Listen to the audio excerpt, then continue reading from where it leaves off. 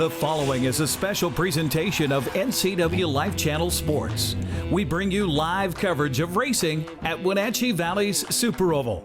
Tonight's coverage is brought to you by CASA, Sangster Motors, Doghouse Motorsports, Town Chrysler Jeep Dodge Ram, Heritage Memorial, Merry Maids, Wenatchee Power Sports, and Town Nissan. Coverage also brought to you by our all sports sponsors, Dick's Heating and Air Conditioning, and Global Car Care. Now let's go live to Fancher Heights in Wenatchee Valley Super Oval for tonight's racing on the NCWLIFE channel.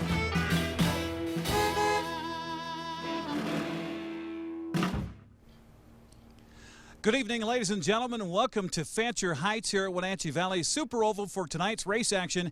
It's the Jerry Berschauer Memorial 100. I'm Eric Granstrom. We'll be joined by Greg Rentz coming up in the booth in just a few moments, but we're ready for racing here tonight. I know 2020 has been a messed up year between COVID and murder hornets and now fires up and down the West Coast that has created a smoky pall over the racetrack here tonight, but we're going to give you just a few hours of enjoyment, some recreation, if you will. Some great racing for tonight. We've got 5 classifications. We've got the Bandoleros here tonight. We have the Mountain Dew junior late models. We also have the Plumb Perfect Roadrunners.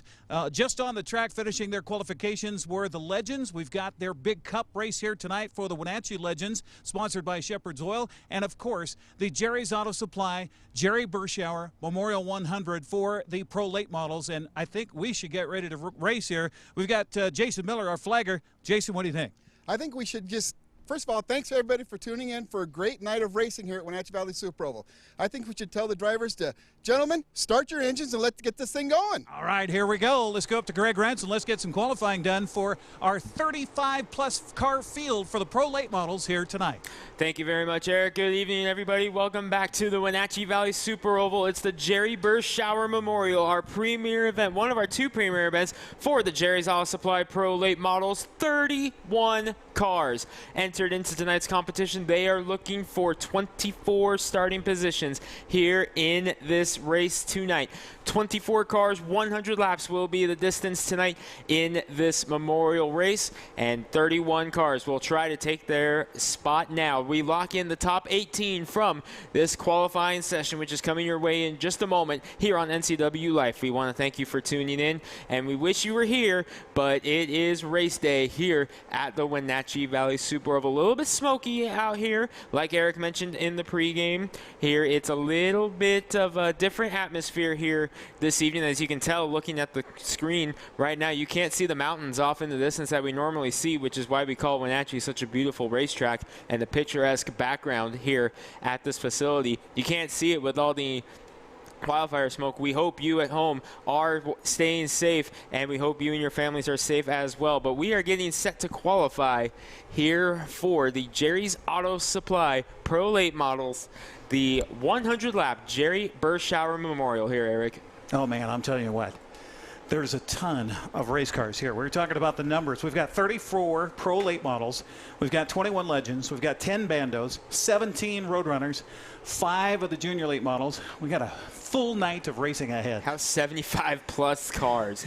I'm actually looking at it, 87 cars. That's our biggest count of the year. This is what we were supposed to have back in April, the original season opener, the Spring Sizzler, which was going to be, of course, here to start the season off. This is what we were expecting. A lot of these late models, they were trying to make it here for that opener in April, but unfortunately the pandemic had other plans for April, but a lot of them coming out here tonight to take their shot at Wenatchee Valley. A lot of these guys, this is their only trip to the Valley this year.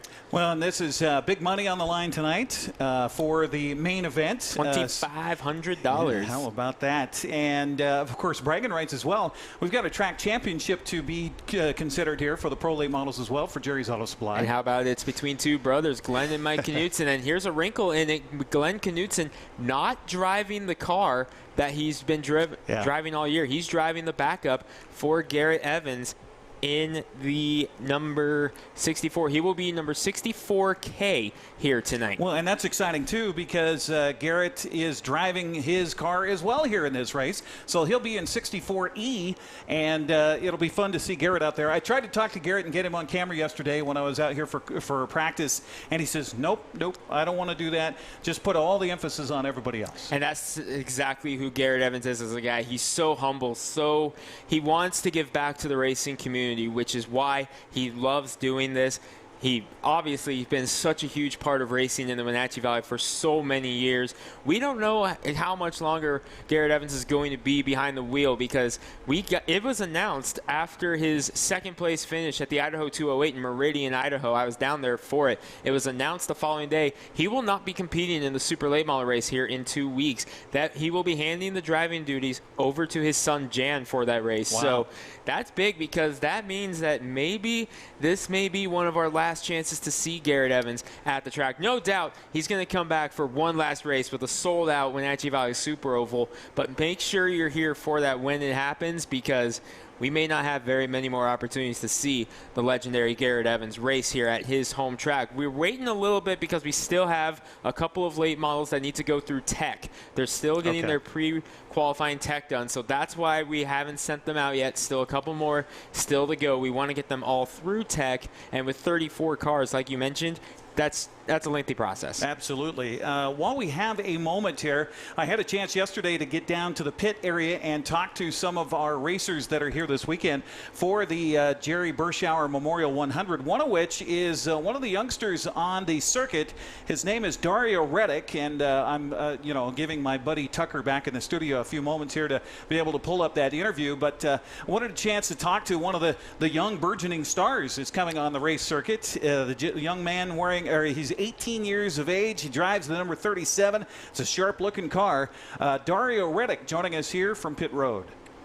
A little break in the action here on the NCWLIFE channel, and a big weekend for the Jerry Berschauer Memorial 100 for the Jerry's Auto Supply Pro Late Models. And Dario Reddick is here this weekend, and Dario, one of the young stars in the world of racing right now. And everybody told me, hey, you got to talk to this Dario kid because he's really tearing it up. How long have you been racing? I've been racing quarter midgets since I was 7, but this is my first year in the Pro Late Model class.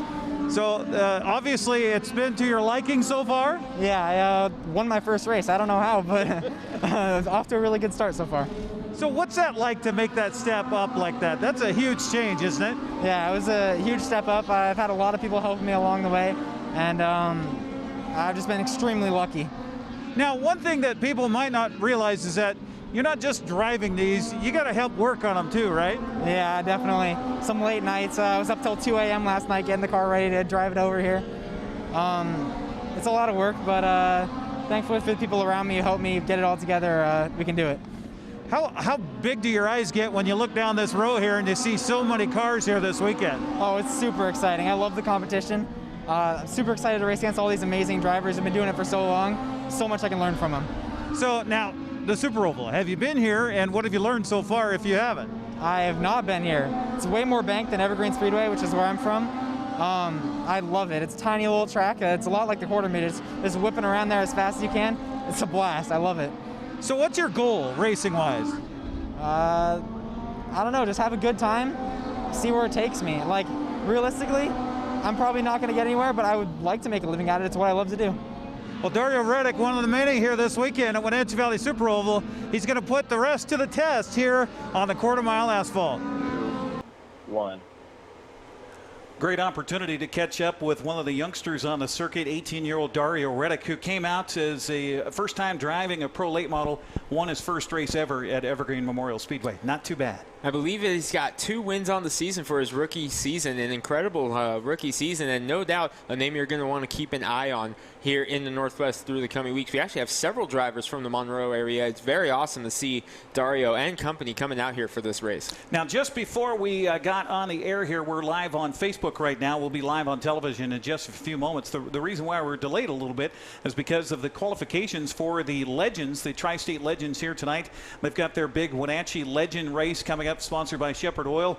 They'll have a 40-lap main event a little bit later on tonight. They were just out qualifying, and we've got a big field there, Greg, as well. 21 cars in the field for the Legends here tonight. How did they qualify? Awesome field for Legend cars. 21 strong. That's 3 shy of what we call a full field. Full field is 24. 3 shy for Legends. That is awesome. And it was Levy Jones, winner back here in July for the other big Legends race here. Follows it up with a quick time, 14.719. It was Chris Belanca coming home in second, just knocking on the door at a 14.738. Trace Thompson, Billy Weber, and Kellen Dean rounded out the top 5. And Kellen Dean, he crashed in practice of that first race back in July. He was last year's champion at Hermiston, rookie in that series. He finished 3rd the first 2 races, I believe, and then he didn't lose again until the end of the season. He went on a tear. I think it was 6 straight wins at one point, wrapping up with 7. Got the word from the scoring tower. Looks like we're about set to qualify. All right, we've got a lot of cars to qualify here. Now let's talk about this with this big field, Greg. The fact that not everybody's going to be able to get right to the main event here in this qualification round. No, 18 cars are going to lock in from this qualifying, much like what we saw last time we were here on the NCWLIFE channel and Facebook and all that with we remember how that night went. Much like what we saw that night, 18 cars lock in here. The rest of them will go to the B main. Haven't heard what the lap count on that is yet, but they will go to try to settle the final 6 spots in that race. And the first up is Justin Dunnigan in the number 71. 27-year-old out of Ephrata. He's been here at Wenatchee Valley. He was here back in June. He took 11th in our main event that night and finished as high as 8th in the main at State Line back earlier in August. Travels around a lot. First lap sets the bar to 14.468, 14.468 as Dunnigan slides through turn number 4. Checker flag. Second lap is slower, so the 14.468 will be the lap that counts. This is what we were talking about. This is Glenn Knutson driving Garrett Evans' backup Seneca chassis. This is the car that he ran at Hermiston last season in the Labor Day Spectacular. Garrett Evans drove this car in the Idaho 200 this past August. Glenn Knutson was the crew chief on that car. Gets to drive it tonight. Now, there's one thing I did talk to the Knutson brothers yesterday. We'll bring you that interview a little bit later on. But he said that one of the things, aside from just getting used to the feel of the car, is they have to actually adjust the car around him as far as the seat and the pedals are concerned. Yes, you have to adjust it to make sure your driver is comfortable, and Glenn must be comfortable because he just went a 13.578. 13.578, right up there with the fast guys in practice last night. Quicker on lap 2 at 13.497. How about that? So Glenn Knutson, of course, this could be considered his home track as he does so well here. A couple of wins earlier this season at Wenatchee Valley Super Oval. Now we've got a couple of different cars here tonight under the Garber frame. This is Dan Garber. This is taking the track right now. Dan Garber, multi-time late model champion, back in the Spokane area, called State Line Speedway his home track. He was at State Line Speedway last night, crew chiefing for his son Brandon in the Fever 4 race, which is their version of mini stocks that we see here once in a while at Wenatchee. Garber goes second, 14.016. That race got over at 1 in the morning last night. Oh my. Went home, got a couple hours of sleep, and drove over here the 2.5 hours from Wenatchee, or to Wenatchee, I should say, from the Spokane Valley area, second, 13.780 for the second lap. So Garber, awesome for him to make it here. Jason Ogle, a name we recognize around here. This Jason's out of Bothell in the number 40 car, taking the track for qualifying here for the Jerry Berschauer Memorial 100. Actually got a driver change on this in practice. Final practice, this is Brent Harris driving the number 40 car. Harris, no stranger to the victory lane to Wenatchee Valley Super Oval, and last time he drove this car, it was a win at Hermiston in the Atomic 100. So a 100-lap win this season for Brent Harris. They made that change last minute, and here he is going second, 13.656 first lap, second fastest first lap. Checker flag, quicker but not enough, a 13.525. 13.5 for Brent Harris. We saw Brent climb into a Thunder car last race, didn't we? Kelly Cowshaw, yes. Okay, well, he's getting his feet wet here at Wenatchee Valley Super Oval. Out on the track right now, which is dry, by the way, under our smoky skies. Terry Halverson, 50 years old, out of East Wenatchee. He's a dark horse for a lot of people. A lot of people think Terry Halverson has a shot at stealing a victory, myself included. Halverson has been so strong since stepping back into a car in 2018. 2 wins here at Wenatchee in that 2018 season. Got 1, I believe, last year in 2019. Ever since he came back, he has been very strong, has that car dialed in as state line. We haven't seen him a whole lot at Wenatchee this year, but he's back home here this evening. 13.676 for lap number 1. Quicker, but still third at a 13.567. You mentioned young drivers coming over from Monroe. This is another one. On the track right now, Tyson Lang, who is no stranger to the podium at Evergreen so far this year. He's got a win and 2 seconds to his name. And by the way, he's just 18 years of age to match that number on his door. By the way, you know high school football. You may have heard Skyline High School a couple times. He's the quarterback for them. I see. So he's got a lot more time to race this fall instead of playing football. Yes, no football, unfortunately, but that allows Tyson Lang to come out to Wenatchee and qualify 4th at a 13.618 right now. Remember, fast time is Glenn Knutson, 13.497. You can expect to see a lot of times very close together with each other. Lang, checker flag, second lap. Third, 13.542. 13.542. Another Monroe driver, but this one no stranger to success at Wenatchee. Many wins for this young man here. 51-year-old. Well, let's see. I've got Mitch Klein in this race. This is the other 9. This is Cody Graham. Okay, there Cody we go. with a K, we always call him. Cody with a K. 9G, if you will, out of Ellensburg. Yep. Taking the track right now to qualify for our big 100-lap main event tonight. Calls Ellensburg, Washington, his hometown, but his home track this season has been Evergreen Speedway. Running this car, rookie season in late models, many Dixie and air conditioning Thunder car victories for him in this car over the years. And he is second, 13.510. That, Eric, is the fastest first lap. Unfortunately, it's not going to capitalize here on the second lap. And Dario has to be careful here. Dario's not going to be happy with that because now he has to get it going as Cody Graham's going to come off. He's going to be second. Dario will be okay as Graham is able to get it going, but kind of a hair-raising moment there for those 2 drivers. And we mentioned Dario on the track right now. Dario Reddick, R-E-T-Y-C-H, 18 years of age, just turned 18 here a little while ago. Out of Snohomish, taking the track here for his qualification at Wenatchee Valley Super Oval. Remember, a rookie driver, ran street stocks at Evergreen a couple of times, but first season in a late model, first time here, and problems as he's going to pull in on the white flag, 13.572. As he is 6th. I wonder if maybe he thought he got the green flag instead of the 1 to green. That's some weird things can happen like that. Absolutely. Well, and it is smoky here today, and we hope that's not going to inhibit the ability to see for some of these racers out here this evening. Taking the track right now, a guy who's also done well at Evergreen this year out of Lake Stevens. Welcome, Chad Fitzpatrick. Actually, this is the other 12 car. That's the problem with having multiple 12 cars. This is Mike Brooks. Michael Brooks? Okay. Yes, in the 12B. The Seahawks-themed number 12B. So we were talking a little bit. I think the plan for the late model main event, 100 laps with all the smoke in, they're each going to put a piece of salmon on the hood, and they're going to race around for 100 laps by the end of the race. Smoked salmon for dinner, everybody. I like it. I like it. It's too bad we don't have fans here to be able to enjoy that. Hey, more for us.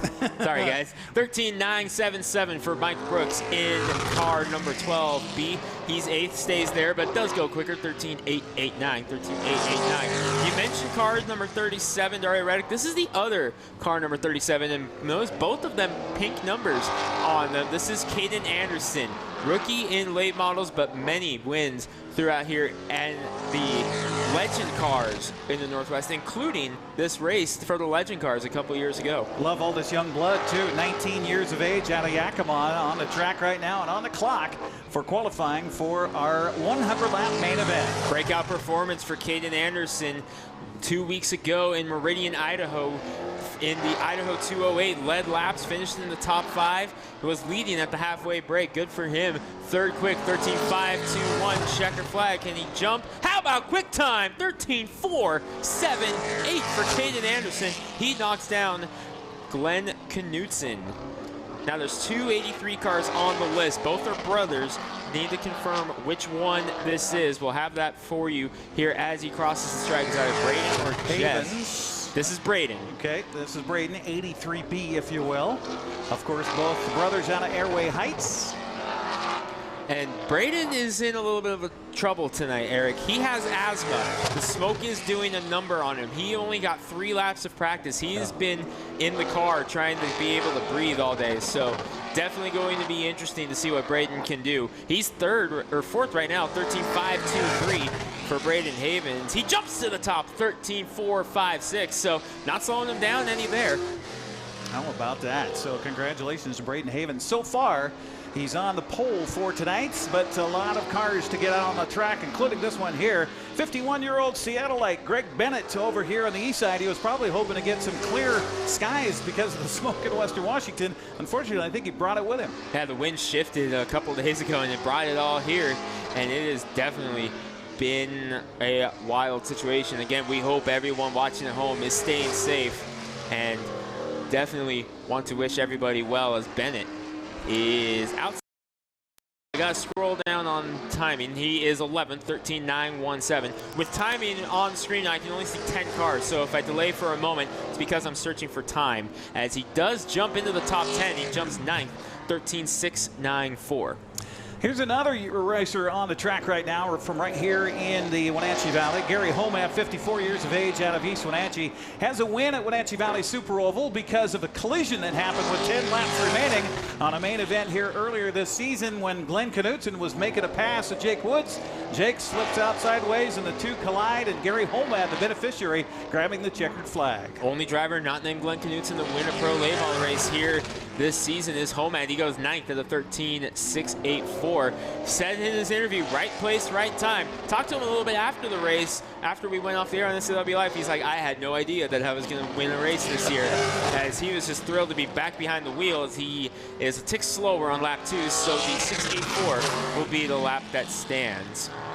Well, here taking the track right now is a guy we've seen behind the wheel of a B-Mod. He was telling us that he prefers the B-Mod over the over the late models because it's a much more gentlemanly approach. We've got Rocky Crocker of Wenatchee on the track right now. And he's definitely got some good help with him. I mean, whenever you have a guy like Chad Holliday turning wrenches on your cars, you're going to be fast here at Wenatchee, and especially with what this car is. He goes 9th on his first lap, 13.625 for Crocker, 13.625, 9th on the charts. Next up to him would be Dario Reddick's 13.572. That's what he needs to do to jump up in the times. He does. He goes to 7th at a 13.562. Jumps over both Dario Reddick and Terry Halverson.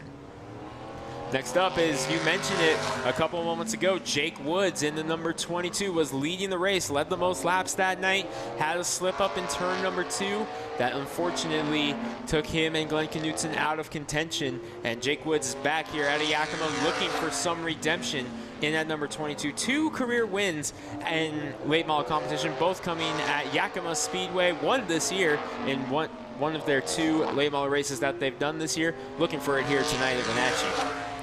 Yeah, that was quite the battle between he and Glenn Knutson in that last main event. The two were battling side by side, heading up that backstretch right there.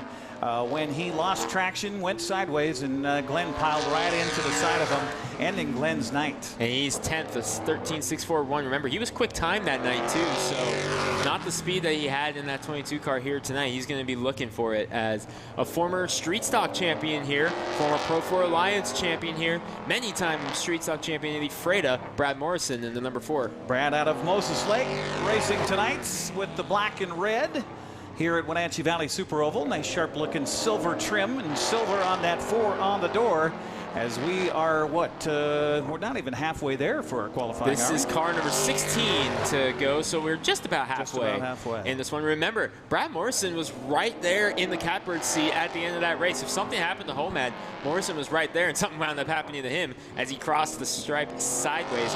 14th, 13.810, looking for a pickup. Does. He jumps into the top 10, 13.560. He is 10th, or 7th, excuse me, right now. Still chasing Braden the Killer B. Havens, 13.456. Love having all these racers from around the Northwest, around the state of Washington, Heck, even as far away as Wyoming on the track right now. We've got old fellows Jared Marin, 28 years of age, and racing on a state line. I know he's had some success there. Breakout season last year in the Legend cars. 5 wins, all INEX regional qualifiers, the big deals for Legends. One of those was here at Wenatchee Valley Super Oval. This race last year, Jared Marin picked up the victory. So yeah, that's in the Legend cars. His rookie season in the late models has had varying success in this car. He's 14th right now, jumps to 11th. 13.583 will be the lap that counts. We mentioned it. We've seen this car countless times over the years, and this may be one of the last times that we get to see him driving here. This is Garrett Evans. I feel like we should all salute while he goes around the track.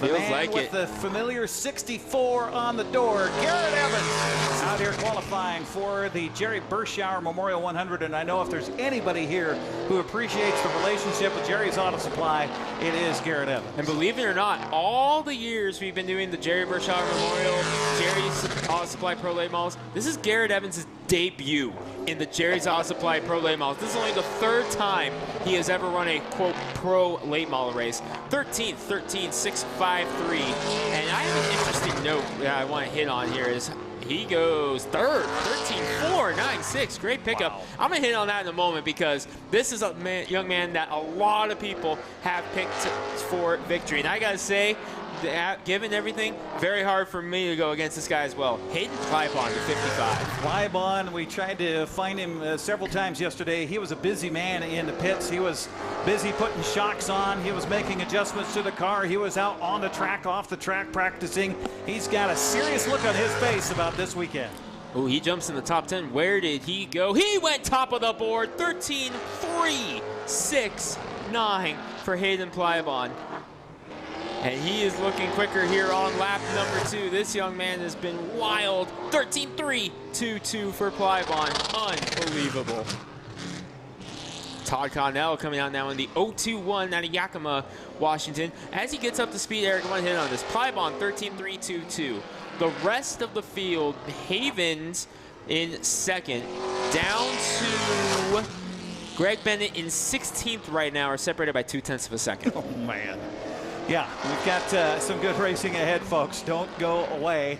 And with the number of cars we have in the field tonight, does that mean we're going to get 2 B mains before we get to the main event? Should have 1 B main. At least 1 B main. Yeah. Speaking of that, this is where we're going to start knocking drivers out. 18 cars have gone. This is car number 19. So whoever is 19th will be in the B main, and Todd Connell is in that spot, 13.978. So Connell will not block himself in. He will have to race through the B main. Mike Brooks is on the bubble right now for that spot. The 13.889 is currently the bubble time. All right, and next up on the track, we've got Wenatchee's Josh McKenzie, who raced once so far this year, as far as I was able to tell, back in June at State Line. It's been a quiet year for Josh, driving the number 34. New look for him this season as well. 1 race again at State Line. State Line and Wenatchee have been the 2 quarter miles here that have really been running the pro late models.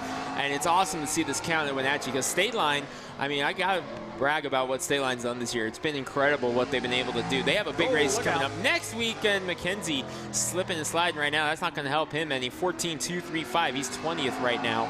Justin Dunnigan, 21st, is also going to have to race his way into the B main as McKenzie looking for a pickup here. Checker flag, 2nd lap. No, quicker but not enough. 14.208.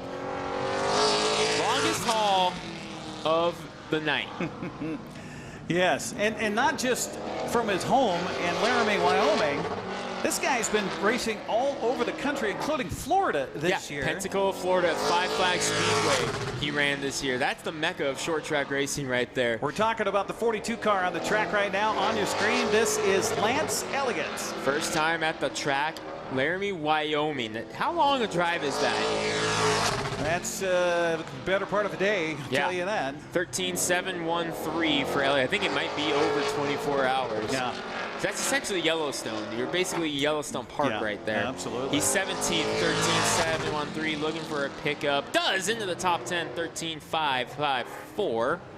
Here comes another one of your possible favorites for the weekend, would you say there, Greg? Another dark horse for this one. Bart Hector Jr. in the number 68. Junior driving the car tonight that senior drove last time here on NCWLIFE. They've turned about 200 laps in practice, but they just could not find that happy medium where the car was to juniors' liking. It was either too tight, they make an adjustment, too loose, go back, too tight. They just haven't found the happy medium yet. See what he's got here in practice. He's the 23rd driver to take time right now. White flag, first lap, 18th right on the bubble, 13.746 in the number 68. 13.746. Checkered flag, second lap, jumps to 16th, 13.652. So he's in for now, but a couple bullets still to dodge, including this one. He's a guy who's in contention not just for the win tonight, he's in contention for the track championship. Absolutely. We're talking about the older brother of the two Knutsons. It is Michael taking the track right now. He's in second place. He is just 7 points behind his younger brother Glenn for the track championship here at Wenatchee Valley Super Oval. Anything will happen, as we saw back here in August with what happened with Glenn Knutson and Jake Woods. Mike Knutson driving it now in the Ford Mustang here tonight. He is outside the top, 13.574. So that bumps Greg Bennett out of locking in, puts Gary Homad on the bubble. But Knutson, that is not typical Michael Knutson qualifying right there. He's going to be looking for some speed. There it is. How about second, 13.407? Yeah, it just took one lap to get his just a warm-up lap. Just a little warm-up lap. Just a little warm-up. And here's a guy we haven't seen in quite a while at Wenatchee Valley Super Oval. It's nice to have him back. 23-year-old Alex Ludeman out of Waterville driving the 38 car. New look for him this season. And Alex Ludeman been knocking on the door of that first late model win, but they took the season off to kind of reset and rebuild the program. Coming out here for the Jerry Berschauer Memorial Championship night for the Jerry's Auto Supply Pro Late Models. White flag, first lap for Ludeman. Where is he on the charts? 18th, 13.671. Bumps Gary Homad down to the B main, but he's on the bubble right now. A 6.51 or better would bump Bart Hector Jr. out. He does, 13.647. So Hector Jr. on the bubble, Ludeman 17th. This is Mitch Klein that we were talking about earlier. The other 9, and this one's easy to see. 9 spelled out on the side. I love that. It's the only one, I think it's the only car I've ever seen that actually has a number spelled out. I love it. This is a throwback to his old days street stocking around here, Ephrata, Wenatchee State Line. When he ran street stocks, this is what it was. Number 9 spelled out. So cool that he threw it back to that this year in the number 9. As Mitch Klein is 22nd, 13.809, so work to do. And based off his speed down the backstretch there, I don't think that car is to his liking right now, as he did not get the speed out of it. 13.819, 22nd on the charts. Here is a sharp-looking vehicle here, again from your neck of the woods. This is 9 Mile Falls, the general Spokane area to the north, if you will. Matt Doyle out of 9 Mile Falls. My neck of the woods, I've known him since 6th grade. We graduated together in a class of 155. He was in that same class. I've known him for 15 years. I didn't know he was into racing in high school. He got into racing after we graduated, so technically Matt Doyle is my longest standing friend in racing. We called him Daisy Doyle back in high school. He hates it when I say it on the mic, but sorry, buddy. I gotta give you a hard time here. We're on TV. Secrets. We're on TV. I've known you for how long? Doyle, let's see, where was he? 25th, 13.982. Picks it up to 24th, 13.930. He will have to race his way into the B main. But here's a former track champion who knows a thing or two about a thing or two here. So, got a little loose coming out of turn 2. Driving the 97, Wenatchee's Josh Ingram. Remember, Cameron Brugman drove this car last time out. Ingram back behind the wheel tonight, 2018 late model champion, always a threat. Former winner of this race. He won it back in 2018 when he won the championship. A great duel with Terry Halverson as well in that race. He needs a 13.652 to get himself in. He does. Where did he go? 7th, 13.497. That should lock himself in, as there's only 3 cars left to go. So everyone from Terry Halverson up is locked in for now. As checker flag, he goes 3rd, 13.413. So 3 cars left. Chris Miner on track now is trying to drop Jared Marin, Jake Woods, and Alex Ludeman out. Ludeman is on the bubble right now. If he can go better than a 13.583, he will lock himself in on time. Well, you can't miss the minor across the windshield at the top of the windshield. A sharp-looking blue, white, and gray paint job on the 17 car of that being the Chris Minor out of Ephrata. Calls Hermiston Raceway's home track, runs full-time there, but not the speed he's looking for. As he's 29th, bottom of the charts, 14.785. Chris Minor going to be looking for some speed in that B main as he is trying to just get it around here. Checker flag, second lap for Minor, 14.552. 30th of 31 cars to take time. Chad Fitzpatrick on track now. Can't miss the bright orange number 12. He's another guy who picked up his first career late model win this season. Yeah, he's done well over at Monroe so far this season. First at Evergreen back on August 22nd, taking the track right now. And Fitzpatrick, one of those names you got to watch this weekend. He needs a 13.641 to lock himself in. That would bump Alex Ludeman out. That's the time he needs to lock himself in. No, he's not there yet on the first lap. 13.708, 22nd. So if he does not get the 13.641, Jake Woods out of Yakima locks in.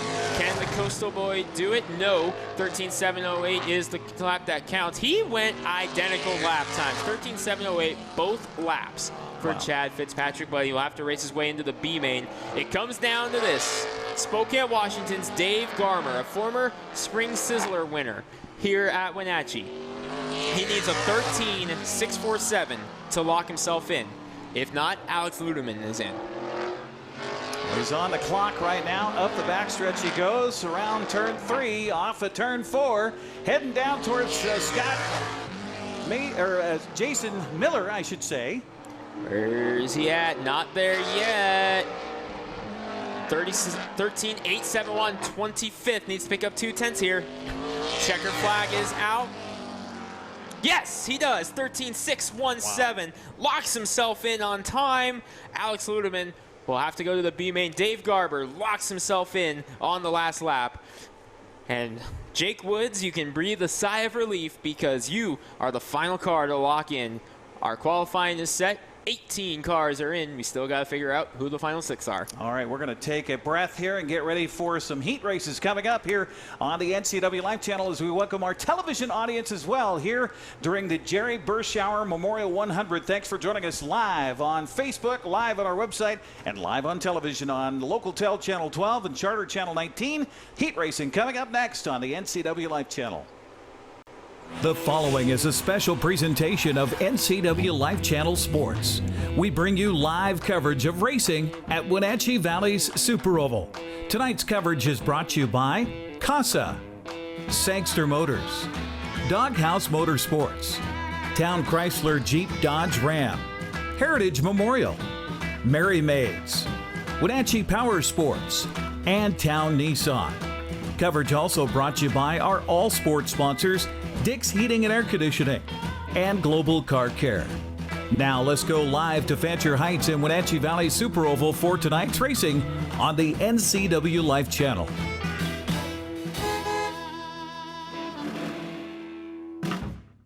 Dick's Heating and Air Conditioning has been proudly serving the Wenatchee Valley for over 35 years. And just as Dick's has been there for you, they have also been an essential part of our community, supporting local youth sports all year long and your Wenatchee Wild. Thanks for your support. Thanks, Dick's Heating and Air Conditioning, for all your support. Thank you. Dick's Heating and Air Conditioning, your local, independent, trained comfort specialist. Call 884-6444 today. From the ocean to the mountains to the forest in between, vacation time can be a fun time. But not if your car breaks down. Call Global Car Care today. Have a service approved over $150 on your vehicle, and Global Car Care will donate an oil change service to one of our local heroes at Confluence Health. Look for more incentives online. Global Car Care cares about their community.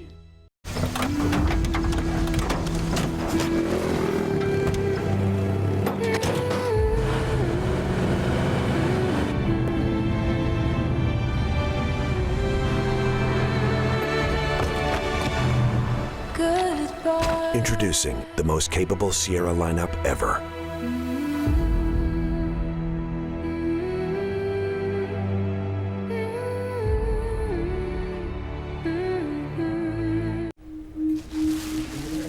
had to pack up all my things. I had to leave my home. And I never knew where I was going next. It felt like I never even had a say. But then you came along. Change a child's story. There's a child in foster care waiting for a volunteer like you.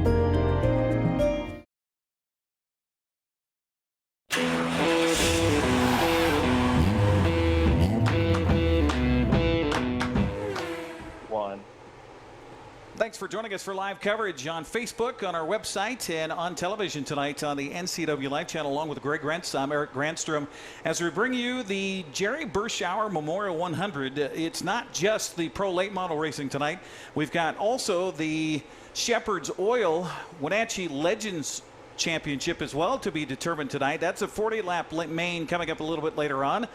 First of all, we've got the Plumb Perfect Roadrunners that are here tonight. We've got 17 in that field. We'll have their first heat race coming up in just a few moments. Greg, while we still have them on the screen, let's recap the qualifiers, the top 18 that qualified for our main event for the 100-lap final coming up a little bit later on for the pro late models. Yep, still got them on screen here. Top 18 from qualifying locked in, and it was Hayden Plybon, quick time, 13.322. Mike Knutson, Josh Ingram, Braden Havens, Caden Anderson, your top 5. Garrett Evans, Glenn Knutson, Cody Graham, Brent Harris, and Tyson Lang, your top 10. Laramie, Wyoming's Lance Elliott, 11th. Brad Morrison, Rocky Crocker, Terry Halverson, Dario Reddick in 15th.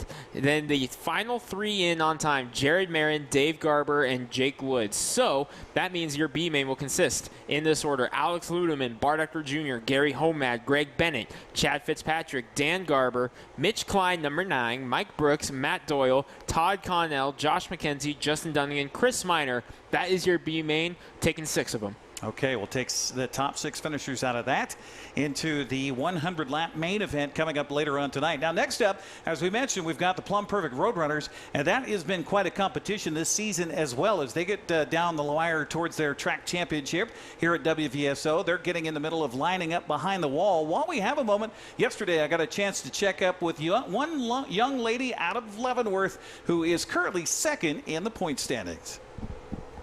Well, the Plumb Perfect Roadrunners are here this weekend as the season winds down, and we're standing now with Carlin Coker, who's out of Leavenworth.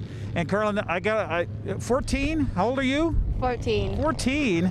Now I got to find out that we don't hear of many racers coming from Leavenworth. How did you get into this whole thing? Well, I started when I was about like 8 and a half, and we were originally doing it for my dad, and he was going to do those 1200s down at Deming Speedway.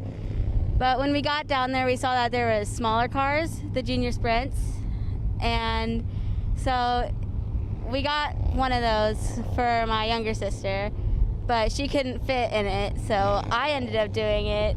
So yeah, I just have been doing it ever since. Sounds like you kind of got into it by accident. So was your dad racing before that? I don't know. I think he's mentioned doing it a couple times, yeah. But I believe it's my cousin. He used to run the 1200s down there, and I believe my dad's dad used to race too. Okay, so again, another family story here at Wenatchee Valley Super Oval. So what is it like? Can I tell the audience, especially maybe some girls out there, what it's like to get out here and race? Is it just a ton of fun? Yeah, it's really fun, but it was hard for me to go from dirt to asphalt, because in dirt you slide, and that's fun for me, and so it was just hard to come out here. But I think last year at the last race, I think that's when I had the most fun, because I was competing with this guy from Oregon, I believe, and we were just side by side, and that was just super fun for me. Well, speaking of competing, Carlin coming into the weekend is 2nd in the point standings. Really close for you guys. Now, you've had a couple of bumps along the way here this year, but it's been a consistent year for you, hasn't it? Yeah. I'm hoping that I can get a podium this year, hopefully. But I guess since this is my 2nd year, I'm still getting used to driving these cars. So you get to choose your number usually, so 98. Why 98? Well, it came from like my family thing. So my older cousin, his was 98W. So I decided I was going to go with 98. And since both my first and last name start with K, we just went with K. So being 14 years old, and I mean, there's guys in their 60s that are out here racing in the Roadrunners. Do you just kind of be quiet and let them talk, or how do you act? Well, I'm normally really shy, so when like everybody's talking, I just like sit down, mind my own business, because it's normally my dad talking with everybody and doing all that other stuff. Well, she might be a little quiet, but she's certainly speaking loudly on the track, and she's hoping for some good things. Best of luck this weekend. Thank you. You bet. Carlin Coker joining us here at Pit Road on the NCWLIFE channel. 2, 1. We are still waiting for the Roadrunners to come out for their first heat race here tonight. So while we wait, we will have a brief break. And thanks to some of our sponsors for helping us bring you this live race coverage of the Jerry Berschauer Memorial 100 from Wenatchee Valley Super Oval on the NCWLIFE channel.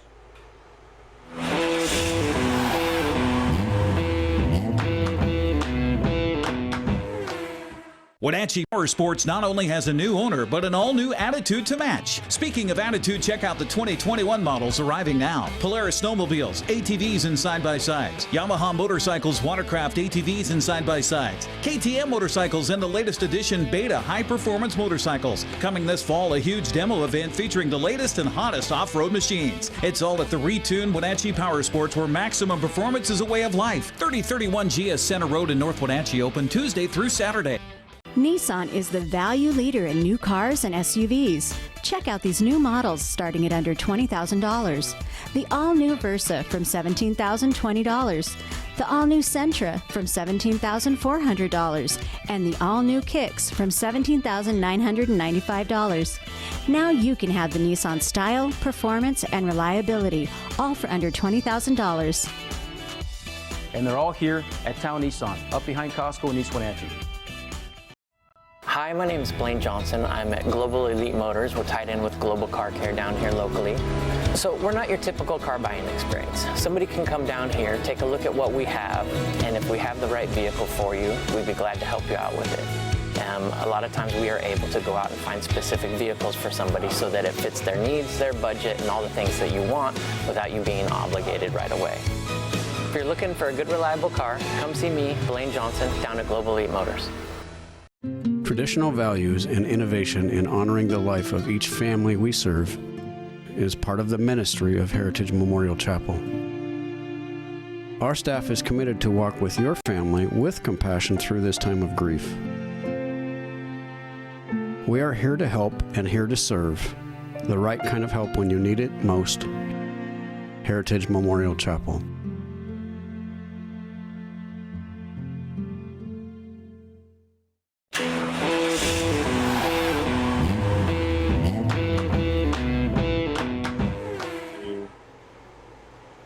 Welcome back once again to live coverage of the Jerry Berschauer Memorial 100 under very smoky conditions here in the Wenatchee Valley. Eric Granstrom along with Greg Rentz here on the NCWLIFE channel. Appreciate you joining us wherever you may be tonight, all around the country. And if you are along the West Coast anywhere, of course, you are aware of the situation as far as the wildfires burning across the West and creating smoky conditions even where there aren't fires. Of course, we have fires burning in Douglas County as well as Okanagan County here directly. The winds kind of shifted today and right now blowing out of the east. And a little bit of a surprise. We were expecting winds kind of west-northwest, and we expected some of those smoke to come in off the coast from Oregon and California. But I think instead what we're seeing here in the Wenatchee Valley could be the smokes coming down from northern Douglas County as well as Okanagan County, as we have almost, 500,000 acres that are on fire, and fire conditions certainly worsened last night in some of those fires across from Brewster. We understand that fire made a run last night along the Columbia River breaks. Just hope everybody is okay. And in fact, speaking of which, the smoke, as you mentioned, bothering one of our drivers here tonight who has asthma, anybody who has any health conditions regarding lung issues, we certainly hope you're able to stay inside and stay away from the smoke and be protected. We also have a team that was not able to make the trip here this weekend because of fires burning along the coast in Oregon. The youngster out of Oregon City. James Hamlin, he and his family on a level 2 evacuation notice. So they messaged Jeremy Anders, the track manager here, and said, unfortunately, we're not going to be able to make the trip up because of obvious concerns happening back home. Definitely, and of course, that is our top priority here. You know, we say safety is a priority at the racetrack, our #1 priority. That extends to the racers' lives at home. We want everybody to stay safe as much as humanly possible. So if you guys are in the path of the wildfires, our thoughts are with you, and we hope that you guys are staying safe during this tough time. I mean, this has just been a wild week. I mean, it just seemed like it popped up out of nowhere. Yeah. It was just mellow, and then all of a sudden, bam, just everywhere. Last weekend, Labor Day weekend, it was a bad weekend for fire activity, that is for sure.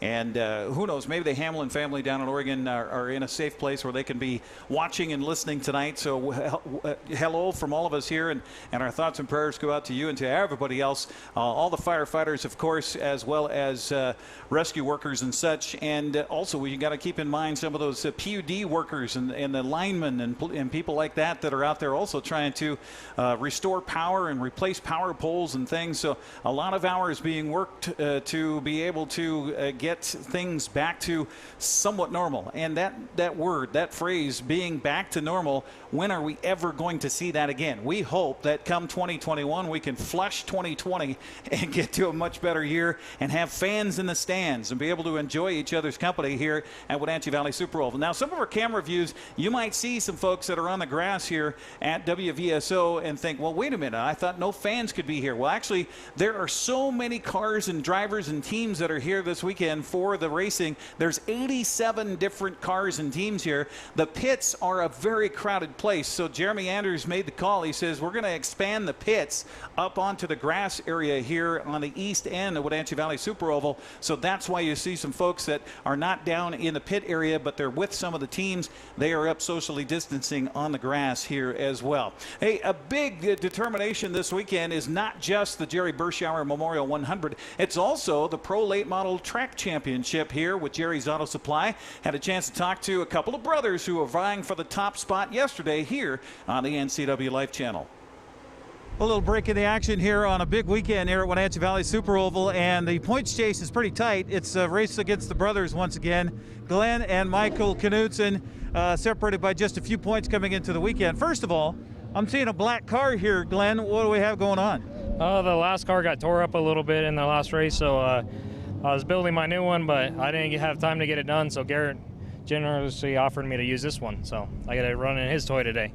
Now, we're talking, of course, on Friday during practice, so how important is that for you to get time in the seat in a different rig? Oh, it's very important right now. Trying to get the seat acclimated for me, get the pedals adjusted, just trying to learn the car. It's a huge experience right here. So let's talk to Michael. Again, just trailing your brother by a little bit in the point standings. Huge weekend, huge car count. You got to be pretty excited about this. Yeah, I'm pretty excited to be able to race against all these guys. I think there's a lot of good competition. I just got to concentrate on my stuff and make sure I got my stuff figured out for the 100 laps, and hopefully I'm there at the end. Let's talk about qualifying. That's going to be huge because the top 18 get into the final.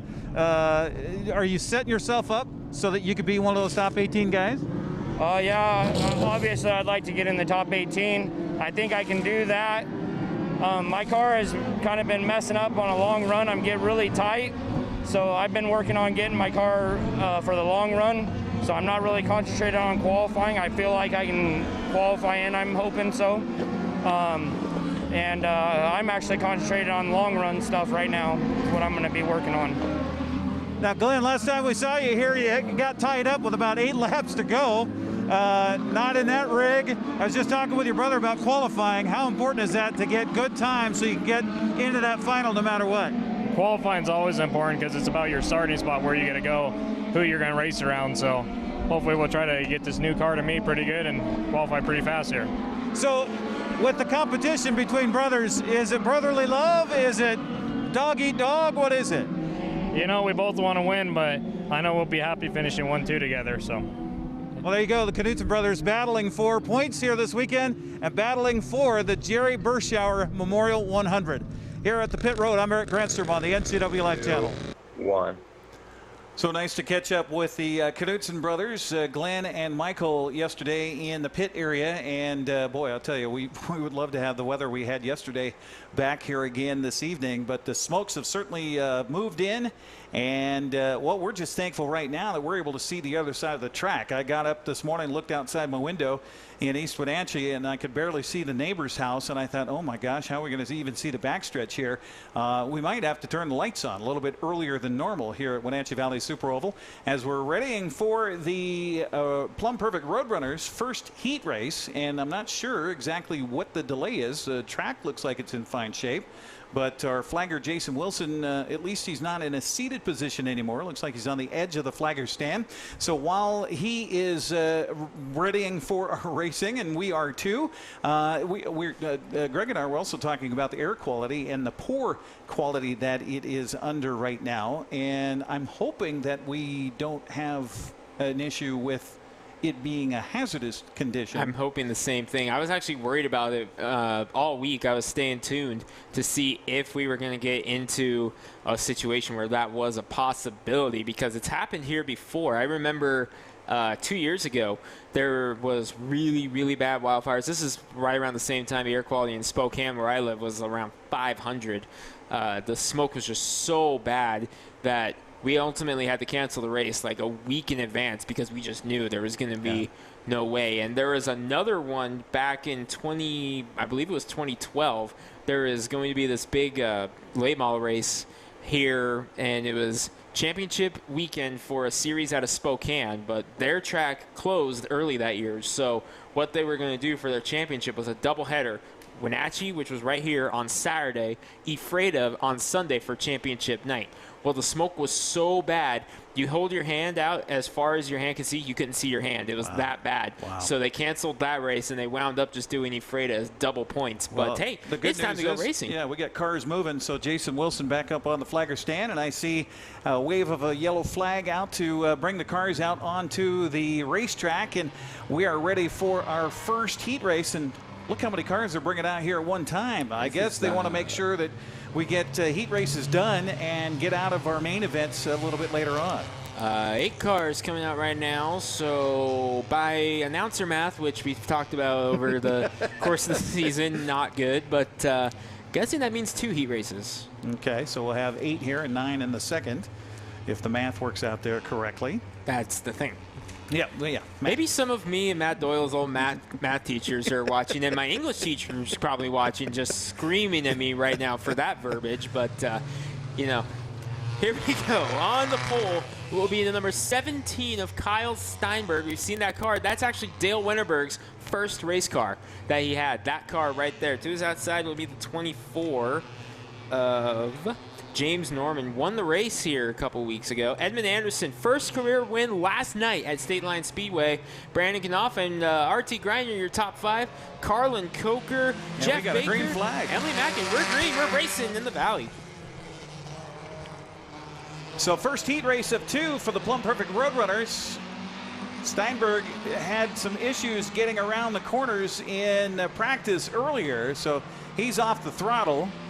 Meanwhile, taking the lead in the first lap is James Norman. Steinberg pushed up the track really big there in turn number 3, and that almost sent Griner into the wall in car number 25. But Root Beer was able to squeeze by. Nice job by him going after James Norman, winner here last time the Roadrunners were out. Of course, we've seen RT Griner in a Thunder car here at Wenatchee Valley Super Oval, currently second place. And don't look too far back because that familiar 33 of Brandon Knopf is making way. Knopf coming up in the 33 on the outside of Edmund Anderson. First Roadrunner win at State Line Speedway just last night. Actually, thinking back, no. His race was done before midnight occurred, as it was kind of a wild one. Oh, he's up the track into Knopf. Into Knopf. Look out. Knopf. Let's see if he's going to be able to survive it. Off the throttle, he is. Seeing the battle for the lead right now as Griner was to the outside, but there you see the fallout of Anderson and Knopf. Looks like Brandon Knopf is worse for wear on that bump. And remember the breakout rule, Eric. There's a breakout rule in this series. 16.750 is the time to beat right now. Griner and Norman both are cars that are knocking on the door of it right now. Griner, I had quick time set, not track position on our Race Monitor app. So quick time right now is Grinder 16.937. And they are door to door, and they touch coming around turn 4. Door to door through 3 and 4. Norman leads it at the line. They are knocking on the doors of each other, and Emily Mackin is right there in the mix. And Grinder able to clear Norman right there, but you're going to see Emily Mackin right there. Eric, notice that white flag is out, by the way, but notice the fact, oh, they're 3 wide. Grinder going around on the outside, big slide. Able to hold on to it. Gets the lead back down the backstretch. Great move there by RT Grinder. He's going to clear Norman. No, Norman comes fighting back. They touch. Slide. They touch coming out of turn 4, and it's going to be Norman taking it on the inside. Norman second is Grinder. Just barely. Margin of victory, 5/100ths of a second. I don't think Grinder and crew are going to be too happy about the way that race ended, but notice we've talked about it all season long, the pest control, the smoke that comes out of the 22 car. Notice with all the smoke in the air, the cars decide, you know what, I'm just going to take the night off as far as smoking goes. So the first main goes to James Norman out of Yakima. Main event winner last time out here, gets it done again. Good to see the Yakima drivers coming out, and a couple more of them. Jeff Baker also out of Yakima in that race in the number 3. So after a lengthier delay than we thought, and it could have been just this decision about timing and worrying about our 100-lap main event later on tonight, that, hey, we got to group up these Roadrunners a little bit bigger in their main event or in their heat races. Could have been. So here we go, rolling out. Now, a couple cars without numbers and different drivers, so fans at home, please bear with us here for at least this one, because we have a couple different drivers in, I believe. Is it Mason Haygood that's in this black car right Yes, that here? is the 44 of Colton Fisher's car that Mason Haygood's been driving last race out and this race, so that'll be Haygood. He'll be on the outside of Elijah row Pennington. 1. Elijah Pennington in the first row. That's the number 20 car with the blue and the black. Elijah competed at State Line last night as well. Jared Ingram in the 32 on the inside. Outside of him, how about the rookie season for Alberto Navarrete? He's currently 4th in the point standings on the season for the Roadrunners. Third row inside is the 99 car of Tyler Lahr. Watch out for him this weekend. Now, the number says Tyler, but I've seen Kyle in his fire suit, so possibly Kyle. Will have to confirm which one it is. Scoring says Tyler, and that's red fire suit. That is Tyler. That is Tyler behind the 99, but Kyle hot lapped the car, apparently. Then you've got, is that the number 10 up there? Looks like 10, which I don't have on my sheet. Number 10, I got the Roadrunner sheet right in front of me. Number 10 is Michael Norman. I believe he's from the coast. I believe he calls South Sound his home, if I'm correct. If I'm wrong, please let us know in the Facebook chat. And Jamie Mackin rounding out the field in the number 52. Jason Wilson's got the green flag in hand. And like you said, 9 cars in this one. Green flag in the air. That would be 7 cars on the track. Math. Right now. It's okay. Hashtag not good at math. Elijah Pennington will take the lead off of turn 2 as they head up the backstretch. But, of course, inside, watch out for that 32 car of Jared Ingram. Ingram in the number 32 on the inside of Haygood in the 14. That's going to take a little bit of getting used to seeing Haygood in that car. Look at Lahr. Oh, look at Lahr. Lahr getting into the back of Ingram. They both are able to save it. Good job by Ingram. At that point, Ingram's very grateful for front-wheel drive right there. Yeah, it's got to remember that most of these cars out here, the 4-bangers with the front-wheel drive. And look at how Ingram gets into Pennington. Pennington goes sideways, and then Lahr comes into him. Tyler Lahr gets in Ingram again. Oh, and now a bump to Pennington. Tyler Lahr getting in here, and Jason Wilson not thrilled with him. Black flag being shaken at Lahr, saying, hey, no, thank you, sir. 3 wide for the lead. And Pennington gets back into Lahr, bumping and banging here right now. Wow, and this is just a heat race, ladies and gentlemen. No love lost between the top 3. Norman pulling off. Got a Norman going to the pit area. All right, so Ingram leading the way. Halfway through. No concerns, breakout time. Ingram just went the fastest lap, 17.202. Still half a second to the good in that department. See if Tyler Lahr can get back up there. Now, Pennington in that last little bump and scrape lost a spot as Alberto Navarrete moves into 3rd place right now. You're going to wonder about the health of Pennington's car. Meanwhile, watch this battle for first place. Lahr coming up on the outside of Ingram. Ingram is creeping towards that breakout time, 16.909, as is Tyler Lars, 16.940. So they're both closing in here as they cross the stripe. Ingram, 16.807. He is within half of a tenth of that breakout time. White flag is out this time by. If you're Ingram right now, you got to find that happy medium. Going fast, but not breaking out. White flag, 1 lap to go. They both back it down a little bit there, so good on there. But Lar taking a peek to the inside, but Ingram, so much power off turn number 2. Think he's got it here. Oh, we got some lap traffic with Mackin up in front. Let's see if somebody can take advantage of it. No, they won't. It'll be Ingram taking first, Lars second, Navarrete third. We're good on breakout time. Navarrete got down in the 16s as well, but no one broke out in the heat race. Ingram going to be happy for that news.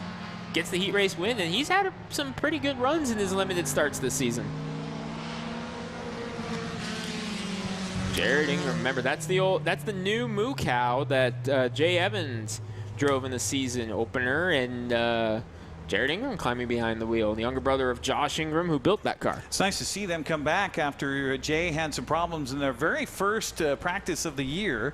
Had some engine, in fact, blew the engine, I think, if I remember Jay telling me correctly, but they were able to get that obviously fixed and straightened out. And so we were able to get that second heat race in for the Plumb Perfect Roadrunners. We're going to take a quick break and come back. We've got more racing straight ahead. In fact, the Bandoleros are on the clock next for their first heat race of the night as we celebrate the Jerry Berschauer Memorial 100 live on the NCWLIFE channel.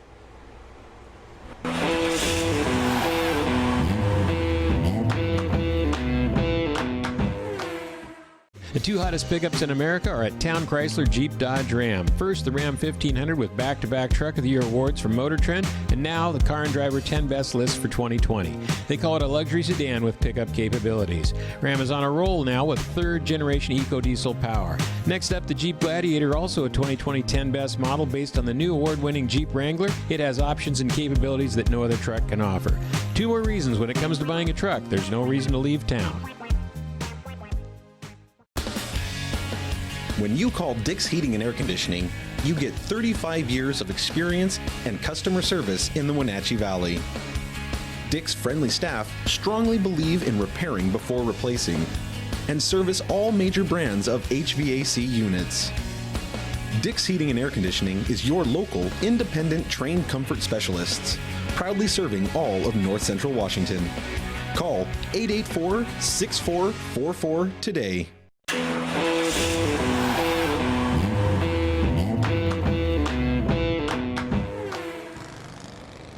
We've got the youngsters on the track now, ready for the Bandoleros' first heat race of the night. In the front row on the inside is Dakota Ballard. On the outside of Dakota, I believe, is Dazenbrock. I'm going to have to recheck that. Back in the second row, it's McKenna Lutz on the inside. That 28 car, no, Brooke Brooks is on the outside of row 1. Outside of row 2 is the 22 of Emerson Getz.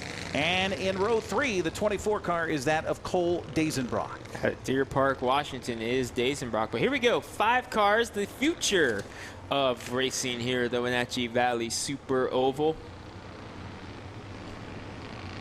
Dakota Ballard leading the way to the green. Got Kelby Dumont right there, picking up speed already. Uh-oh, looks like we're going to go green. All right, I thought Ballard may have broke away from the pack a little bit much there, but Jason Wilson, our flagger tonight, says let's go green, let's go racing. And around goes Dazenbrock into number 24. Oh, right in front of the Z Country 94.7 sign. Looks like he's going to be able to get that straightened out. Jason has the yellow flag out just in case. Here they come around. Is he going to get out of the way in time? He will. So we're going to keep on racing here and keep the yellow flag from flying. Dakota Ballard leading the way. Emerson gets second. McKenna Lutz third. Kelby Dumont fourth. There's Dazenbrock going a lap down. Getz, ooh, Ballard pushed up the track, and that's going to allow Emmy Getz to get there on the inside. So Getz takes over the lead between turns 2 and 3. Ballard falls back to second place, and third is McKenna Lutz. Up the backstretch they go. Lutz trying to get up there to Ballard. Lutz was caught up in an incident in practice. You can kind of see the right front of the 07 car just kind of flapping a little bit. You were saying you got a text from Mom? Yeah, I just got a text from Mom as I was in McKenna's pit talking with her stepdad, Aaron, and she says, how's McKenna? She was in an accident. I looked at the car. I was like, she was in an accident? Couldn't tell. And then when she came out for qualifying, saw the fender flare. I was like, oh, okay, yeah, now I see it. And you can see it just flop a little bit on the right front as she goes around the corners. But the car's stretched out here halfway through our heat race for the Bandoleros. Look at Emmy Getz. Nice run for Emerson Getz, the younger sister of Evan Getz, who won many races at this track in that car. And Dakota Ballard not going away, though. No. Into number 91, as you saw McKenna Lutz flash by there. Remember, the 24th Dason Brock is a lap down. Top 3 cars broken away right now. So Brooke Brooks, even though she's back of the pack, she's on the lead lap here. Couple of laps to go for our first heat race for the Bandoleros. 8 years to 14 years, right? Yes. I believe both sides of the spectrum are represented here. Maybe not 14, but I know McKenna just turned 13 a couple weeks ago. One more time around. Lost a little bit of momentum. Emerson Getz in the 22 leading the way as Lutz is going to battle with Ballard, who bobbles a little bit, but able to shut the door on Lutz, as that's going to should lock it up for second. Emerson Getz is going to pick up her heat race win. Lutz with a good run. Oh, I think she got her. No. Yes. Yes, it happened right at the line. Dakota Ballard came off the throttle right at the line, and that allowed McKenna Lutz to take second place. 5/100ths of a second. So I feel like I should explain, because people might be wondering, well, how did you not know if there was an accident if you were here? I got to the track once Bandolero practice was completed. I had an interesting travel day. And all I'm going to say is the title of my autobiography is going to be Fistfights and Diet Dew, a Wenatchee Valley story. Was there Diet Dew or a fist fight today? Both. Oh, my. Okay. Were you involved in either of those? I was involved in the Diet Dew. I witnessed the fist fight. Oh, my. Not a good thing. I'll tell the story at some point throughout. DeLong is in the 45 car. He is out in front for this heat race for the Bandoleros. The 13R is Riker Oehler, the Iceman. Behind him is a young lady that's racing for her final time in a Bandolero. She will step up to the Legends, believe it or not, starting next week to join her brother in the Legends class. That's Ellie Mae Jones in the 16 car. And at the back of the pack, that's the 11 of That's Jordan the 11. Mullins. Okay, Jordan Mullins, who is our points leader here for the track championship. A lot of speed. We got time. They're going to be a minute. Yeah, I can't go tell the for story. it. Okay, so I live in Spokane, like we mentioned a little bit earlier on the broadcast, but with my car having issues right now, I'm taking Greyhound buses into Wenatchee. Well, we were loaded up at the Greyhound station today waiting for time to go, and all of a sudden, driver of the bus just runs down to the bus a couple gates down. We're like, what the heck? All of a sudden, coming down the stairs, spills a fist fight that was going on over something on the bus that was going to Idaho Falls, I believe it was. So witnessing that, I didn't get my phone out in time because I was too busy laughing at the fact that we just went from 0 to 100 real quick. Then as I took a sip of my Mountain Dew, I realized after I had taken the sip, I was like, oh, that's Diet. Oh. Wasn't paying attention, and I grabbed the bottle. You know what's funny? My sister, Kara, she had just told me earlier in the week, make sure you never get the Mountain Dew Zero, because she doesn't like that. She likes the regular one. Right. So I told her when it happened, I was like, well, I didn't get the Mountain Dew Zero. Here's the problem. Got the diet stuff. So do I need to poke you later? Are you going to fall asleep, or are you going to be okay without having the regular Mountain Dew? I'm good. You're I okay. bought a Mountain Dew when I got off the bus. Oh, okay. All right. I'm like, nope, we're getting a real one. No, we're 3 wide as we go green flag. That's one of the great things, and one of our great sponsors here at Wenatchee Weinstein Beverages, proud sponsor of Pepsi products. They got Mountain Dew, Pepsi, all the good stuff there. But look at the battle, 3 wide between Ellie Mae Jones. Remember, she was the main event winner first time out here in the number 16. Her last Bandolero race on the outside of Cannon DeLong. In the number 45, got the Iceman Riker Oehler, a former Hermiston track champion, in the number 13. Right now, it is Jordan Mullins who has the track points lead here at Wenatchee Valley Super Oval. Wenatchee's leading the way. He has a chance to win 2 championships in 7 days, because next week at State Line Speedway, these guys have their championships there. Wow. Mullins is leading the points there as well.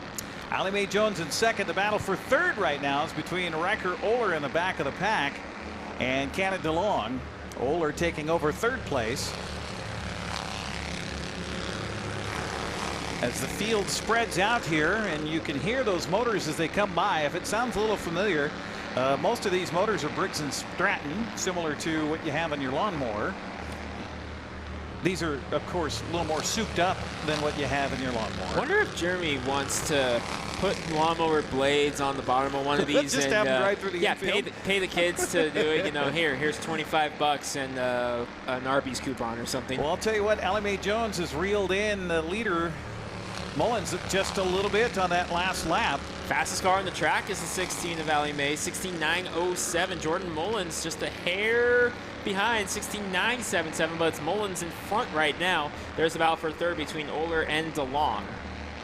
If you're looking on your screen and the second one of the 11 looks a little off, that's an X on there. 11X, the number on the side of Jordan Mullins' car. 12 years old. He's got couple of more laps, a lap and a half now, and he's trying to hang on to this heat race win, but Allie Mae Jones trying to pull him in. White silk displayed. Those are your two Bandolero winners this season, as Mullins, I believe, 2 wins on the year. Allie Mae picked up the win in the opener. So with that said, it's between them for the checker flag. Looks like this round's going to Mullins as he comes off turn number 4. Give it to the points leader, J.J. Mullins. Battle for third as Cannon DeLong got a nice run back. Oler able to fend him off, though.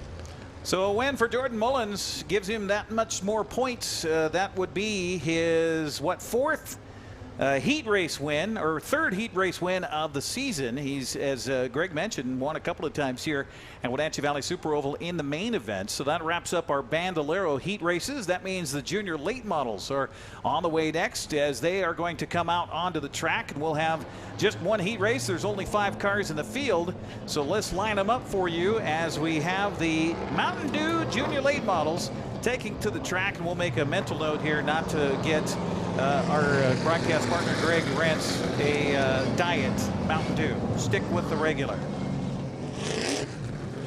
All right, so out there on the track right now, out in front, the 11 car is that of Danica Dart out of Ephrata. Again, these are the youngsters. They're in the big cars. These are full-service cars, but just a youngster classification here between the age of, what, 11 and 16? Yeah, so Danica Dart, 13 years out of Ephrata. In the 78 car, that's Haley Constance, who's 15 from Snohomish. Winner here, first time out for Haley Constance as well. Caden Moran, Bandolero champion from Hermiston Raceway last year. Then you got Evan Getz, who has won every race except for the one that Haley Constance won. I think it's 5 now on the season for Evan Getz, including a sweep at Hermiston. Then you've got a new driver-ish in the field, new this season, but Casey Klein in the number 1, no stranger to this racetrack, a former Bandolero driver here, no stranger to the junior late models, races in the Madera program on national TV, on MAV TV. If you watch MAV TV, you watch junior late models, you've seen this young man race. He's from Quincy. This is his home track, first time this season. All of 12 years old to get a little shot. Look out! Oh my, on the opening lap of this. That was on lap go. Heat race, and yeah, the couldn't even get to the green flag as we had everybody tied up in that one. I think all but one car, and that's Getz' car, was involved in the skirmish. I think Casey got out of it too. Casey Klein get out of that without any damage. Looks like it. Oh my. Not a way you want to start the heat race. And it was, I believe, Cade Moran that got into the back of Haley Constance, and that's what started the whole thing. You can see the damage to the front of Constance's car. Now they got to see if the cars are okay to be able to finish this heat race. All right, so all drivers to the principal's office, please. As it looks like Haley Constance got the worst of that in the number 78. Yeah, they're taking a look at her vehicle as she goes up along the backstretch there. Danica Dart still hasn't gotten it refired in the number 11. Looks like she may actually have it fired. They're just telling her to hold and wait for the rest of the field. So we didn't go green, so I don't know if they're going to switch around the order. Typically, no. And no, they're going to talk to Cade Moran. Yep, that's the principal's office, like I just mentioned. Yep, little tongue lashing there for Caden. That's a tough break too, because these drivers, that's a lot of throttle. That's a lot of car. We've talked about it a couple times here in the past. These drivers are learning these cars, and mistakes are going to happen. And it's just unfortunate that it happened here. So it looks like when they have that conversation with Moran, they're going to drop Caden to the back of the pack here. I'm worried about the left front of the 78 car of Haley Constance. You can see it there. Yeah. That thing is crumpled in. I'm worried about that rubbing on the tire. Yeah, we'll have to see about that. 8 laps for their heat race here tonight for the Mountain Dew Junior Late Models. Again, the oldest driver out on the track is Haley Constance at 15. The youngest being Casey Klein at 12, and Evan Getz also at 12 years of age. Caden Moran, I believe, is 13. Danica, I believe, is also 13. Danica, former quarter midget champion. Your front row came from the quarter midget background in the racing scene. That's those two right there, Danica Dart and Haley Constance. The back three, Klein, Getz, and Moran, those are Bando kids. Well, we're hoping the front left damage to Constance is just more appearance than anything else. We're going to get one more. Hold on, gang. Hold on, gang. Simmer down. We got one more time around, as our flagger Jason Wilson was not happy with how things were lined up yet, so didn't want to give an unfair advantage. So we'll get them lined up on turn 3, between turn 3 and 4. And will he give us a green flag here? No. No, backing him down. Yep, still in the principal's office. That's just, of course, you're young enough, you didn't have corporal punishment in elementary school. We did back in my day, and that was the longest time you could spend in history, was sitting in that chair outside the principal's office when you knew the SWAT was coming. Yeah. So one more time around, says Jason Wilson. So hold on, kids. There we go. Everybody back in line. It's kind of like, you know, that last day of school. Everybody wants to get out of there, waiting for that bell to ring, waiting for the teacher to say, okay, time to go. And Jason Wilson is that teacher right now. He is pounding on his desk and he's saying, all right, let's go green. Can't help but wonder, myself and Doyle, in this kind of situation, what school would be like on Monday. Yeah, no kidding. All right, we're under green flag here. Little touch again from Caden Moran. Evan Getz in the 22, trying to get the outside lane working. Not too often you see the junior lanes take the outside like that. Look at Evan Getz go in the 22. Casey Klein to the inside now. Danica Dart.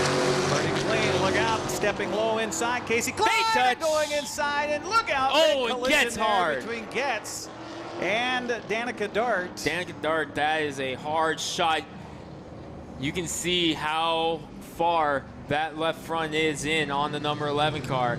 Wait to see what Evan Getz has. Smoke out of the 22. Left rear tire is, right rear tire is right rear tire shredded, and that thing is crab walking down the front stretch. Boy. Oh boy, that's gonna be. Look there out! It goes. Yeah. There's no tires left on the back there, young man. He's got nothing but metal right there. And here's the hope right now that we don't have any fluid on the track. It shouldn't be. I don't see any. I'm looking at the 22. Don't see any there on the screen. I'm watching the front of the 11. Don't see any leaking out there. So we're good there. Probably going to have to get a wrecker out, I imagine, for Getz' car. I think we're going to need him for both, because that left front of Dart is shoved in quite a bit. Yeah, absolutely. So damage to vehicles here on the track for our Mountain Dew Junior Late Model heat race. This is just the heat race, gang. We still have quite a bit to go here. How many laps did they get in before, what, 2 laps? Two laps. That's all they got. Red flag, and the flatbed is coming out thanks to NCW Towing, proud sponsor here of the Wenatchee Valley Super Oval. Actually, no, that is... Is it Randy's? That's Randy's. Okay. I saw an NCW flatbed and a Randy's one, so wasn't sure which one was coming out. They're both white trucks like that. NCW is down in the past they're the down wall here. over there on the east that's end Randy's. of the track. That's Randy's, another proud sponsor of us here. So while we get that taken care of, let's go ahead and take a quick commercial break, and we'll come back with more coverage of the Jerry Berschauer Memorial 100 here live at Wenatchee Valley's Super Oval. We're under red flag. Thankfully, nobody injured, just some cars that are all dinged up in the Mountain Dew Junior Late Model Heat Race. We'll come back with more of that right after this.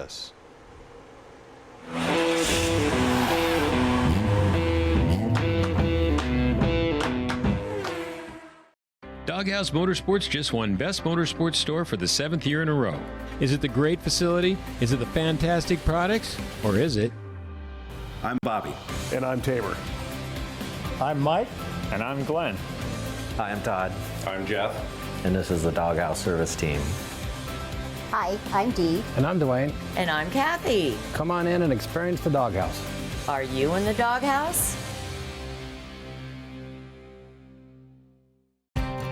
Mary Maids of Wenatchee has been professionally cleaning and sanitizing homes and businesses in North Central Washington since 1998. Mary Maids uses commercial-grade cleaners and viricides. Mary Maids has implemented additional safety and sanitation protocols. They are strictly following CDC guidelines for the safety of their clients and employees. For expert help with cleaning and sanitizing your home or business, call or look up Mary Maids of Wenatchee to schedule your free estimate today.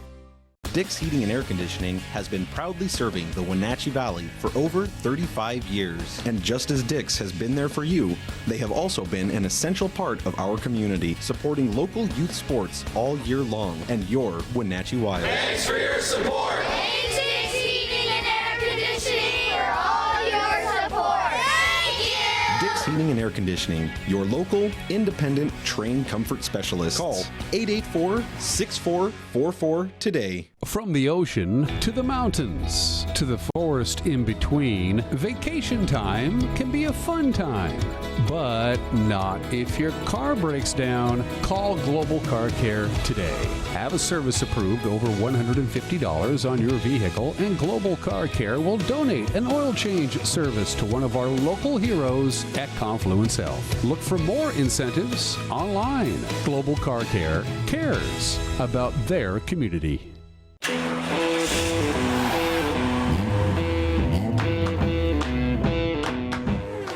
little break in the action here at the Wenatchee Valley Super Oval. Big weekend of racing here, but Allie Mae Jones tells me that she's kind of used to this big race weekends.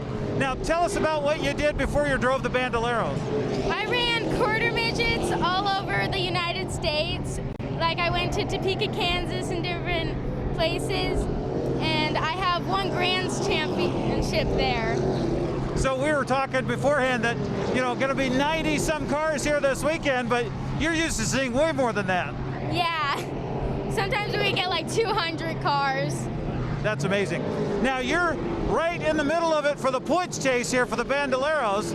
What do you hope to do this weekend? What? What do you hope to do this weekend? I hope to win, because then I'll probably win the championship. So you got some pretty good competition here. You guys have had some great racing this season. Yeah, it's been tough. So what's the key for you think, to get the victory? I would probably just need to try my best to run my best line, because I have a fast car. It's just all about. So tell me about this track and how this track works for you. It seems like it works pretty well for you. Yeah, it's just figuring out how to get around the corners well and then come out and being able to pass easily, and it works pretty well when you figure it out. Well, watch her in the 16 car this weekend. It is Allie Mae Jones going for a points championship in the Bandoleros. Allie, best of luck. Thank you.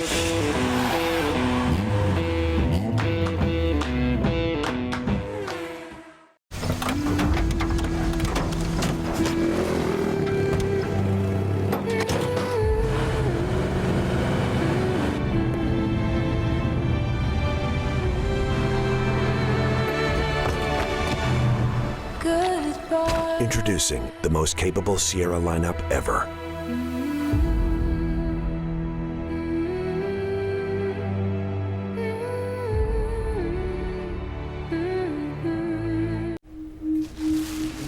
I had to pack up all my things.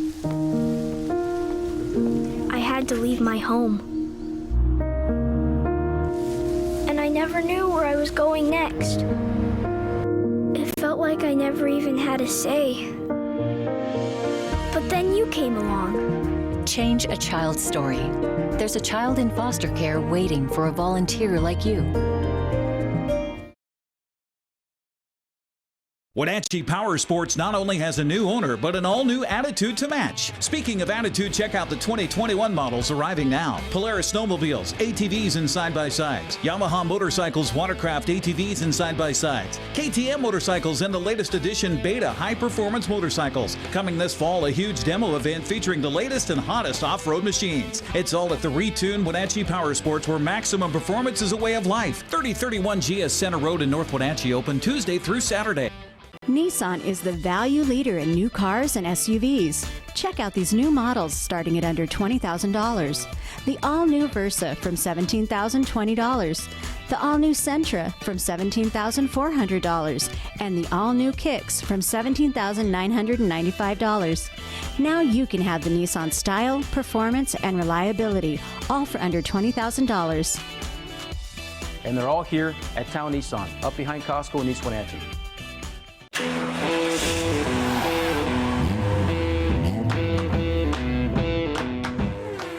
One. We come back to you live with the rollback getting Danica Dart's car up on it. Evan Getz's car has already been hauled off the track with a collision that happened in our heat race for the Mountain Dew Junior late models here on the NCWLIFE channel, a part of our live coverage of the Jerry Berschauer Memorial 100 here tonight, along with Greg Rentz. I'm Eric Granstrom on the NCWLIFE channel. Red flag situation, so the cars that are left on the track have been shut down, and so we were only 2 laps into our 8-lap heat race here for the junior late models.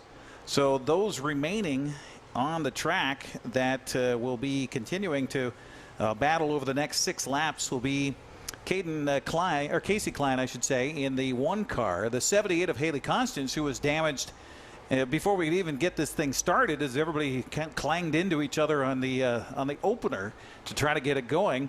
And then Cade Moran in the 05 car. Those are the only 3 that are left out of our 5-car field here for the Mountain Dew Junior late models. And you've had a long time looking at vehicles. It looks like those 2 cars may be done for the night. I don't know if they're going to get back in time, or it looks like Haley's car for sure. I don't know about Evan Getz's car. I would say they're probably both done for the night. So you see a little damage on the front right corner of the Casey Klein car. I think that came in the second one. Yeah, because he did not get a piece of that first one. Okay. But the second one got into the Danica Dart a little bit there, going into turn number 1, and that was unfortunate for Evan Getz. Nowhere to go. Getz is far and away the points leader in this series, 5 wins on the season, and all of a sudden just a hip check right to the nose of Dart's car. Yeah, 155 points coming into the weekend. He was first at State Line back in May. Also a first place heat race and main event at State Line in June. Took second here at WVSO in early July, and then came back at won at Hermiston, and then was a winner in both the heat race and the main event here at Wenatchee Valley in early August. So Evan Getz, unfortunately, his night looks like it might be over. Haley Constance going up the backstretch. Looks like we'll be ready for green flag racing here in just a moment. Remember those Hermiston wins, they were 2 of them in that one. It was a dual main event there, so Getz 2 wins on the season. So Constance going to lead 1 to green. Kaden Moran, the 05. Casey Klein in the 1 at the back of the field after being involved in the incident. Yeah, we've seen Cade Moran have some issues in this heat race already, getting on the throttle a little hot before our green flag and pushing some folks around, and now we'll see if he's able to stay off of it here as we come around the corner. Get a green flag from Jason Wilson, and we're back racing as dipping inside. Look out, Cade Moran. A little door touch with Constance, and Moran wants to lead him up the backstretch. Drag race down the backstretch into turn number 3. Constance outside, Moran inside. Cade Moran going to lead the lap at the line, just barely. Constance comes fighting back on the outside. Remember, Constance was the winner here back in the season opener for these guys and girls as Moran slides up the track after clipping the apron just a little bit. Halfway cross flags here. Moran still battling it out with Constance. Both drivers giving each other a lot of room right now. Thankfully. We'll talk about our air quality, or lack thereof, coming up a little bit later on. Very smoky here in the Wenatchee Valley. We had to turn the lights on here way earlier than normal Fortunately, the people in charge of flipping that switch were kind of on the same wavelength as ours on that one. Haley Constance out in front. Now the battle for second place. Taking a look inside was Casey Klein, but he'll drop back. Klein kind of just hanging back there right now. Ages 15, 13, and 12 on your screen right now in that order. White flag, 1 lap to go for Haley Constance. See if Haley can hang on. Got a little loose. Did Moran? Will that give a peak for Casey Klein? They go side by side, battle for second. Constance is going to win. Klein able to get around on the inside for second. And Haley Constance, no doubt, is relieved to pick up that victory with that damage on the left front, and they will finally get it to the attention of her crew. So first place to Haley Constance out of Snohomish, second to Casey Klein out of Quincy, and Kennewick's Cade Moran third place in the heat race for the Mountain Dew Junior late models. I think they had a little bit too much Mountain Dew. They were a little hyped up there. They were. They need Diet Mountain Dew. Ready for a little something there. Give them the Diet. And give me the rest of the regular. And by the way, as the Legends take the track for their first heat race here tonight, we're talking about the air conditions and the lack thereof. And I'm telling you, I know that the fans want to be here for racing so bad, but I don't know if you'd want to be here tonight. No. We're in the hazardous range, 463 right now with our air quality here in the Wenatchee Valley.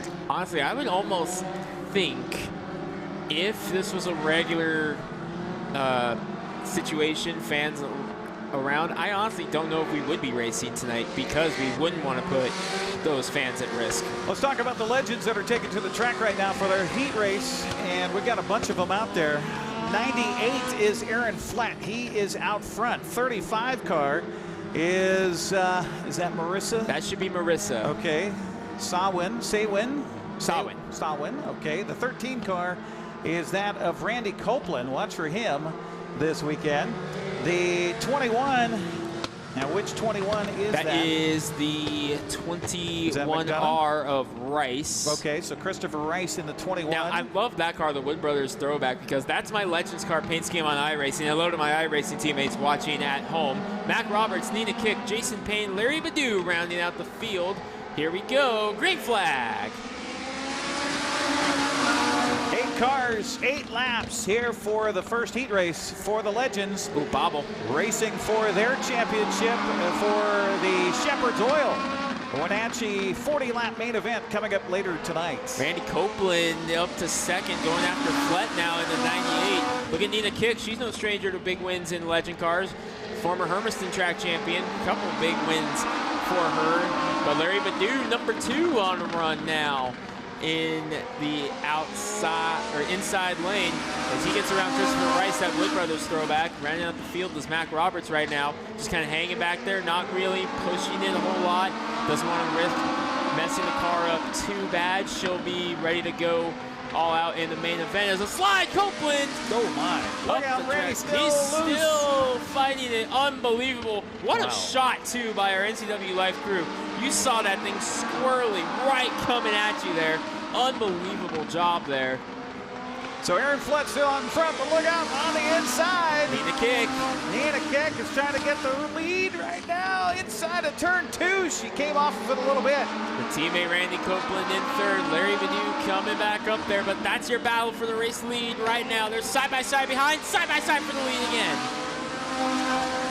3 more times around. Kick to the lead in number 3. On the inside, Badu. This is the battle for third you're seeing right now between Badu and Copeland. Badu gets it, pushes up the track a little bit, but so does Copeland. 2 to go here for Nina Kick, who just went the fastest lap of the race.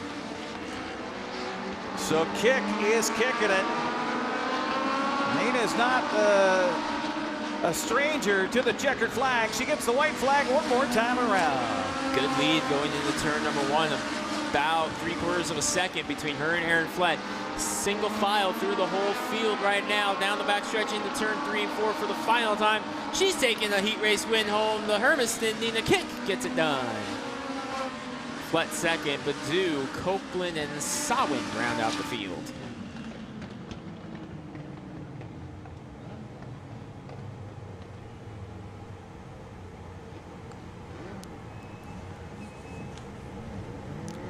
So Larry Badu, who was a late entrant into our weekend of racing, rounds out the podium, if you will, for the heat race here for this first go-around for the Legends tonight at Wenatchee Valley Super Oval. Nina Kick, first place, second to Aaron Flett, and third to Larry Badu. Here we go. Shall we go with the other group? Let's do it. The 09 is Cole Alton out of Port Angeles. They look like Matchbox cars. They're they so look cool. like I just want to go out in the driveway and play with them. Chad Sinner is outside on row 1. Inside on row 2 will be the 43 car. That's Bill Kick. The outside of him will be the 88 of Kellen Dean. Watch out for him. Hermiston champion last year, very fast in that 88 car. Billy Weber in the 28. The 54 car is that of Trace Thompson. The 42 is Chris Belanca. Boy, that car was certainly getting around fast in our qualifying here earlier.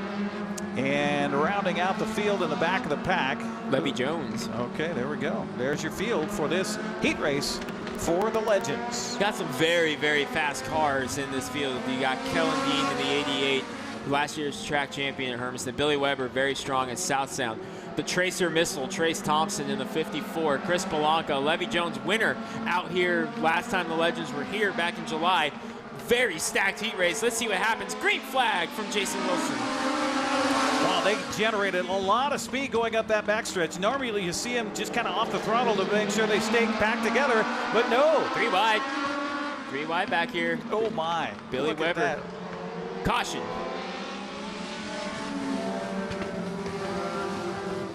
I didn't see what happened. We did have a car drop back in the field and went way wide. Wondering if they did That not was like the way that race Trace started. Thompson. Yeah, that was Trace Thompson, the 54.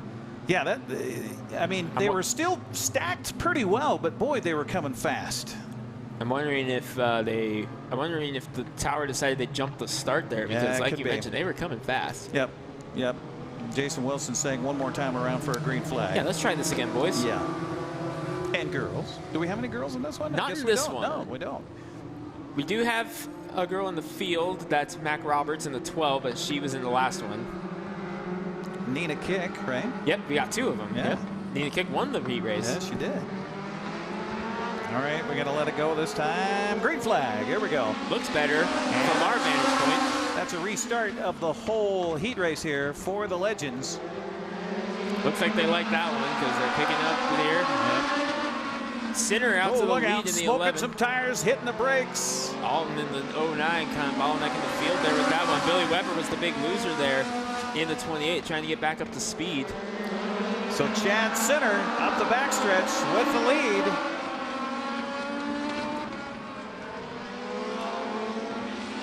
Trace Thompson's looking to the inside of Alton right now. That's for second spot. Ooh, Alton shut the door and got a little bit of a shot in there at Sinner. Thompson to the inside here. Kind of Hermiston versus the coast right now, as we got 3 cars representing Hermiston Raceway. All other 5 represent the coast at South Sound. Kellen Dean dropping back to 4th place. He's got some company on his outside. Fastest car on the track is Billy Weber, who's at the tail end of the field right now in that black 28, but he was able to run the fastest lap of the race. Halfway through our heat race here for the Legends, and a battle up front. Give and push is Trace Thompson. Look at the battle here for the lead between Thompson and Sinner, but I'm watching Levy Jones and Chris Belanca making moves on the high side. There they are in 3rd and 5th as Alton shutting the door. There's Jones, winner last time out here for the Legend cars. Belanca's to the outside of Kellen Dean right now, but Sinner's still up front. Trace Thompson second. Looks like Thompson just a little bobble between turns 3 and 4 there. Much better turn between 1 and 2. Belanca now to the inside of Dean, but Dean able to shut the door as Jones gets a run on the outside. White flag, and here comes Trace Thompson with a run inside of Sinner. There we go. It's going to be a drag race to the finish. Up the backstretch they go, side by side. Who's going to win? Oh, look out! Look out! They touch. Spin. And the checker flag will fall. How about that? Now with the contact, if I had to guess, Levy Jones is going to get credit for the win there. With the contact, not sure what the call is going to be. Right now on the board, Trace Thompson is listed as the first place finisher. Levy Jones second, and Cole Alton in third. All right, you ready for what do we got? We got 13 late models going for 6 spots in this main event. Are you ready for that? Because that's next. Absolutely, absolutely. So there you go. The second heat race is in the books. So right now, it looks like the car of Trace Thompson, 54, going to be given that win in that heat race. We will take a quick break and come back and get you ready for the last chance to get into the 100-lap final coming up with the pro late models and the Jerry's Berschauer Memorial 100 happening here now live at Wenatchee Valley Super Oval. It's smoky, but we're surviving just so you can see it here on the NCWLIFE channel. We'll be right back.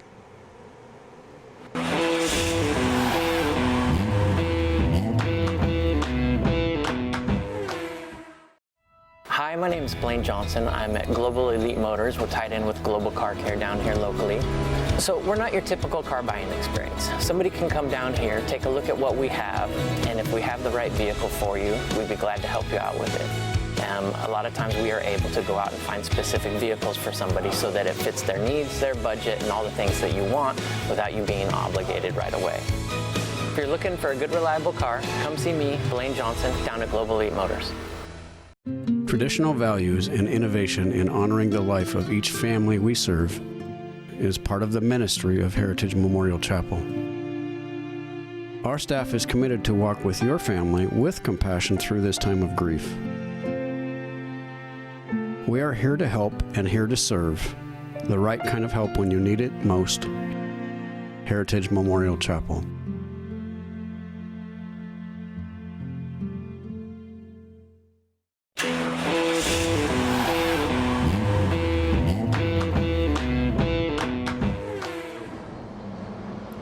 Welcome back once again here to a smoke-filled valley at Wenatchee Valley Super Oval as we get ready for the B main for the Pro Late Models, the Jerry's Auto Supply Pro Late Models. So we get ready for the Jerry Berschauer Memorial 100 coming up a little bit later on. And let's talk about this field. We only have space for 6 more to get in to make it a 24-lap finale here tonight.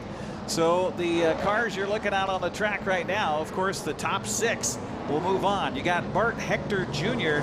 out there in the 68 car. The 38 car is that of Alex Ludeman. I just told him to move around the track a little bit. You've got Gary Homad in the 6. The 98 is Greg Bennett. Again, these were cars that did not qualify in the top 18, so that's why they're out there right now battling for a chance to get in. Chad Fitzpatrick is in the 12 car. The 95 is that of Dan Garber. The 12, Michael Brooks out there. Also looks like we've got the 021 of Todd Connell. There goes the Ludeman car. The 71 is that of Justin Dunnigan. And then rounding out our field is the 17 car of Chris Miner. So here we go. We got 20 laps on the docket, so this is it. Last chance to dance for these guys. We're taking 6, starting 13. Here we go. Through 3 and 4, field in the hands of Ludeman and Hector. 20 laps to determine the final 6 for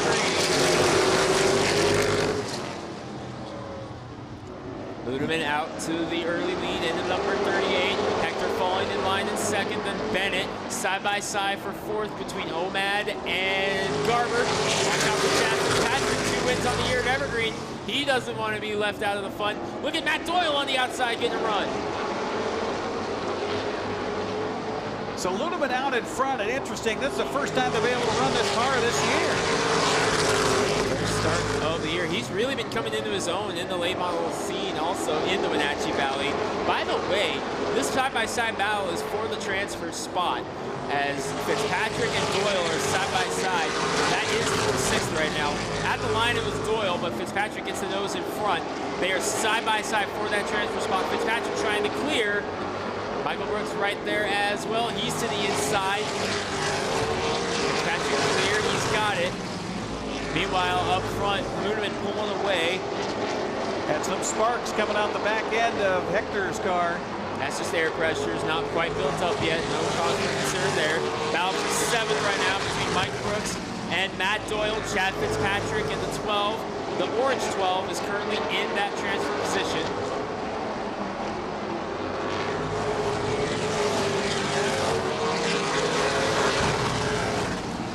Boy, and I'll tell you, since we've been here this afternoon and started our broadcast, the smoke has gotten thicker. Yeah, I was noticing that. that. Oh, we got a car sideways. Look out. Bennett. Greg Bennett goes sideways. And there goes Brooks. And there goes Brooks and hitting the front of the car, Brooks. It is McKenzie, and they both went around in the exact same spot. You have to wonder, could there be some fluid out there? That was a pretty hard hit between turns 3 and 4. Brooks looks okay. McKenzie, there you see on the screen, a little bit worse for wear in that 34. Yeah, surface damage. Doesn't look like any structural damage to the car itself, but he will have to dip into the pits with that fender hanging out there, or will he? Looked like he almost missed the pits. I think he missed it trying to pull in there. You see on the screen, there's Michael Brooks in the 12. Looks okay. 14 to go. We reset the field. As of now, it's Ludeman, Hector, Homad, Garber, Fitzpatrick, Doyle. Your 6 that are in. Connell, Dunnigan, Minor, Brooks, and Bennett are the ones on the outside looking in. Shame for Bennett, too, because he was in a transfer spot when that caution came out.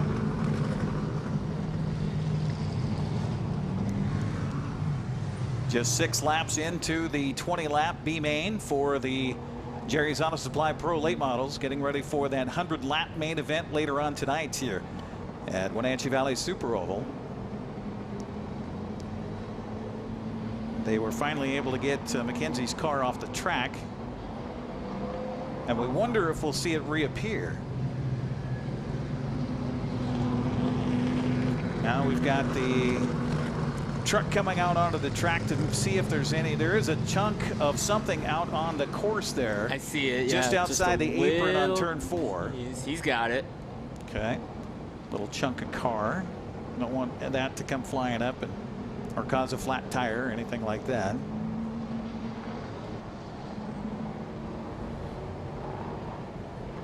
Ludeman, Hector, Homad, Garber, Fitzpatrick, Doyle, your transfer cards at this time.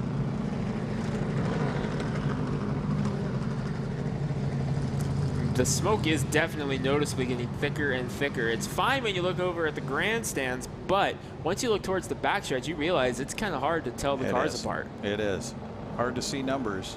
Normally, just as night falls and the lights come on, you can see a little bit better than what we're able to see right now. Hopefully the cameras are able to capture things all right here on the NCWLIFE channel. We may have to make some camera adjustments as we go here and try to lighten them up as much as they possibly can. We go through usually several filter changes throughout the course of the evening as night falls, but strange day here today. Sun was like looking at an onion through a gauze pad earlier here in the Wenatchee Valley. That's a different one. I've never heard that expression. That's my dad. I'm gonna start using that. We live in Washington.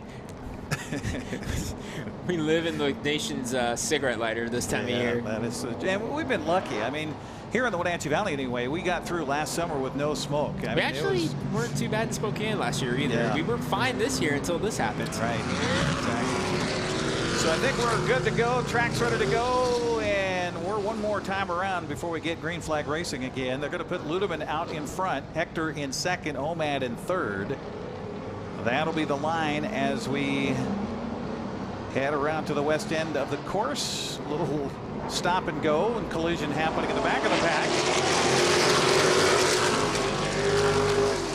Oh, smoke out of Doyle, tire smoke out of Doyle, fender rub from the number 13. Yeah. And it's getting worse. It's getting worse. He's got to watch.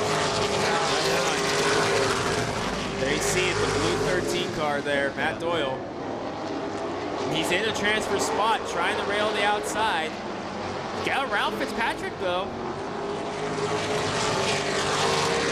Hope that tire holds on for 12 more laps. Around goes Chris Minor in the 17, right in front of us. Right at the start-finish line.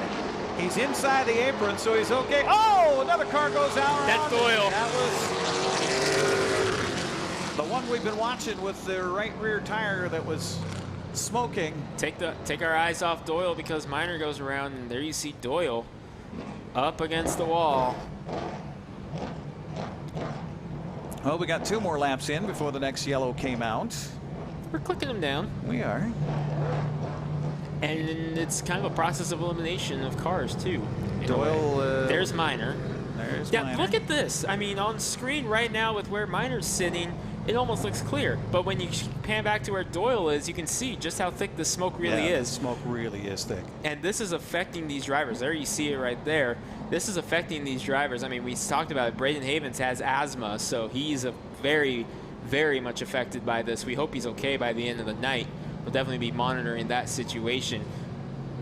You know, these crew members are out here working on these cars in these conditions. This is going to take a toll on it. This is going to be a long night for these guys. Now, Matt Doyle went in behind pit row, and he is back behind the wall right now. We have a dead car on the track. You think they're trying to replace that tire right now? Not so much to replace the tire, but get that fender off the tire for sure. Absolutely, they're working on that.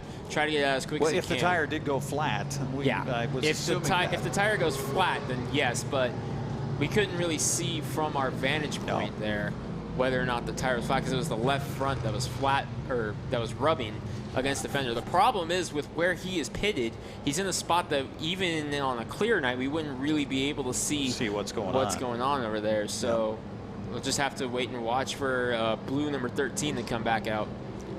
Meanwhile, still under yellow here, still under caution, with Ludeman in front, Hector second, Homad third, and of course you're looking at that top 6. So 12 and 021, the cars you're watching right now to see if who's going to get in to the finale.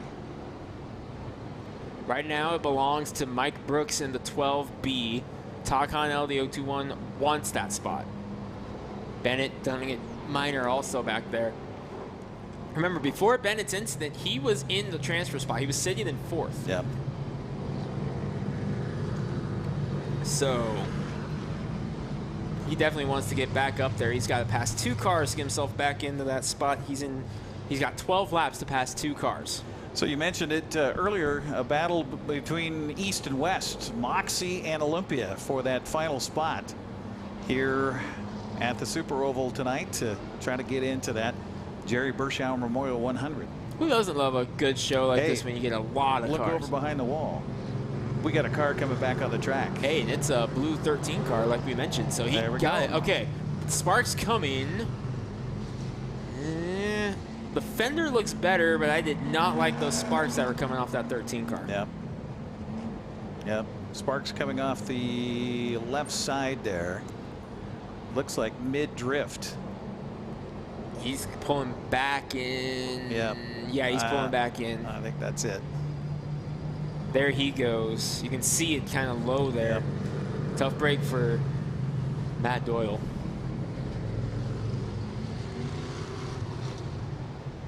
So quite the story brewing for, Alex Ludeman right now, who's out in front of that 38 car. It did not even have numbers on it yesterday. It was all blue in the pits. They put the black on the front last night. They put the 38 numbers on. They put the decals on. And here he is out leading this B main for the Pro Late Models. And this would be so special for him also because you remember last year we had that freak rainstorm. The race got rained out here and we had flooding all throughout the Wenatchee Valley. Ludeman's shop and house total loss. And he's back here in this one. How big would that be to get a win in the first time back out this season? And they're going green flag racing. Hector right on the outside.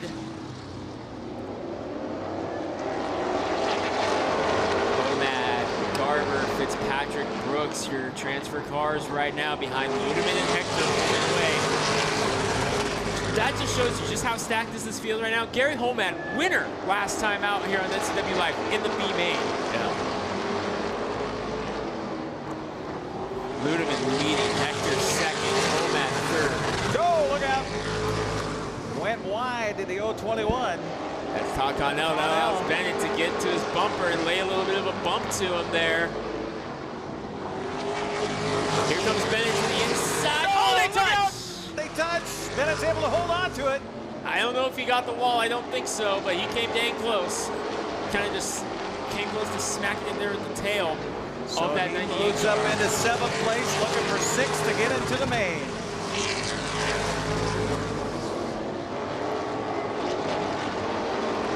Ludeman and Hector running away with it right now. Homad all alone in 3rd.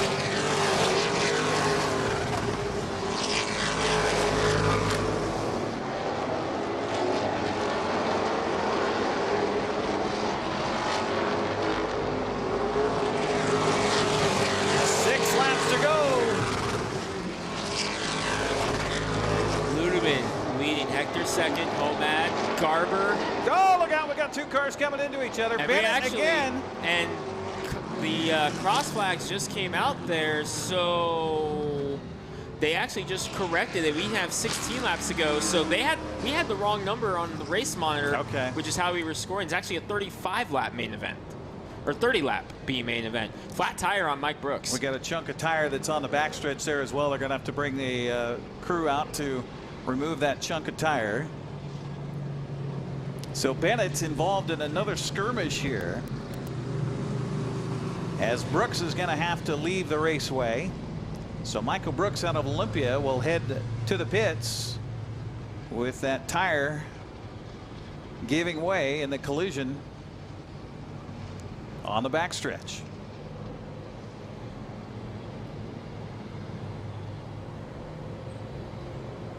Looks like our track crew is able to pick up the chunk of tire. I believe that was a chunk of tire there. It could have been something else, I guess, off the car. Several different options that it could have been there. All right, so 30-lap main event. We were operating under it being 20, but they changed it on us. That's good news for the drivers that are outside of the top 6 right now. Dunnigan, Bennett, Minor, because that means they have more time than we thought. And fewer cars to pick through the field right now.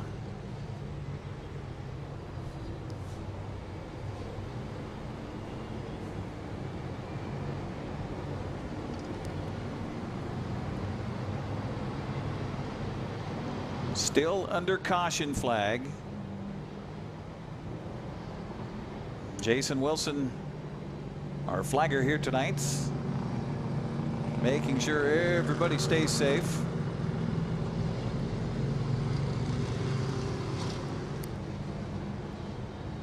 By the way, following this, we'll get to our main events. Plumb Perfect Roadrunners coming up. Remember, only one more race weekend here in the Wenatchee Valley after this. That's coming up in 2 weeks. September 26th, we'll have it live here on the NCWLIFE channel. A chance to sponsor laps in that finale on that particular Saturday. I believe roughly half the laps are accounted for at this time, so. Go to WVSO.com or look it up on Facebook. You find out more about that race coming up on the 26th. Jeremy Andrews usually has a little bit of time when we get to our main events in the evening to crawl up in the booth. He's probably going to want to crawl up here just to get out of the smoke for a minute. Yeah, that's true. He's on the spotter stand right now, so. All right, so got the word. The reason for the long delay, they are allowing the 12B to get a tire change. Okay. To get that left front tire change. That's the reason for the delay. Here, the long, lengthy caution.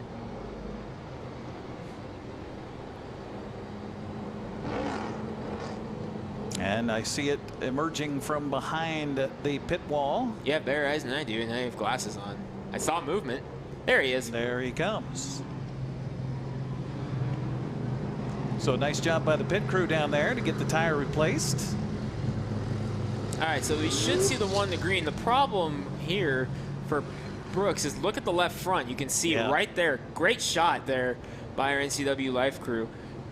You can see the left front fender is jagged out and it's gone there.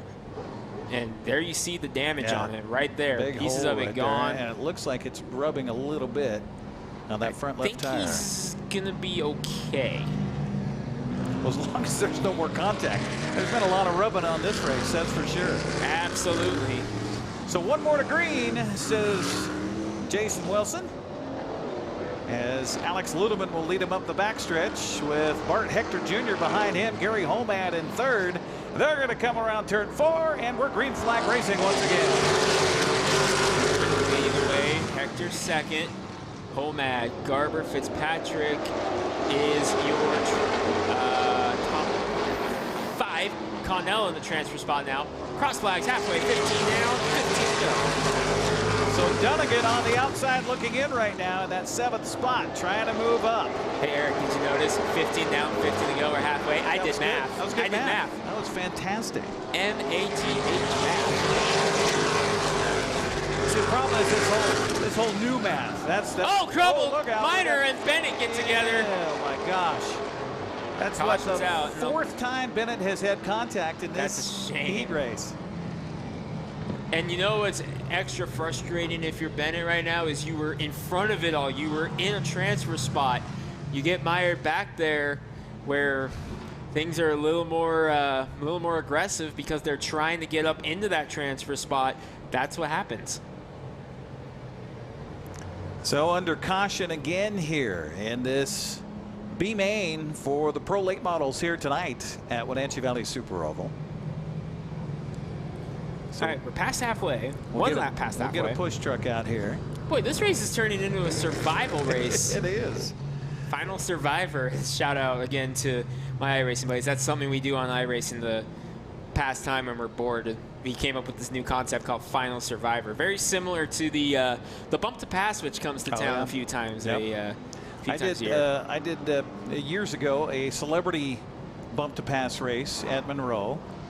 And of course, that was, I felt badly for whomever was providing a car for the quote unquote celebrity to get in and wreck it, basically.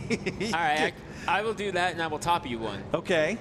Irwindale Speedway, my former home track when I lived in Los Angeles, they, after I moved up to Spokane in 2005, they started doing celebrity races. Here's the thing, the celebrity races there, oh, you're kidding. Late models. Really? It's a special form of late models. It was called the S2 car. It's a, oh, Minor stopped. If we go 1 to green, but Chris Minor stops, that's going to negate that. No. So what the S2 car is, I don't know how much you follow of NASCAR and back in the day, but back in like 2007, they introduced this car called the Car of Tomorrow. It was boxier. It had a big wing on the back instead of the spoiler. Okay. Huge front splitter. The S2 down in Southern California was basically the late model version of that.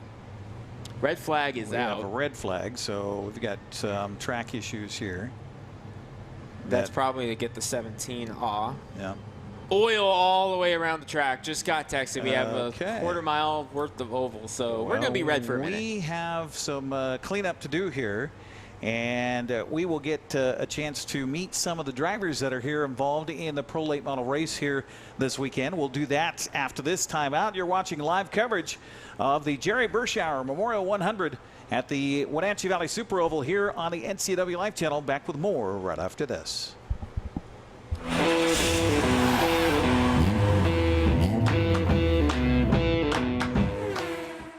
The 2 hottest pickups in America are at Town Chrysler Jeep Dodge Ram. First, the Ram 1500 with back-to-back Truck of the Year awards from Motor Trend, and now the Car and Driver 10 Best list for 2020. They call it a luxury sedan with pickup capabilities. Ram is on a roll now with 3rd-generation EcoDiesel power. Next up, the Jeep Gladiator, also a 2020 10 Best model based on the new award-winning Jeep Wrangler. It has options and capabilities that no other truck can offer. 2 more reasons when it comes to buying a truck. There's no reason to leave town. When you call Dick's Heating and Air Conditioning, you get 35 years of experience and customer service in the Wenatchee Valley. Dick's friendly staff strongly believe in repairing before replacing and service all major brands of HVAC units. Dick's Heating and Air Conditioning is your local, independent, trained comfort specialists, proudly serving all of North Central Washington. Call 884-6444 today. Doghouse Motorsports just won Best Motorsports Store for the 7th year in a row. Is it the great facility? Is it the fantastic products? Or is it? I'm Bobby. And I'm Tabor. I'm Mike. And I'm Glenn. Hi, I'm Todd. I'm Jeff. And this is the Doghouse Service Team. Hi, I'm Dee. And I'm Dwayne. And I'm Kathy. Come on in and experience the doghouse. Are you in the doghouse? Mary Maids of Wenatchee has been professionally cleaning and sanitizing homes and businesses in north central Washington since 1998. Mary Maids uses commercial-grade cleaners and viricides. Mary Maids has implemented additional safety and sanitation protocols. They are strictly following CDC guidelines for the safety of their clients and employees. For expert help with cleaning and sanitizing your home or business, call or look up Mary Maids of Wenatchee to schedule your free estimate today.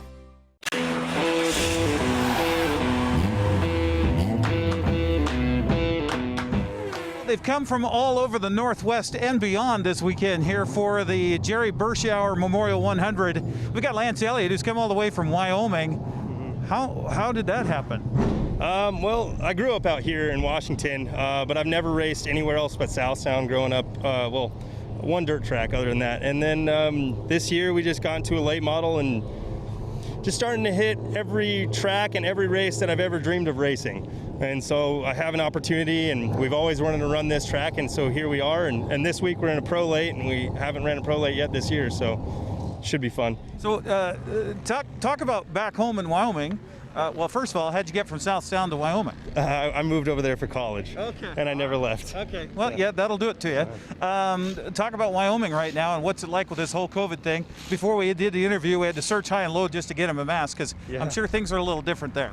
Yeah, well, Wyoming is pretty rural, so there's not very many people out there that are wearing masks. COVID isn't that bad over there, it seems. And then we just raced Florida and Georgia, and they're not wearing masks over there at all either. And so we just haven't thought about it. It's not really the first thing that on my mind. So yeah. So I mean, you're obviously challenging big time to get to these racetracks all over. Wenatchee Valley Super Oval. Have you been here before, and what put this on your map? I haven't. I've just seen videos. I've seen pictures. It's a beautiful track. It's a beautiful facility. It's a great track. It's smooth. It's well banked. I've just always wanted to run it. So who's watching back home right now? Gosh, everybody. I got some friends in Wyoming. I got some friends in Colorado, and then all of my family back in Washington as well. My cousin, my brother, my dad, my mom, a couple more cousins, my sister. Besides just racing here, I mean, what's your goals for the weekend? I mean, first we're qualifying, top 18, advance to the finals no matter what? I guess just get a little bit better every lap, and we'll see what happens, and hopefully we make the big show and go from there. We just want to finish and have a good time. Well, welcome back to Washington. Enjoy your stay here in the Wenatchee Valley, and thanks for being here. Thank you very much. Lance Elliott joining us here at Pit Road on the Wenatchee Valley Super Oval, coverage here on the NCWLIFE channel. Doghouse Motorsports just won Best Motorsports Store for the 7th year in a row. Is it the great facility? Is it the fantastic products? Or is it? I'm Bobby. And I'm Tabor. I'm Mike. And I'm Glenn. Hi, I'm Todd. I'm Jeff. And this is the Doghouse Service Team. Hi, I'm Dee. And I'm Dwayne. And I'm Kathy. Come on in and experience the doghouse. Are you in the doghouse? Well, the Plumb Perfect Roadrunners are here this weekend as the season winds down, and we're standing now with Carling. To the forest in between, vacation time can be a fun time, but not if your car breaks down. Call Global Car Care today. Have a service approved over $150 on your vehicle, and Global Car Care will donate an oil change service to one of our local heroes at Confluence Health. Look for more incentives online. Global Car Care cares about their community.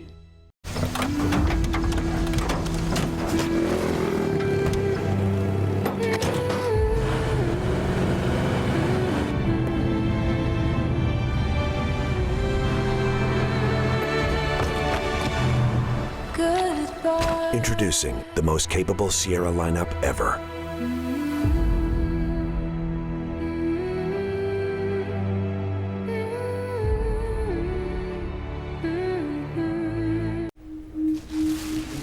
I had to pack up all my things. I had to leave my home. And I never knew where I was going next. It felt like I never even had a say. But then you came along. Change a child's story. There's a child in foster care waiting for a volunteer like you.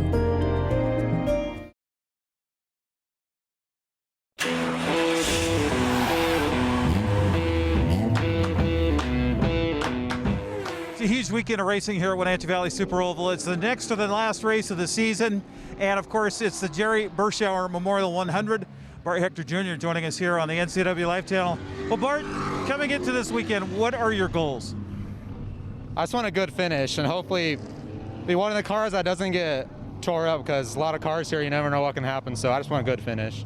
Talk about qualifying and how important is that for you to run well at qualifying and get yourself into the final and not have to worry about getting there later. Qualifying is going to be huge. So got to get in the top 18. I mean, the field's going to be so close. I'm talking it's going to be thousandths of a second. It's going to be separating. And I don't want to have to run one of the two B mains. So I want to make it out qualifying. That's the goal. So talk about that and the setup and all the smoke. Does it impact you guys at all?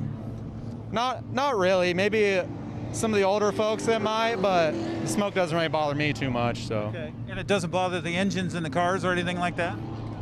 It might a little bit, but I don't think nothing you're really going to notice. Yeah. So talk about testing. We're talking with Bart here on Friday, and what you guys are doing to get this car ready to go. Working on long run speed right now, because that's what we've fought all year is long run. We'll get loose or tight, and we're always good on the short run, but that's why that last run I probably made 30 laps out there just trying to work on it, because qualifying speed I feel like I have. It's the long run race speed, and I want to be on the lead lap and taking the checker flag on the lead lap. Talk about your family. I mean, Wenatchee Valley Super Oval celebrating 50 years this year. It's all about family. How important is that to you? It's big. My family's raced here since the track opened, back in the 70s when it was the old configuration. So there's only 2 Hectors currently racing full time right now, and when there used to be like 30. So I'm just trying to keep it going.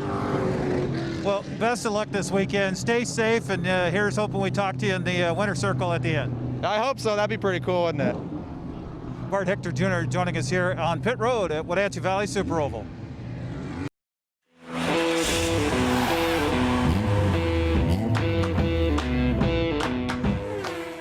Wenatchee Power Sports not only has a new owner, but an all-new attitude to match. Speaking of attitude, check out the 2021 models arriving now. Polaris snowmobiles, ATVs and side-by-sides. Yamaha motorcycles, watercraft ATVs and side-by-sides. KTM motorcycles and the latest edition Beta high-performance motorcycles. Coming this fall, a huge demo event featuring the latest and hottest off-road machines. It's all at the retuned Wenatchee Power Sports, where maximum performance is a way of life. 3031 GS Center Road in North Wenatchee, open Tuesday through Saturday. Nissan is the value leader in new cars and SUVs. Check out these new models starting at under $20,000. The all-new Versa from $17,020. The all-new Sentra from $17,400. And the all-new Kicks from $17,995. Now you can have the Nissan style, performance, and reliability, all for under $20,000. And they're all here at Town Nissan, up behind Costco in East Wenatchee. Hi, my name is Blaine Johnson. I'm at Global Elite Motors. We're tied in with Global Car Care down here locally. So we're not your typical car buying experience. Somebody can come down here, take a look at what we have, and if we have the right vehicle for you, we'd be glad to help you out with it.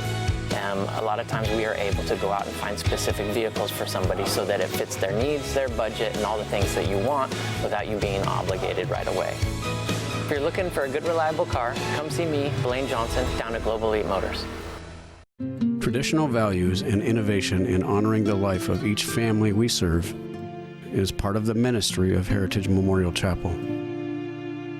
Our staff is committed to walk with your family with compassion through this time of grief. We are here to help and here to serve, the right kind of help when you need it most. Heritage Memorial Chapel.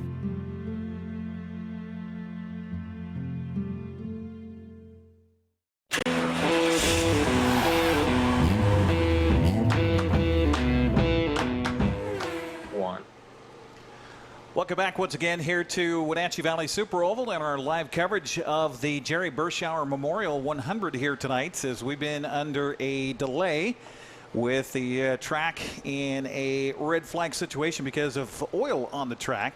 They've been taking care of that, and of course you're looking at the cars sitting still. You never want to see that on a racetrack unless it's after the race is over and we're doing trophy presentations. So unfortunately everybody's having to hold pat here. We've had quite a bump and grind for this B main for the Pro Late Models. Top 6 cars trying to get into our finale tonight, the 100 lap Jerry Berschauer Memorial. We are only 16 laps into this 30th lap B main here tonight. Speaking of trophy presentations, got the word during the break from Jeremy Anders, our GM here, that trophy presentations for main events are all going to be at the conclusion of the 100 lap main event because of the fact that the smoke is setting down. We're going to keep it to where we can just get them all done at once after the race, spare you guys the unfortunate moment of seeing me on your screen just one time throughout the course of the night, and we'll call it good.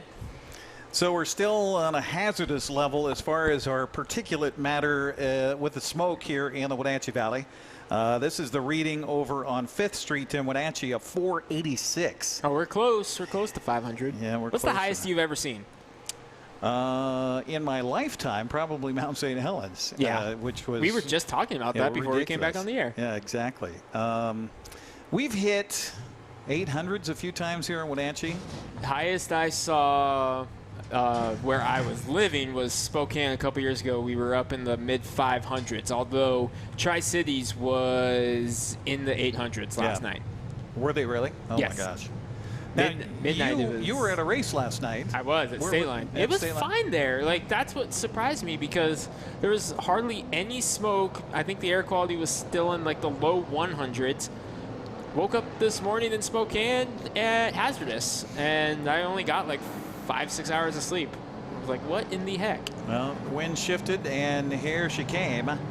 So Alex Ludeman, in his first race of the season, getting back in the car after, talk about a tough season last year for the Ludeman family, having the flash flood hit the Waterville Plateau and bury their house and everything else. Alex Ludeman, that would be quite the story here for him to hold on for another 14 laps and win this B main tonight. He's out in front. Bart Hector Jr., your buddy, is in second place, Craig. Selfie machine, Bart Hector Jr. Gary Homad in third place. 4th, 5th, 6th. You're looking at the top 6 to get into the main event tonight, the 100-lap finale. So that's really kind of where our attention is. Obviously, you like to call about what's happening up front, but it's in that 6, 7, 8 spot right now towards the back of the pack that you're watching for the chance to get into our finale. Currently occupied by Todd Connell, the second orange car. You see 2 orange cars back to back there. Connell's the second one, the 021. He is the transfer car right now. Dunnigan in the 71, first car out right now. 1 to green from Wilson. Let's see if we get 14 laps here to determine the end of this one. A great job by our track crew here tonight to get the speedy dry down, and we're racing once again. Victor peaking low in the number 68. Homad trying to pull away. Garber in 4th. Dan Garber, no stranger to success in late models, as Brooks and Bennett try to get around Dunnigan. They will. But Ludeman pulling away right now. He's got BJ Tidrick spotting for him. Winner of the Dixie Air Conditioning Thunder Car Challenge a few weeks ago here on NCWLIFE in the spotter crew chief role tonight. So the battle we're watching right now is 6th and 7th.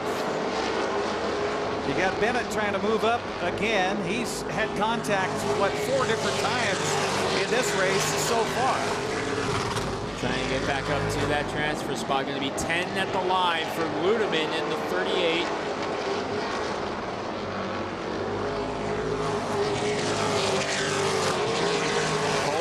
Garber, Fitzpatrick, Connell, all right there in the line.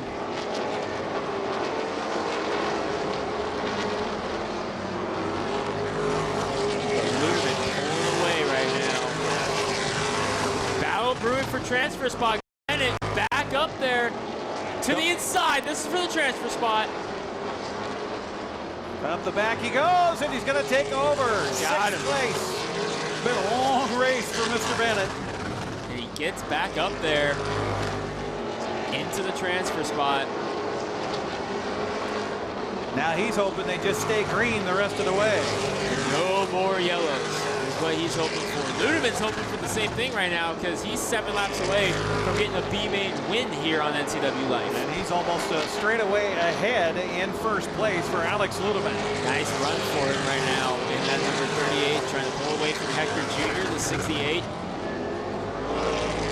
Homad. 5 fingers up for Jason Wilson. That means 5 laps to go. Fitzpatrick right on the back bumper of Garber. You see it there. Ludeman in the 38, still leading, 4 to go. A trophy dash remains. Hector, Homad, Garber, Fitzpatrick, Bennett are the other drivers who are in the show at this moment.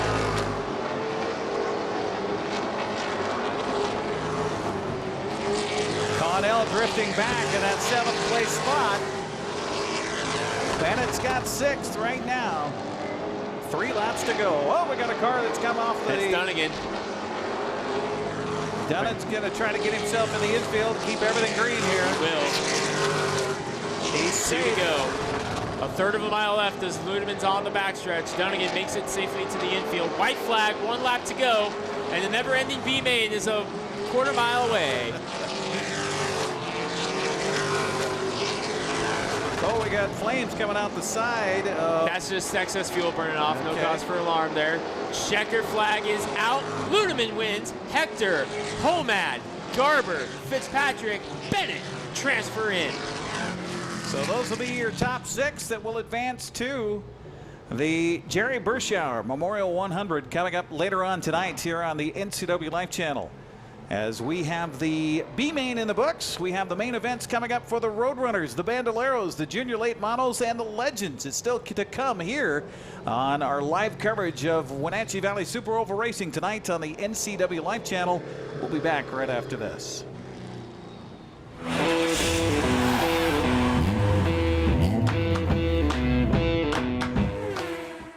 The 2 hottest pickups in America are at Town Chrysler Jeep Dodge Ram. First, the Ram 1500 with back-to-back Truck of the Year awards from Motor Trend, and now the Car and Driver 10 Best list for 2020. They call it a luxury sedan with pickup capabilities. Ram is on a roll now with 3rd-generation EcoDiesel power. Next up, the Jeep Gladiator, also a 2020 10 Best model based on the new award-winning Jeep Wrangler. It has options and capabilities that no other truck can offer. 2 more reasons when it comes to buying a truck. There's no reason to leave town. When you call Dick's Heating and Air Conditioning, you get 35 years of experience and customer service in the Wenatchee Valley. Dick's friendly staff strongly believe in repairing before replacing and service all major brands of HVAC units. Dick's Heating and Air Conditioning is your local, independent, trained comfort specialists, proudly serving all of North Central Washington. Call 884-6444 today.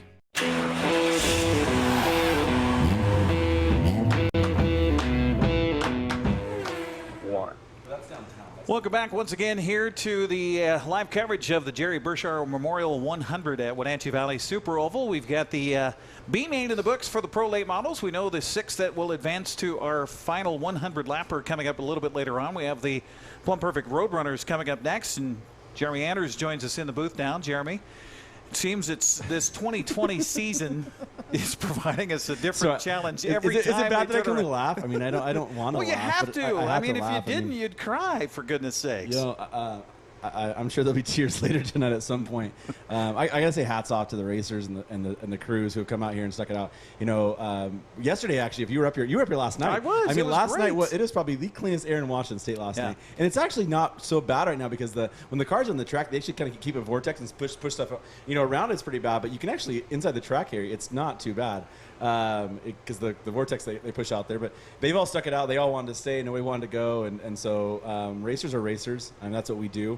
we want to be at the racetracks like that. So, you know, hopefully the smoke is like, it's like the coronavirus killer right now. So, you know, we're battling, you know, that. So, and then if you don't have that, we have the speedy dry in the air as well. So we were mixing them all together at one time. Not to be humorous, but I have to be right now because I mean, that's really, it's been a tough run. But hey, you know, we got we had 33 cars at some point in the pits. We've had a couple who dropped out over the weekend. We had 37 on the schedule and a couple cars with some issues. We had a couple drivers, the Hamlin family. I want to say our thoughts and prayers with them. I know they were down in Oregon. They actually were on their way up here to turn back around and go back for fires down there in the Oregon area. So thanks to you guys. Thanks to Jerry's Auto Supply. 50 years of sponsorship of Wenatchee Valley Super Oval. Their Sheperds Oil bringing the Wenatchee Legends Cup. I also say thank Plumb Perfect, Knutson General Contracting, and North Valley Mechanical for all their support of making sure we have this big show here. All the great sponsors out here. I mean, there's so many great sponsors out here. Our grass is finally looking really green thanks to Rose Tractor. We got a nice little thing there, and we've worked a lot of stuff, and cars have been driving through it like crazy, but you know what? It's there, and you guys have racing action coming, so I'm going to turn it back over to you guys. Okay. I think everybody who's listening, and if you guys can, I'd love to go back and watch it afterwards, so leave us the comments. We love to hear the comments, and post where you're watching from. That's the coolest thing. Yes. I have people texting me right now who are watching back in North Carolina, Florida. They're watching right now, so the cool thing is they can see the track still for now, and we're going to go forward. I don't know if you told them, but you know, to try to push the time, we are going to push all the trophy presentations till the end. We've told the drivers where they want to get the races in and get stuff done, so that's what we have. You guys have fun tonight, and stay healthy. Hey, we have fun no matter what, Jeremy. I mean, that's the, the way it goes. We're just happy to have something to talk about. If the beer garden was open, trust me, I'd be the first in line right now. Would fun be what described last race, where we had our technical issues? Yeah. I don't know if that was. I don't know if that was the word we used. No, it was kind of a snafu night, if you will. So, perfect hey, let's talk about the main event for the Roadrunners here. Yeah, Mason Haygood, James Norman on the front row here. Jared Ingram, Alberto Navarrete, Brandon Knopf, Tyler Lahr, R.T. Greiner. I'm going to have to go to the screen on this one. Matt 17. Steinberg, isn't it? Yep, Outside Elijah Pennington, Carlin Coker, Jeff Baker, Jamie Mackin, Emily Mackin. And we're going 13. green. Here we go. We're green. Underway here. Edmund Anderson and the other Norman, the number 10. And we are spread out here in this one here early. Michael Norman, the nephew of James Norman, who's leading the way right now in that number 24. Remember the breakout rule in this one. Plumb Perfect Roadrunners on the track right now for their 20-lap main event. Okay, lifetime in scoring on race monitors. All messed up as Elijah Pennington's in the dirt. There in the number 20. I was trying to sort out what was going on with the transponders and look up and saw a car facing us here in the tower. That's not what you want to see at that particular part of the track. Yeah, Jeremy just talked about the fact he's loving the fact that he got some green on the grass out there, and they've been spending a lot of time. Yeah, thank you so much, Elijah. Caution is out. Field, and we have a caution flag fly after just 2 laps of our Plumb Perfect Roadrunner main event here this evening. So yeah, that's kind of fun. What Jeremy was talking about. If we can get folks to talk to us on Facebook, tell us where you're watching. Do you have your phone handy, or do you want to switch that over to Facebook there? We're under caution, no problem. We can do that. I know Alan Kress is watching from Staten, Oregon, because he sent me a picture of their air quality, 869 right now. Oh my That's gosh. insane. Oh. Saw that while you guys were. Saw that while you were talking with Jeremy. I checked my phone and I was like, oh my goodness. Yeah, so that's twice as bad as what we have here in the Wenatchee Valley. So, yeah, thoughts and prayers to everybody that might be inflicted with the smoke and running and covering from fires. And, of course, all the firefighters that risk their lives to get out there and try to put these fires out. So our thoughts are to you and to your family and your extended ones and your loved ones, no matter where they may be up and down the West Coast. My brother is down in Redding, California. They've got plenty of fire problems down in that neck of the woods. The entire state of California is on fire from the looks of it. So much like here. All right, see some Okanagan in the chat. Spokane, that's my stomping grounds. Hey, Rich, how you doing? Mexico City. No kidding. That just popped up. Arizona in there. We got Plain, Washington. She's cheering for Carlin Coker. I'll bet that's Grandma. Jacqueline. Let's see here. We got Victoria, BC. I think I mentioned that. Kalispell, Montana. It's such a shame what happened with that track out there. I'm still heartbroken over what happened with Montana Raceway Park. More on that later as we're back green racing. RT Griner with a big jump here into number 25. Gets around. Who was that? Was that Knopf that he got around? Yep. No, that was the... oh, is that 14? Yeah, Mason Haygood. 14, Mason Haygood. So Lar with a push up the track. Still out in front is James Norman out of Yakima, the guy who won a heat race here earlier tonight, but getting a good push. Looking on the outside, here comes Jared Ingram. Remember, got to keep your eyes on the breakout time, 16.750, the time right now. No one's gotten into the 16s yet. Fastest lap just went a 16.786 for Tyler Lar. He's still in good territory, but he is close. Then number 99, side by side for the race lead, Norman and Ingram. Lar and Griner right behind Alberto Navarrete. That battle for third place right now. How about the side-by-side battle for first? Ingram and Norman. Ingram has the lead. Alberto Navarrete nearly goes into the wall. He's able to stop it before he hits the wall. Something happened. He locked it up, and Griner got in the back of him there. So Alberto's going to have to back up. Right now, we're still green. We're going to go caution now. I was going to say, got another lap in before. I think they're waiting to see if Alberto is going to be able to refire and get that car backed away from the wall on the far side over there in turn 3. Apologies for a camera that went on the blur. I got to mention that our camera folks here tonight are battling the smoke. These cameras difficult to negotiate when you're looking across here with a naked eye, just looking across. I mean, it is thick here in the Wenatchee Valley and at the Super Oval tonight.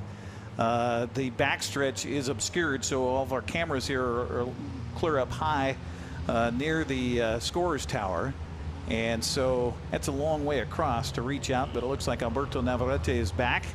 And looks like they're going to put him back where he was in 4th place. Got some new people in the chat here. Kemp, Texas, Stanfield, Oregon, Bellevue, Washington, Quincy, Yakima, Penticton. Got some guys watching in the Tri-Cities. Hey, Jack, what's up? Oh, and they're going to send Tyler Lar. I think Alberto Navarrete is also stopping. So they're having a conversation with both of those drivers. Might they send Tyler Lar back to the back of the pack? Well, he was discussing it with the officials. I don't think that was an intentional. I think it just they got into each other. I'm wondering if that's what's going on, or if Lar was just communicating with the track official there. We'll see if he goes up to get his move back up where he was. Doesn't look like it. Well, 20 laps for this main event here, and looks like those two are going to assume the back of the pack. So one more time around, says Jason Wilson, our flagger, before we go green once again. Been an interesting night, to say the least, here at the Super Oval, as we're now at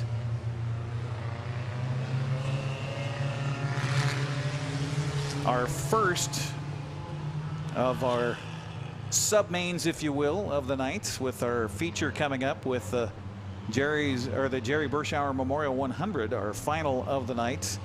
The Roadrunners followed by the Bandoleros, the junior late models, and the Legends. We'll see how many cars we even have available for the junior late model race after a crash earlier. 3 finished. Green flag back in the air. Oh, Tyler Lar getting going on the outside in that 99. Passing 2 cars on the outside. Now, depending on the track, usually passing on the outside before the green is allowed. Elijah Pennington is back on the track, but he's having some control issues as he came out from pit row. Came flying out in that number 20. Tacoma, Washington is his hometown, resides in Moses Lake. And what a battle we have for first place right now, as RT Griner is eyeing the 2 in front of him. Right now, it's Ingram in first and Norman in second, but Griner right there. Griner right behind him in the 25. Norman, winner a couple of times, or last race, checking in, still good on the breakout time for now. Oh, actually, I need to check something here. I'm wondering if that's why Tyler Lar got put in the back. Looking for him. There he is. Nope, still good there. So everyone's still good in the breakout time. All right, taking a look inside. Greiner for second place right now. Inside of Norman as they come off of turn 4. Greiner's going to lead him over the start-finish line, so he moves into second place. Give it to Root Beer, second place over Norman. Oh, contact, and there goes Tyler Lahr into number 99, big cloud of dust. Hello, there's the Volkswagen sitting there. He's off the racing surface in the infield right now. We're able to stay green for the time being. Tyler's got the car rolling. Field sorts by. Looks like he's going to be able to get going again. Just Meanwhile, past halfway. lap traffic for our leaders is Ingram going to have to pick his way through around the Mackins. He stayed green as Greiner right on the back bumper of Ingram right now.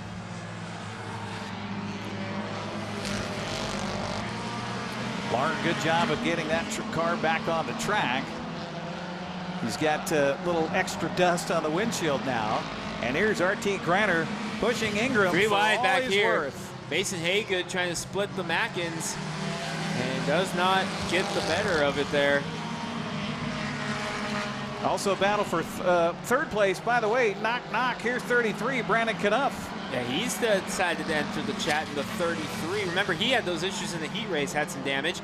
Ooh, we're getting close to breakout mode here. Ingram and Greiner both 16.950, 945 respectively. So still to the good, but they're getting close. They cross the line here 5 more times around for this main event for the Plumb Perfect Roadrunners. Both slower. RT Greiner trying to find a little elbow room behind Josh Ingram. Up the backstretch they go. How about Evan Anderson in number 13? First career Roadrunner win last night at State Line Speedway. First time at the Wenatchee Valley Super Oval. He's sitting in 5th late in the going. He's got some traffic around him as well. 4 more times around for Josh Ingram. RT Greiner as they come up on lap traffic. This will be interesting to see if Greiner's able to make a move. Greiner right on the back bumper of Ingram. There's the battle for third between Knuff and Norman.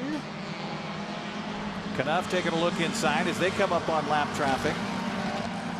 Greiner right there on the back bumper of Ingram. Can't Knuff. Oh, they slip inside of Mackin. But Knuff will lead him across the line, taking over third place. Third place with 2 to go. White flag next time by Ingram, a bobble. Greiner taking a peek to the inside. We've seen Greiner in the Dixie and Air Conditioning Thunder cars this year. This is where he got his start. White flag, 1 lap to go. Jared Ingram leads, Greiner in second.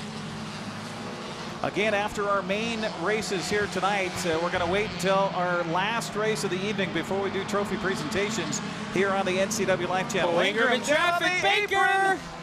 This could Greiner's going to spin him around. Look out! Greiner comes to the finish line. We have a wreck. He still won. I think Ingram still won. Oh my gosh! Oh my gosh! Knuff gets third. Greiner second. Oh my gosh! Ingram spins across the line, gets hit, and wins by 0.2 of a second. Literally came across the finish line sideways. Unbelievable finish to our main event here for the Plumb Perfect Roadrunners.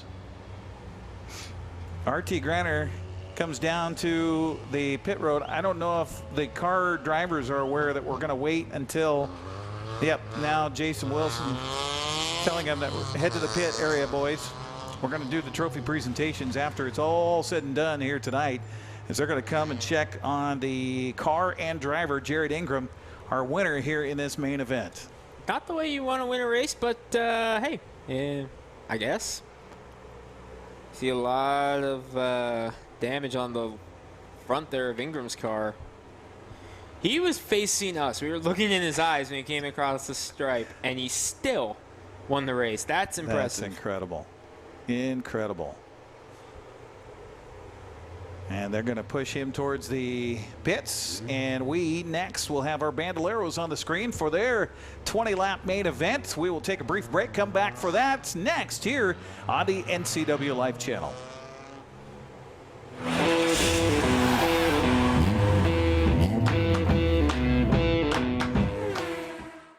Doghouse Motorsports just won Best Motorsports Store for the 7th year in a row.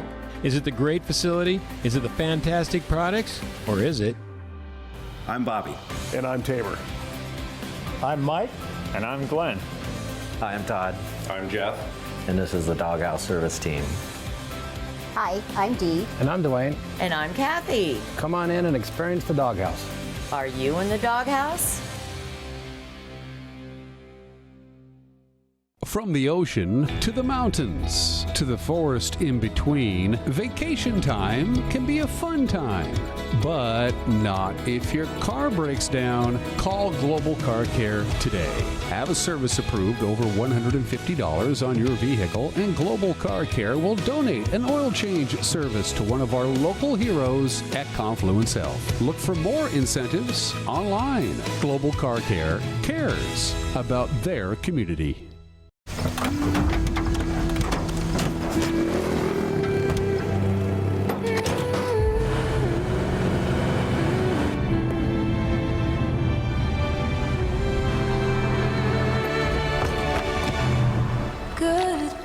Introducing the most capable Sierra lineup ever.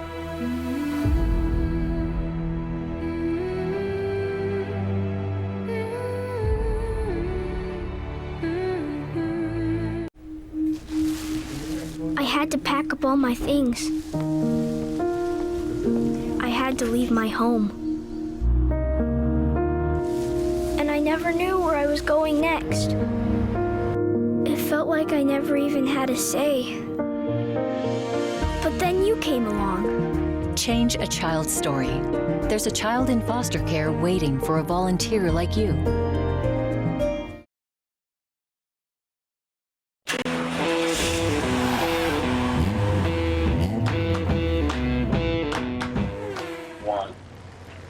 You're watching live coverage of the Jerry Berschauer Memorial 100 here on the NCWLIFE channel at Wenatchee Valley Super Oval.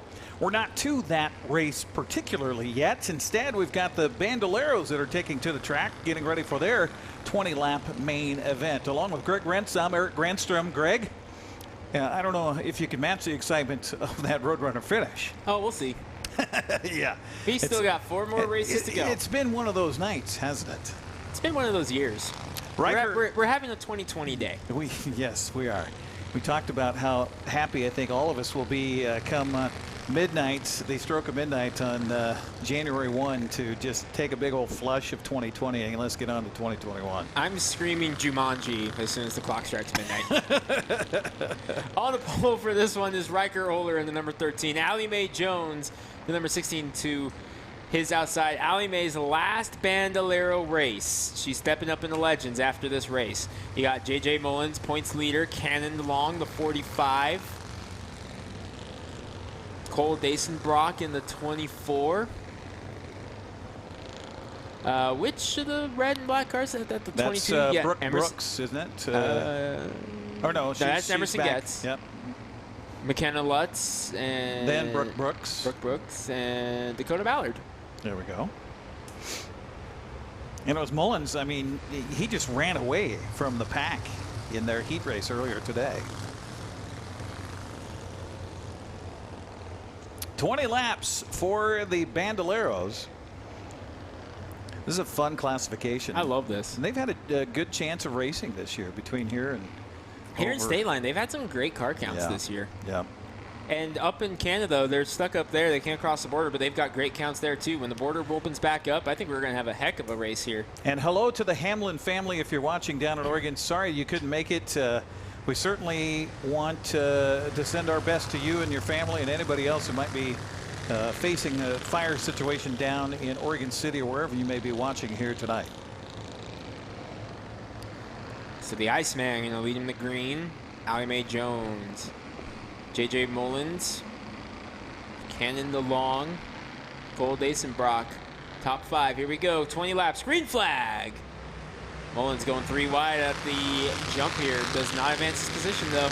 Sandwiching Riker Oler. Iceman having to have ice in his veins right now as they head up the backstretch. Oh, that's not a problem with him. That's why we call him the Iceman. Coming back after Mullins. Caution is out. I don't see anyone spun around. Wilson did not like the start. Didn't like the start. Okay. Didn't like the fact that Mullins got to the inside there before they took the green flag officially. Oakley dokley. We'll line them up again. By the way, I wanted to take a brief moment here to thank our sponsors on the NCWLIFE channel for helping us bring you these broadcasts. CASA, that program, court-appointed special advocates in Chelan and Douglas County. Doghouse Motorsports, Heritage Memorial, Mary Maids, Sangster Motors, Town Chrysler, Jeep, Dodge, Ram, Wenatchee Power Sports, Town Nissan, also our all sports sponsors, Dick's Heating and Air Conditioning, and Global Car Care. And a big thanks to Star Rentals for providing us the scissor lift to be able to get our camera high above to take a look at what's happening here on the quarter-mile asphalt at Wenatchee Valley Super Oval. Our camera guys up at the top of the scissor lift are a lot braver than I am. I was taking a look at that. I was watching you guys install. I've been doing it all year, and every time I see him up there, I'm like, nope. Yeah. And we've had some windy nights. Remember the first one when we were outside? Yes. We have since gotten a little wiser here as far as the broadcast crew. We're inside, and everybody else has had to suffer through whatever weather conditions and tonight's smoke outside. So our thoughts and prayers also to our camera people here tonight.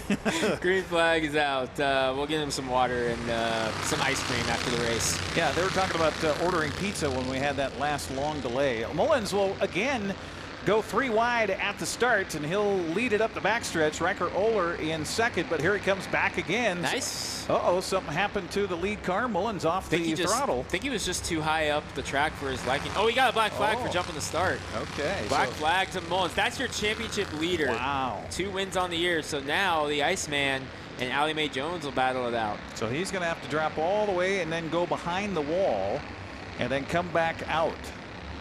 So he'll be down seemingly a lap here. All right, so let's reset the field here. It's Oler, Jones, DeLong, Emerson Getz, Dason Brock, Lutz, Brooke Brooks, that's so much fun to say, and Dakota Ballard. So that's your field right now. As now coming back onto the track is Mullins, and he'll be behind everybody, and he'll be looking at 17 laps to try to get through the field once again. Problem is he's 2 laps down, so yeah, that's going to be very, very difficult. Actually, you've only been scored 1 lap down. Riker Oler in the lead, but Allie Mae Jones, as you mentioned, in her final race before she steps up to the Legends next weekend.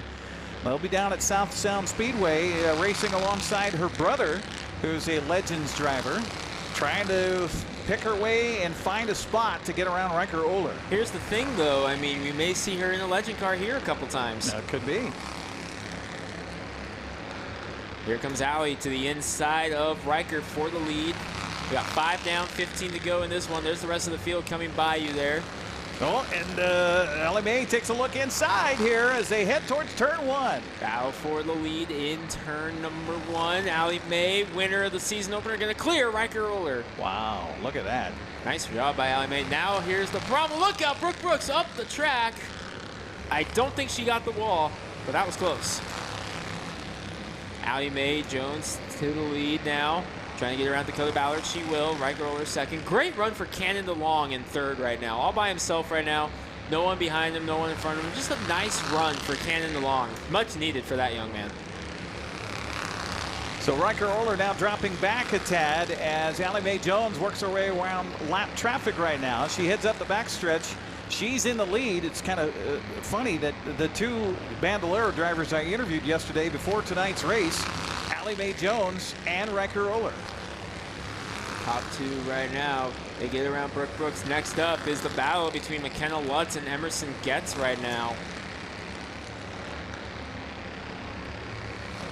Now remember, McKenna Lutz got in the incident in practice. I don't know who else was involved because, again, I wasn't here. I was fighting with Diet Dew at that time. So not sure what happened, but Allie Mae going to put Lutz and Getz a lap down, and she has opened up a big lead over Riker Oler in just a couple of laps.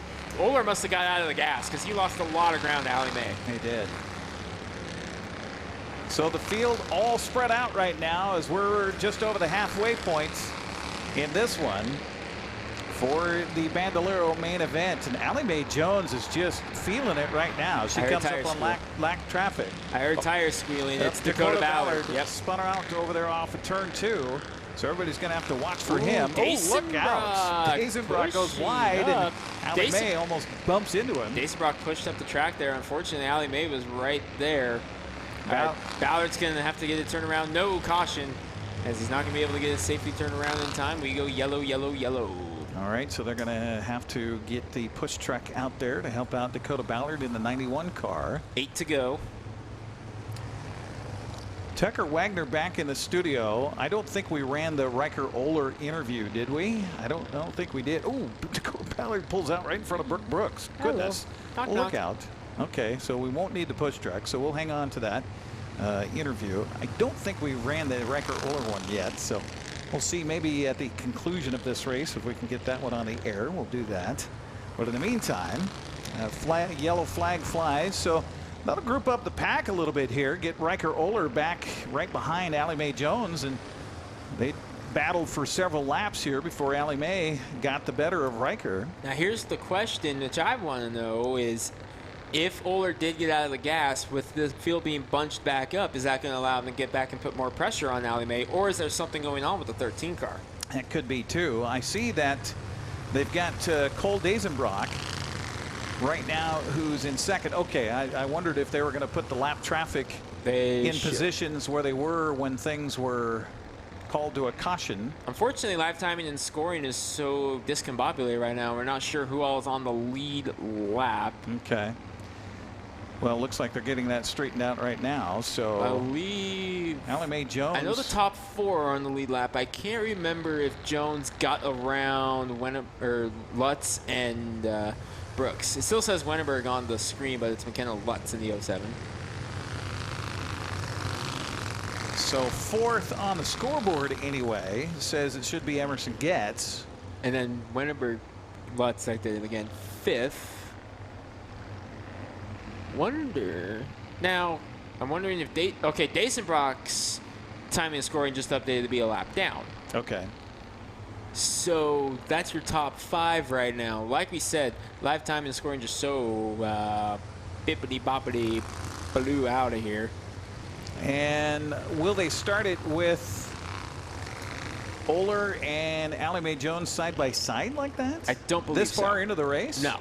Normally they should have Oler drop back behind her, I would imagine. I think Oler may think it's single file, but everyone else, or double file, but everyone else thinks it's single file. We'll have to see directions from Jason. He is still looking on here. They might be correcting the scoring. They're going to get some help back on the backstretch back officials there. Coming out there, back gate entry. And make sure. I got to say, those guys back there on re-entry, that is one of the most thankless and difficult jobs at the racetrack. You are watching these guys and girls go out there and making sure that they are staying safe when they're getting back out on the track. You see the white line on screen right there. It's their job to enforce that they stay above that blend line, because if they come down below that white line, not up to speed yet, when a car is coming full speed, disaster.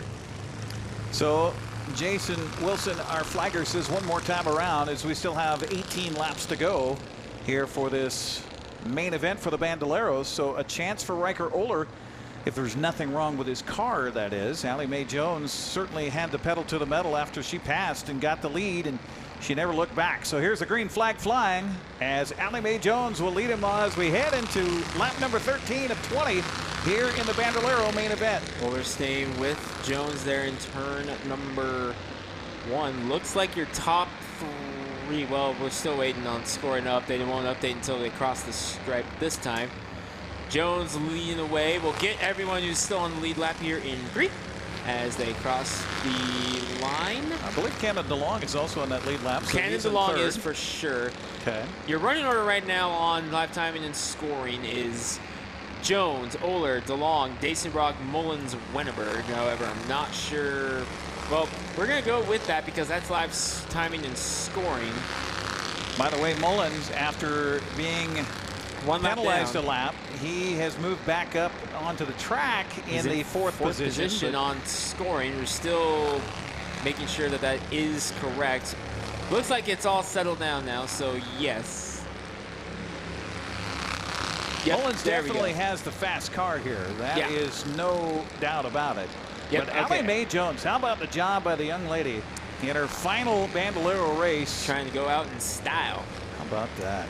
Yeah, live time and scoring is updated now, so yes, it is top The top three, Allie Mae Jones, Riker Roller, and Canada Long, are all on the lead lap. Mullins, Dasenbrock, Lutz, Getz, Brooks all 1 lap down. Dakota Ballard 2 laps down. Okay. So again, Allie Mae Jones stretching her lead up the backstretch as she heads into turns 3 and 4. Dakota Ballard now 3 laps down, winning their lap down, but the white flag coming out next time by another spin out. Brooks, yep. Up the backstretch, and Allie Mae Jones does a nice job of ducking past her on the inside and staying away from Dakota Ballard on the outside. Get the white flag. One more time around. Are they going to allow it to go with Brooks on the track over there?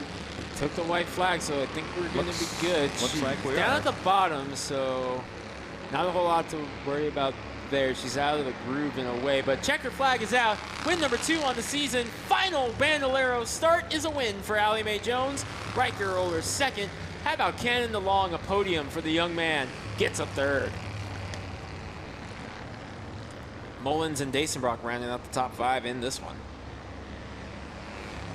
So Puyallups, Allie Mae Jones grabs the checkered flag here at Wenatchee Valley Super Oval. 2nd time this season for her to be atop the podium. She did it when we started back on June 27th, was 1st in her heat, 1st in the main, and does it again here tonight. Congratulations to Allie Mae Jones, the winner of the main event for the Bandoleros. We're going to take a quick break, and we will come back as the winners, I think, are going to try to come over here and line up, but Jason Wilson will tell them, nope, head over to the pit area. We're going to do the trophy presentations after we're all said and done tonight. We will take a break and come back with more racing. Up next will be the Mountain Dew Junior Late Models. No diet for Greg. Get him regular. We'll come back right after this.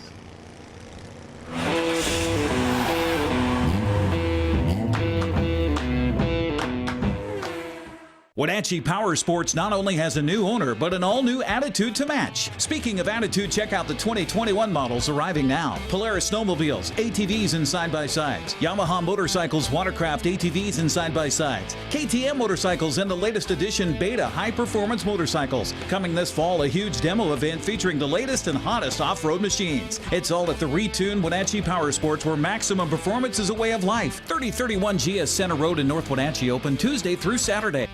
Nissan is the value leader in new cars and SUVs. Check out these new models starting at under $20,000.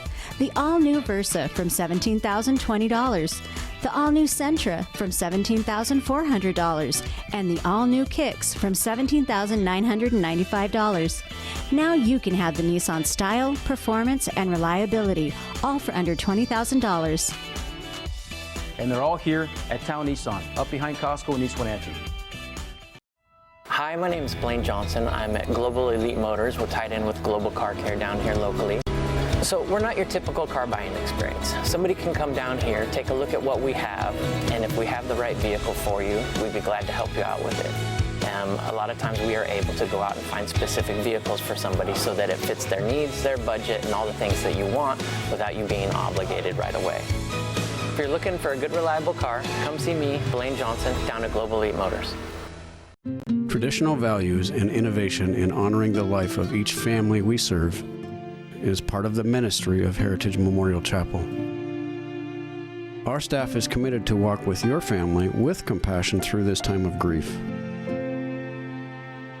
We are here to help and here to serve, the right kind of help when you need it most. Heritage Memorial Chapel.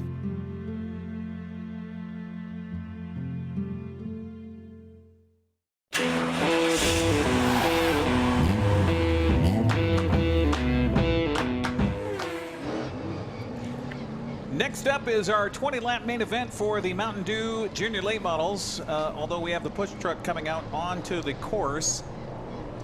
We'll see if we have any issues. So Jeremy Anders, I think, is just maybe looking for a ride? No?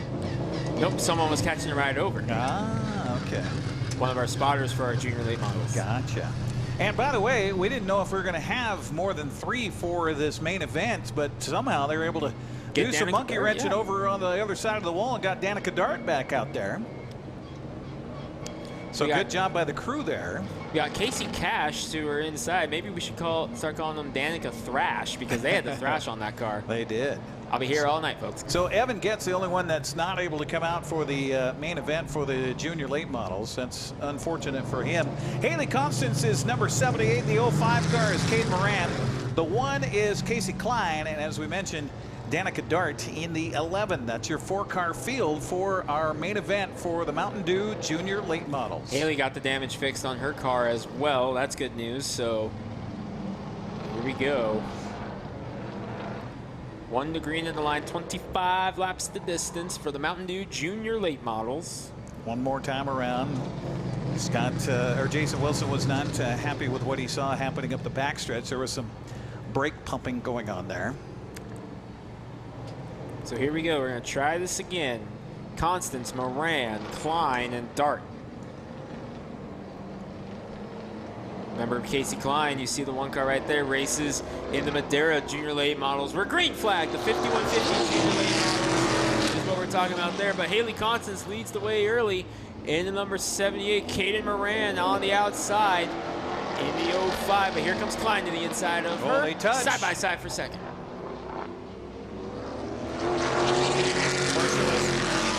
Haley Constance won the heat race here earlier tonight on a wreck-filled heat race.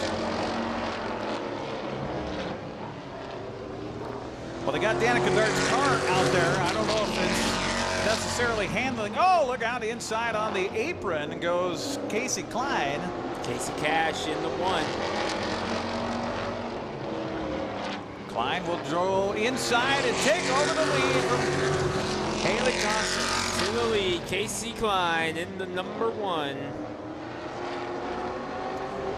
Again, we saw that car yesterday during practice, and boy, was it picking them up and putting them down.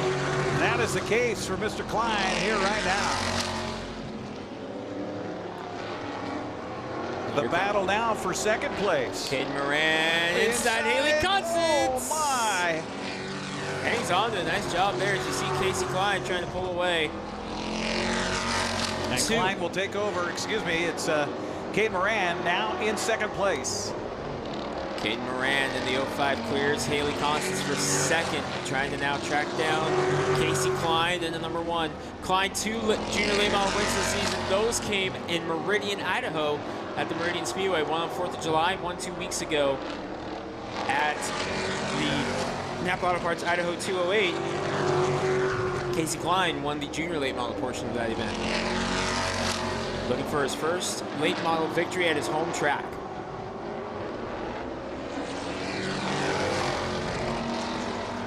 Cade Moran pulling away now from Haley Constance in second. Danica Dart back out there in the 4th spot. Just trucking along right now as Danica Dart kind of just making sure that the car's okay. You can see a little bit of a skip as she goes into turns 1 and 3, a little bit of spark flying. So, I mean, we saw that on a rollback wrecker here earlier tonight. It's amazing it's out here for the main. Remember, in 6 races in this series, Evan Getz has won 5 of them. The car you're looking at right there, the 78 of Haley Constance, won the other one, which came here back on June 27th, the season opener at Wenatchee Valley Super Oval. It was race number 2 for these kids, and Constance picked up the win that night. Casey Klein trying to pull away, though, in the number 1. Halfway through, says our flagger. We're going 25 laps. Okay. I said 20 earlier. Apologies. 25 laps for the main event here for the Mountain Dew Junior Late Models. They just like making us look like we don't know math. Casey Klein, though, beginning to close in on some lap traffic now as Danica Dart is beginning to fill the windshield of Casey Klein. You see right here on our speed shot, there's Dart, there's Klein.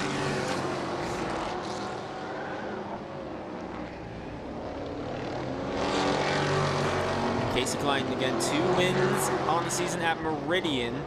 Calls Wenatchee Valley Super Oval's home track. Races in the Madera, the 5150 junior late models at Madera, California. That's the big junior late model series here on the West Coast. And Casey Klein No problem there. Lapping Danica Dart up the backstretch. You can watch that series on MAV TV. That series that Casey Klein races in. But tonight you're seeing them on the NCWLIFE channel leading the way with 9 laps, coming to 8 laps to go here at the Super Oval. Of course, we got 2 Kleins here this weekend. We have Mitch Klein in the Jerry's Auto Supply Pro Late models.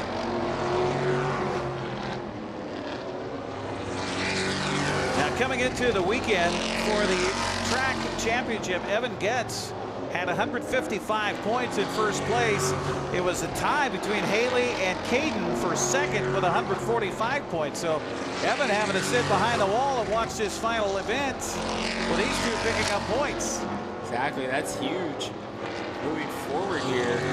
5 more to go this time around for Casey Klein. Remember in the battle of those 2, Moran and Constance. Constance picked up the win in the heat race, but Katie Moran is in front of her right now. 5 to go for Casey Klein. 2 wins at Meridian, but still looking for his first Mountain Dew Junior Late Model victory in, I believe, his 5th. Well, he's loving the confines of Wenatchee Valley Super Oval here tonight. Legends main event up next. But it's all Casey Klein right now. Just has to get through for 2 more laps. A half mile to go here at the Wenatchee Valley Super Oval. Give it to Casey Klein. 2 to go.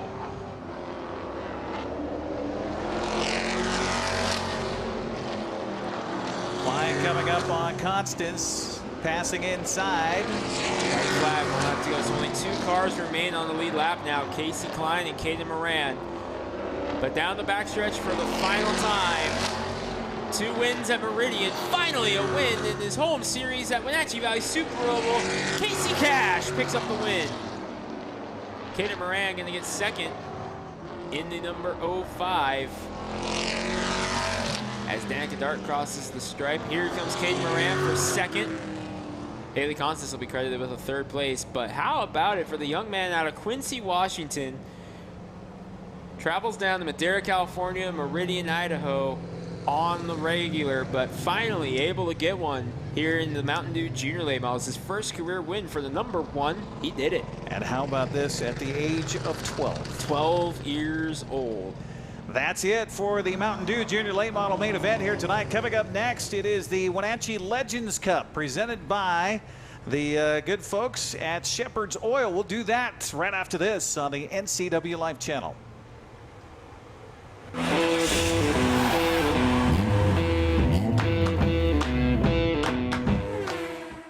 The 2 hottest pickups in America are at Town Chrysler Jeep Dodge Ram. First, the Ram 1500 with back-to-back Truck of the Year awards from Motor Trend, and now the Car and Driver 10 Best list for 2020. They call it a luxury sedan with pickup capabilities. Ram is on a roll now with 3rd-generation EcoDiesel power. Next up, the Jeep Gladiator, also a 2020 10 Best model based on the new award-winning Jeep Wrangler. It has options and capabilities that no other truck can offer. 2 more reasons when it comes to buying a truck. There's no reason to leave town. When you call Dick's Heating and Air Conditioning, you get 35 years of experience and customer service in the Wenatchee Valley. Dick's friendly staff strongly believe in repairing before replacing and service all major brands of HVAC units. Dick's Heating and Air Conditioning is your local, independent, trained comfort specialists, proudly serving all of North Central Washington. Call 884-6444 today. Mary Maids of Wenatchee has been professionally cleaning and sanitizing homes and businesses in North Central Washington since 1998. Mary Maids uses commercial-grade cleaners and viricides. Mary Maids has implemented additional safety and sanitation protocols. They are strictly following CDC guidelines for the safety of their clients and employees. For expert help with cleaning and sanitizing your home or business, call or look up Mary Maids of Wenatchee to schedule your free estimate today. Dick's Heating and Air Conditioning has been proudly serving the Wenatchee Valley for over 35 years. And just as Dick's has been there for you, they have also been an essential part of our community, supporting local youth sports all year long and your Wenatchee Wild. Thanks for your support. Dick's Heating and Air Cleaning and Air Conditioning, your local, independent, trained comfort specialist. Call 884-6444 today.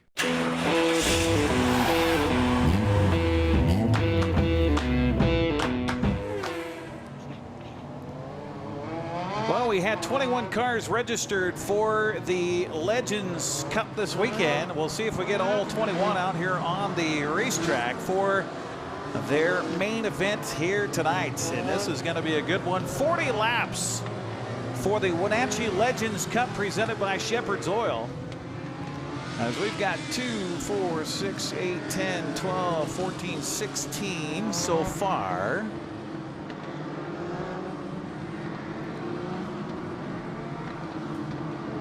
Scanning around in the pits, I don't see any other movement. Nope. 1, 2 to go at the line. So it looks like we're going to start 16 of them. All right, Greg, I'll let you set them up here. Here we go. We got the 09 of Alton on the pole with Sinner to his outside. Bill Kick, Kellen Dean. Trying to see through the smoke right now. Yeah. That's the problem. I believe that's Billy Weber in the 28th. The Tracer Missile, Trace Thompson. Chris Belanca and Levy Jones. Keep your eye on Jones, winner back here in July. Larry Badu, number 2. Jason Payne, 22. Nina Kick, heat race winner. Mac Roberts, your female drivers in the field will line up alongside each other. Still trying to get Aaron Flett, Marissa Sawin in the position, another female driver in the 35, Marissa Sawin. Then you've got Randy Copeland, the 13. Right out the field is the 21 of Christopher Rice, as we're still getting our lineup sorted out here.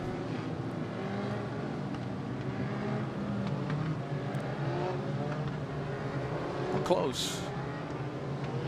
So Cole Alton and Chad Sin are your front row. There they are, the 09 and the 11C.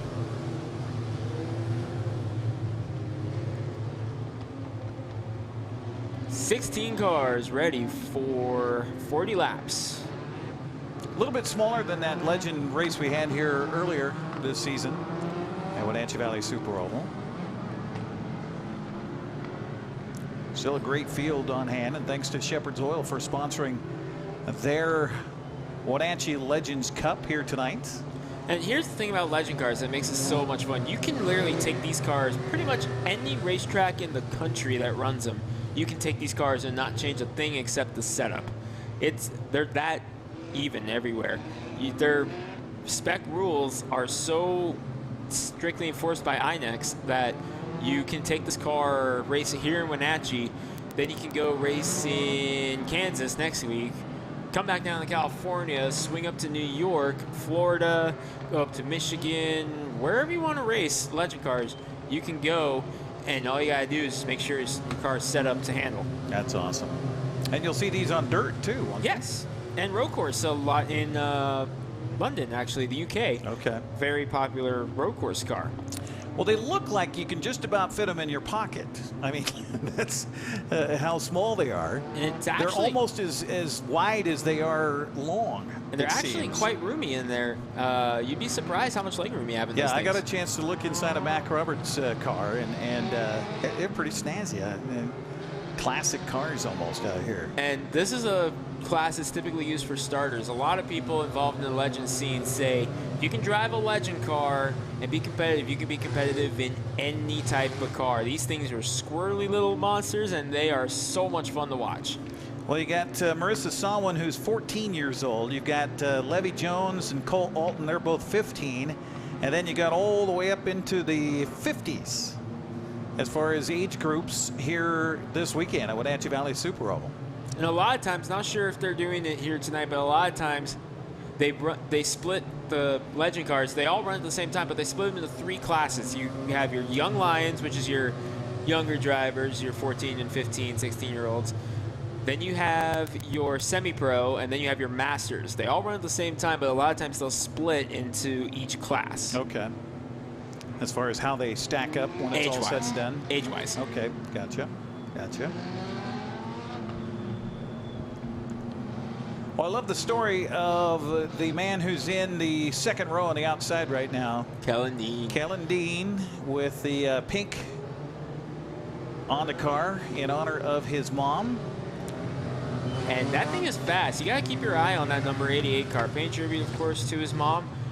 Track champion in Hermiston last year. And once he started winning, it was almost impossible to beat him. So no doubt when he figures out Wenatchee's going to be fast. Got a chance to interview him here yesterday. So if we get any kind of a delay in this race, we will get that interview because it's a special story about his mom battling breast cancer. So here we go, ready for green flag racing. 40 laps brought to you by Sheperds Oil. Green flag in the air.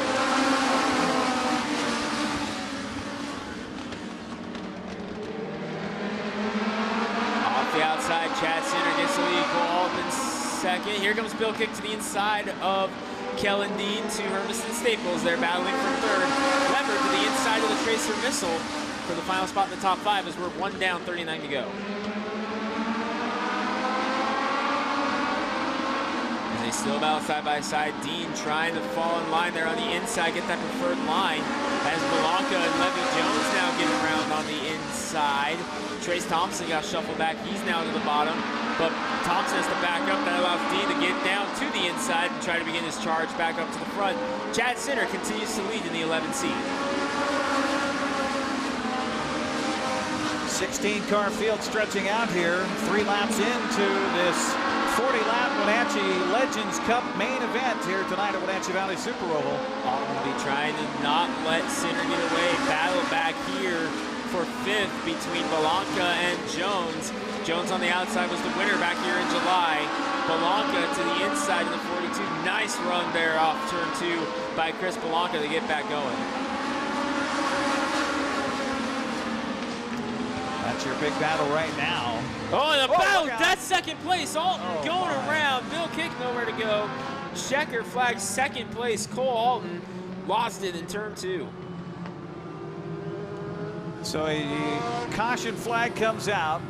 Just 4 laps into our main here of 40 laps. Both Kick and Alton able to get rolling again. There goes Kick in the 43. Alton was already rolling. Now we'll see if there's any damage. The tires stick out considerably outside the fenders. So if there's contact. Alton's car looks good. You can see it on screen. Yep. 43 of Kick looks okay. Looks good. Both cars look good. Yep. They'll just have to drop back in the field here. Honestly, I'm surprised. That was kind of a little bit of a decent shot. It was. Jason Wilson's got the black flag in hand to somebody. Someone was naughty. Or not. Now he puts it away. He had the black flag keyed up, and then no. And I was excited. I thought someone was going to get sent to the principal's office again. So they're just making sure everything is good to go here. Track looks fine. The cars that were involved in the skirmish are both okay and still running out there. I'm surprised. Take a look here. Yeah, safety safari coming out here. What's going on? Going down to the infield here. Making sure there's no car parts or anything else. Just checking the racing surface. The Evans Blue trucks. Don't go away if you're watching us because next up, 100 laps. Jerry's Auto Supply Pro Late Models Championship race. The brothers Knutson battling it out for the championship. $2,500 on the line to the winner tonight. And we're paying tribute to one of the greatest parts of racing history here in the Wenatchee Valley. Jerry Berschauer and Jerry's Auto Supply has the longest relationship running with Wenatchee Valley Super Oval or its predecessor back in the day. In fact, Jerry Berschauer actually ran the track for a couple of years back in the 70s. How awesome is it that we have not one but 2 of our original track sponsors still with us today, 50 years later. Jerry's Auto Supply and, of course, Dixie and Air Conditioning. But that just shows you just how much the Jerry's Auto Supply family, the Berschauer family, has supported us in this time. And it's unfortunate that we can't have fans. Normally, the entire family is right here where we stand tonight in the VIP booth. But it's just so unfortunate we can't have them with us. But I know they're home watching, and hopefully they're enjoying the show. And we are definitely counting the days until we can get fans back here to join us at WVSO. Checking in at the chat, seeing some other people chiming in. Saw Cleveland, Ohio in the chat. So hello, Ohio. So people watching all over. And while we have a moment, too, I wanted to apologize to Ron Berschauer. When I did the promo for this race, I had Ron in my head. And so I said it's the Ron Berschauer Memorial race. But obviously Ron's still with us, still alive and well. And so my apologies to Ron for trying to put him in the grave early there. But Ron is a good sport, and I know he probably chuckled at that. Ron helped us out with our Classy Chassis Parade coverage here a few years ago during Apple Blossom Festival. So sorry, Ron, for mixing that up there, but we got it all right in time for tonight. All right, no Mountain Dew for you. All right, Chad Center in the 11, lead him to green. I believe Billy Weber is going to be to his outside here as we come to the green. Jason Wilson going to lead him down. Yes, Weber, not only is he on the outside, gets the gap in turn number 1, but hook out Levy Jones, Chris Polanka, two very, very fast cars from South Sound Speedway trying to get up there. Trace Thompson, Kellen Dean there as well. Nina Kick, younger daughter of Bill Kick, who was caught up in that incident. She's hanging up there, heat race winner. South Sound Speedway and Hermiston Raceway, very, very well represented in this race.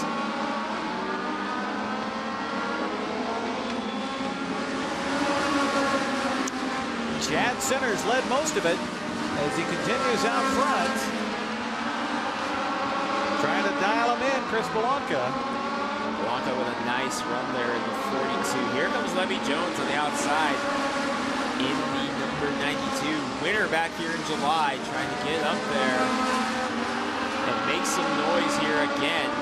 Billy Weber hanging there in 4th as Sinner continues to lead. Polanka, Jones, Weber, Thompson trying to trace him down, as Kellen Dean also right there in the mix, Hermiston's track champion from last year.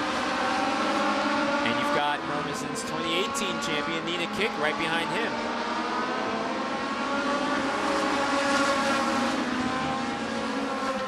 Kellen Dean and Trace Thompson going wheel to wheel, side by side back there in the battle for 5th place.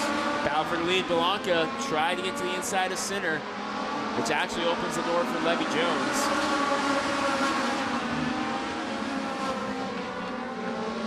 Polanka to the inside again. Sinner. Oh, look at this. Jones thought 3 wide for a second with that nice run he had off turn 2, but backed out of it. Chris Polanka leads at Wenatchee.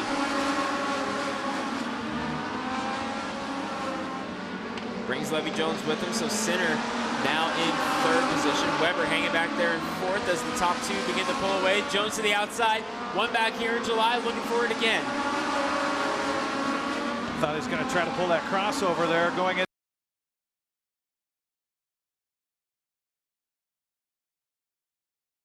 Run into turn 3 there. Weber's trying to get a real push there to go into 3rd place as well. Kellen Dean got around Trace Thompson to move into the top 5. 13 laps on the board, which means 27 to go. Lap traffic ahead of your race leader, Chris Polanka. Chris Rice, Bill Kick, that's Mac Roberts, and Marissa Sawin. So this is where it'll get interesting as they come up on lap traffic. Levy Jones going to dip inside right behind Polanka. Jones is going to try to use the lap traffic as a pick here if he can, but Polanka got through the first 2 there so well that at this particular time, Jones is only going to have one more shot. It's the 21 with Chris Rice. Oh, look out, he comes inside. They almost go 3 wide. That's what I was talking about right there, trying to pin Polanka behind Rice. Problem was Polanka had enough time to get back down, but Jones was able to get the run here to the inside for the lead. 23 to go. New leader, Levy Jones, winner in July, leading again in September. How about that? Levy Jones, just 15 years of age, in the lead here. And the Wenatchee Legends 40-lap main event presented by Sheperds Oil. Top. Everyone's gotten around now the lap traffic here in this first group. It's Jones, Polanka, Sinner, Weber, Dean, Thompson, Kick. Your 7-car breakaway right now. Heavy lap traffic ahead, though. They're side by side in front of him now. Bill Kick and Randy Copeland. So can Polanka return the favor to Jones? Jones going to get a run on the outside of Copeland. There we go, lap 20. We're halfway through. Crossback from Jason Wilson. Jones leading. Blanca second, Sinner, Weber, Dean's leader, top 5. Ooh, Sinner got caught behind Copeland a little bit there. That's going to allow Weber to get a nice run there as our leaders continue to cycle through lap traffic. They put Jason Payne a lap down.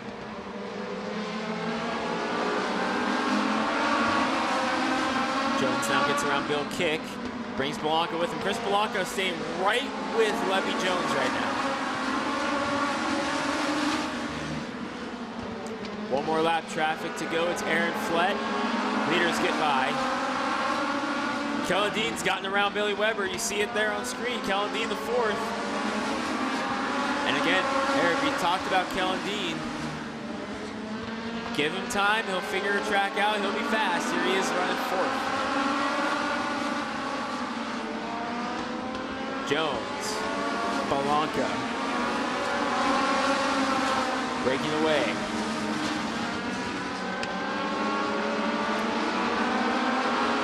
Amazing when everybody stays clean, how fast the laps can tick away. We're at lap 25. Yeah, 15 to go, and Levy Jones, last time, not this past one, but the time before, went the fastest lap of the race. But Blanca's not letting him get away. You see Billy Weber trying to get back up to Kellen Dean. He's in 4th. That's your distance between 3rd and 4th right now.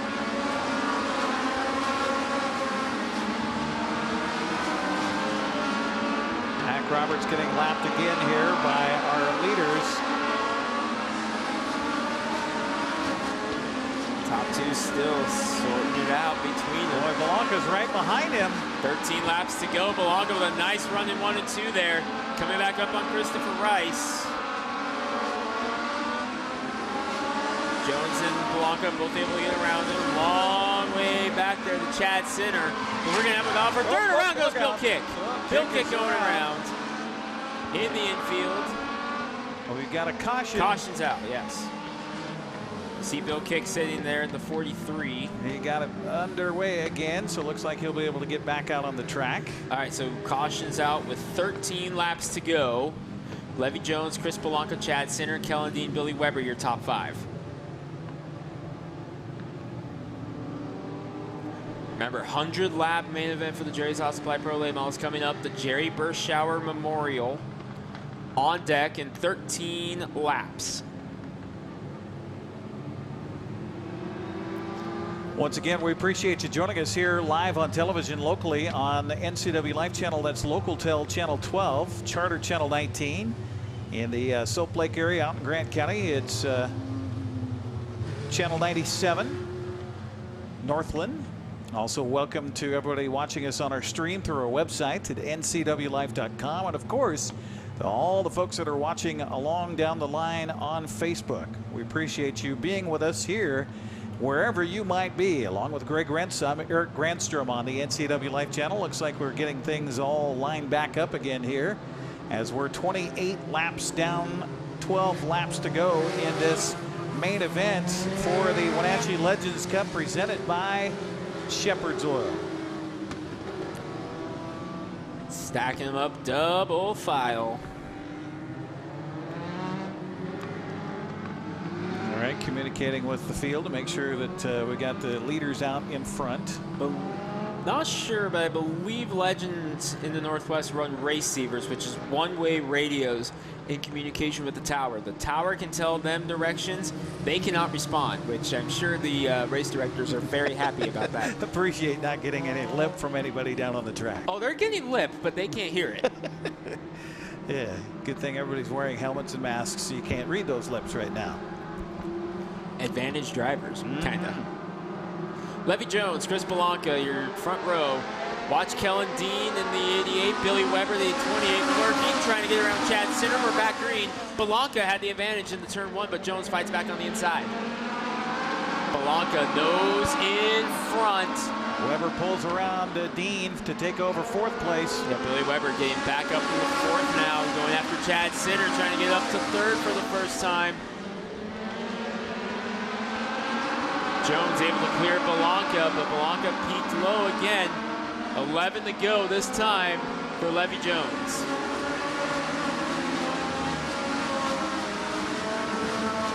One of the biggest Legends races of the year in this region. We're seeing it right now. The Wenatchee Legends Cup. Again, thank you to Sheperds Oil for coming on board. 10 to go in this one. Can Levy Jones sweep it this season? Won the cup back in July, looking to do it again here.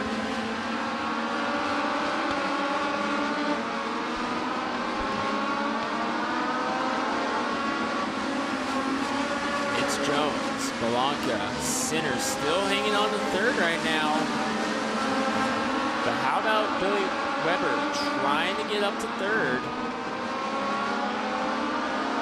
And he's going to take a dip inside, looking inside of Chad Sinner. Up third turn one they go.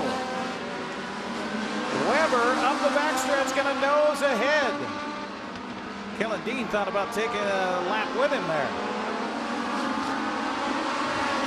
Oh, they touch. Weber and Sinner going around. Oh, everybody hold on. Trace Thompson around. Looks like everything's going to be okay. No big collision there, just getting together. Just contact. Oh, goodness. Weber gets going. Chad Sinner's still stuck there. They got together off of turn number 4. Weber is not happy. No, he just drives up in front of Sinner there, pulling into the pits, sending a little message saying, hey, bud, didn't appreciate that. My goodness. He had a good run going, too.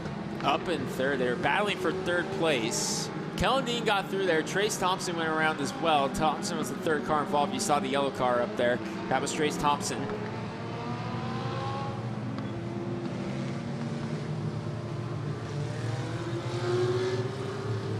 So Billy Weber out of Tacoma, who was third here at the Super Oval back in July, will head back behind the wall, and he is not a happy camper.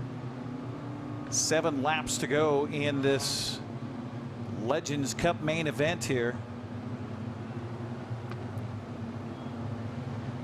So this really makes it interesting out front. Now Kellen Dean in third place, behind the two that have been battling for lap after lap after lap, Levy Jones and Chris Belanca.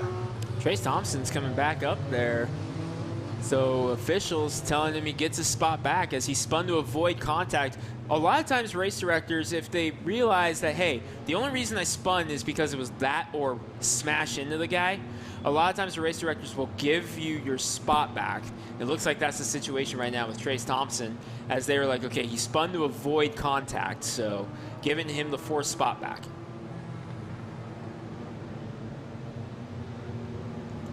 Levy Jones, Chris Belanca, Kellen Dean up to third. Keep your eyes on him in that number 88.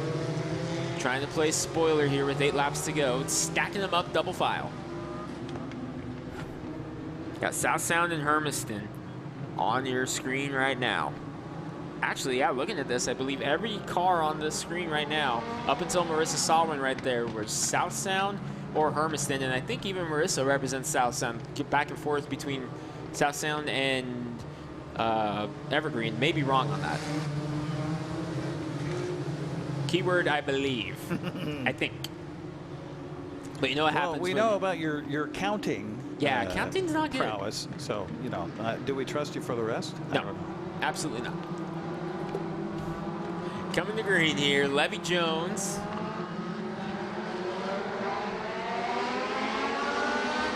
Green flag is out. Belanca again trying to get the advantage there into turn number 1.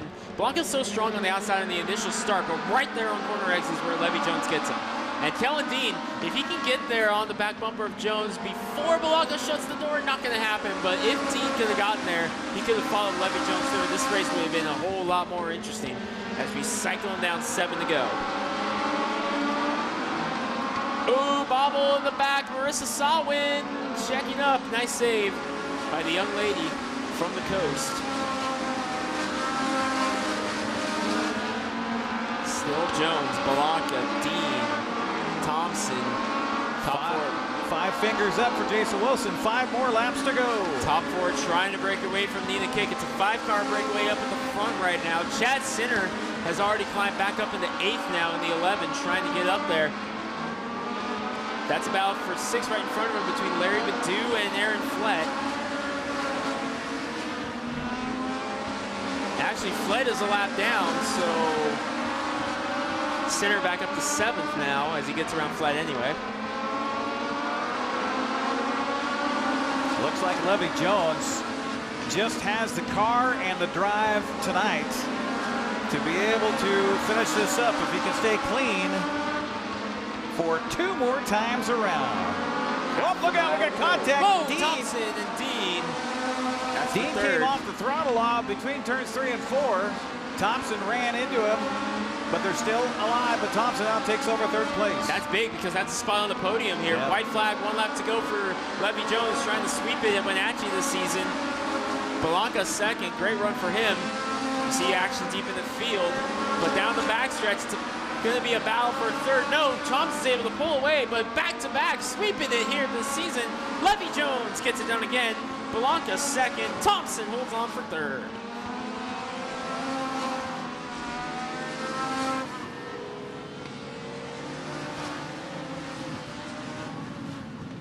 So few laps. Levy Jones, 1st place here at Wenatchee Valley Super Oval tonight, and will take home the Wenatchee Legends Cup presented by Sheperds Oil. 2nd place to Chris Blanca of Tacoma. 3rd place to West Richland's Trace Thompson. Both Thompson and Kellen Dean in quite a battle there for 3rd place. Dean falls just off the pace, and he will finish 4th also out of West Richland. Hey, while we have a moment, we've got a car that's dead on the backstretch. I wanted to get to that Kellen Dean interview, if I could, yesterday. Talk about his special relationship with his mother. Tucker Wagner back in the studio. Let's go ahead and run that right now.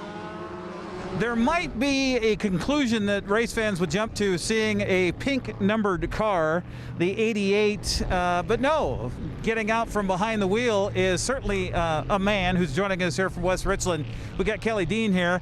Now, Kelly, tell us about the reason for the pink.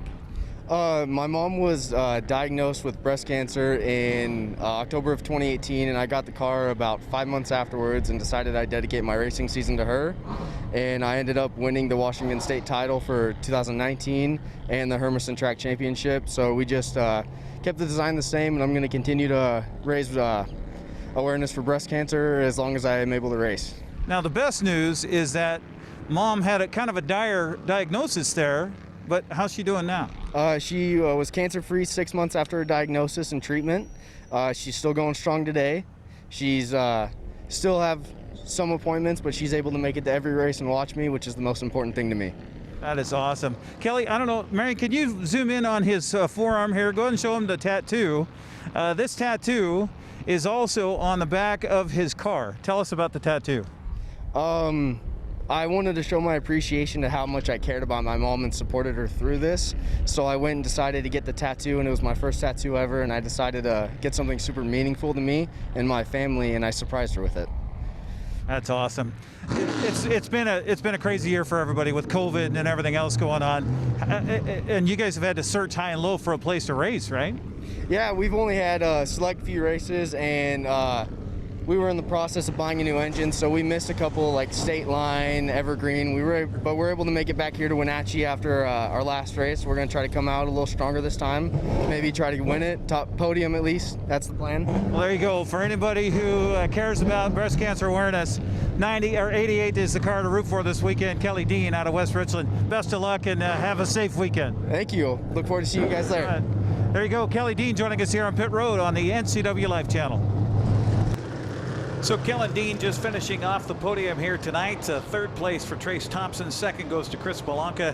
And 1st place to Levy Jones, who wins for the first time. He'd placed 2nd back in July. Randy Schaff was our winner that night here at the Oval. And now our main event of the evening, the Ron Berschauer. Jerry Berschauer. Jerry Berschauer. I did it again. Yeah, and I apologize to Randy. I don't know why. I was told that Levy won. I wasn't here that night, so that's my fault. Yep. No, I could have corrected you earlier, but I just like to hang you out to dry like that. So Jerry Berschauer Memorial, 100 laps coming up for our pro late models, presented by Jerry's Auto Supply. 24 cars strong for this one. Greg Rentz, give us a taste of what we're going to see here. 100 laps of some of the best racing you're going to see. Pro late models, the future. Not so much the future, but this is the top class in the region right now. Just with everything that's been going on, this has turned into the top class. here in this region. So it has really just been so much fun to watch it develop and grow. And I mean, we had 33 cars enter this, or 40 cars entered this race. 33 were on property at some point. We had 31 attempt to qualify lap. We're down to the final 24. I mean, how can you not love what you're seeing with these cars? Oh, absolutely. And you take a look at where they came from all around the Northwest, from here in the Valley.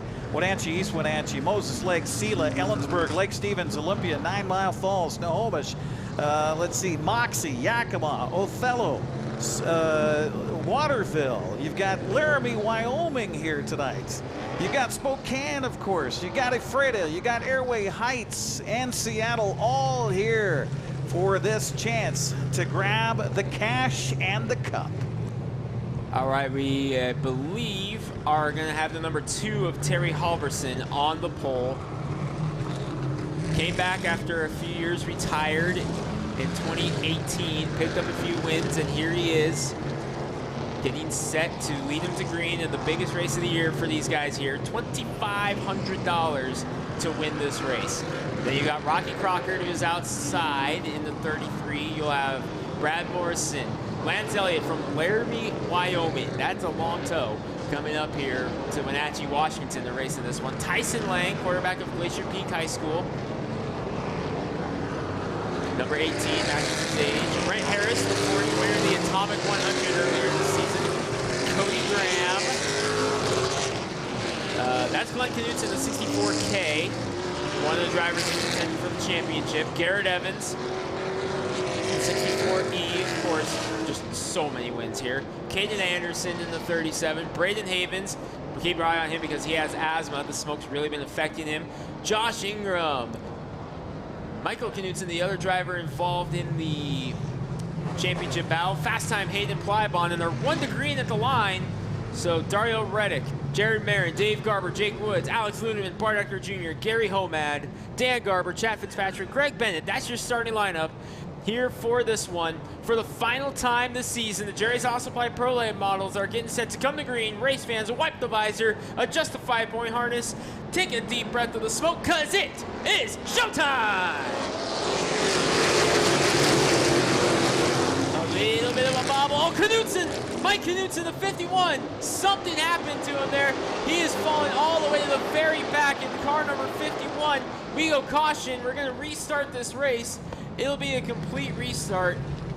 Something happened to Knutson. Did not see what happened there, but he found himself inside the apron, and you saw a hop and a giddy-up in the 51, so he'll get back to his starting position here. Full restart, so we will get back to our original starting order here. That's big for Knutson because remember, he's battling his brother for the championship here in this series.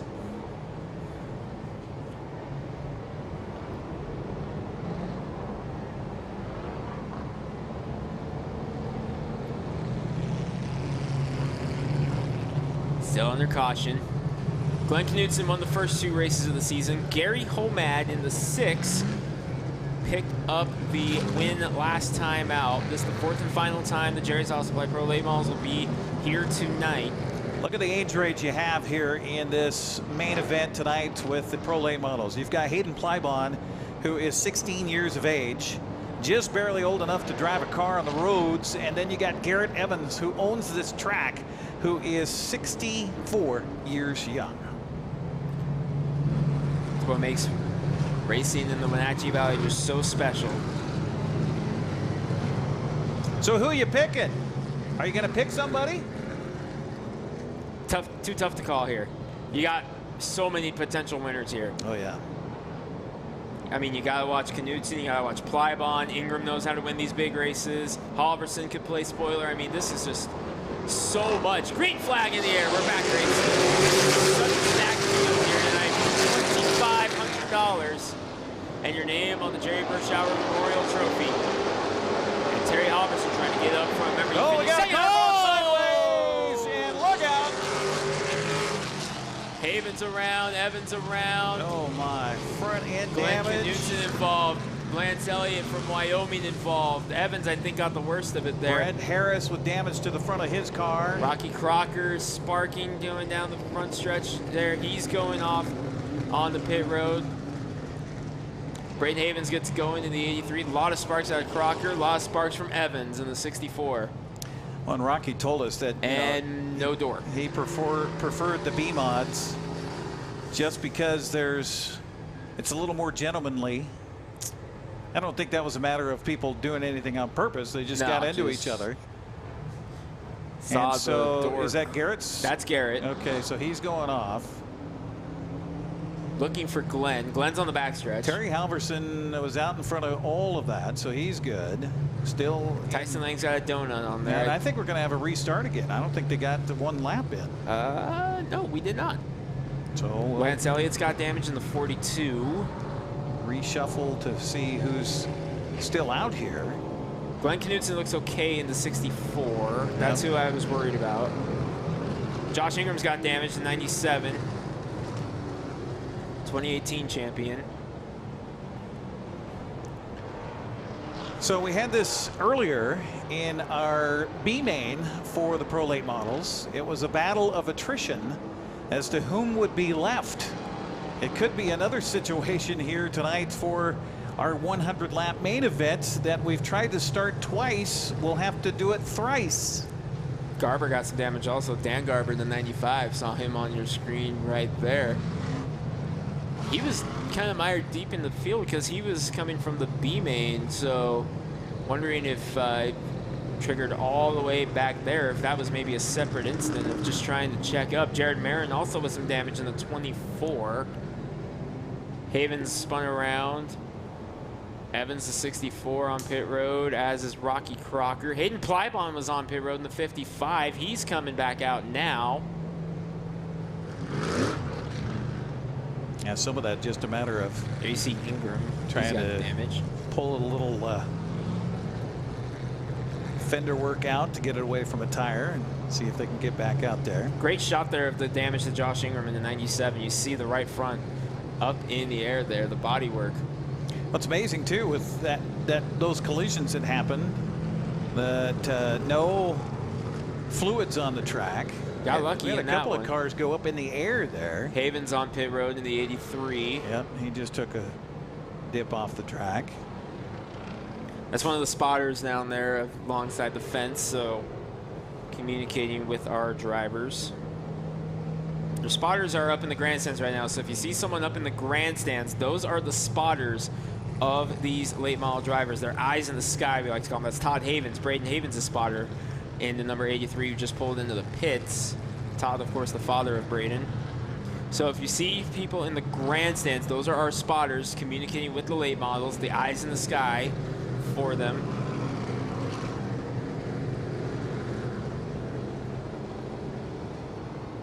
So Terry Halverson will still have the pole here, as we're going to have to restart it all over again. Are they going to stack them up, or because we didn't finish a lap, I think right? we're going to restart, full restart, I believe. Problem is you got 2 cars on pit road, so you're probably right now trying to figure out, okay, where does everybody go? Right.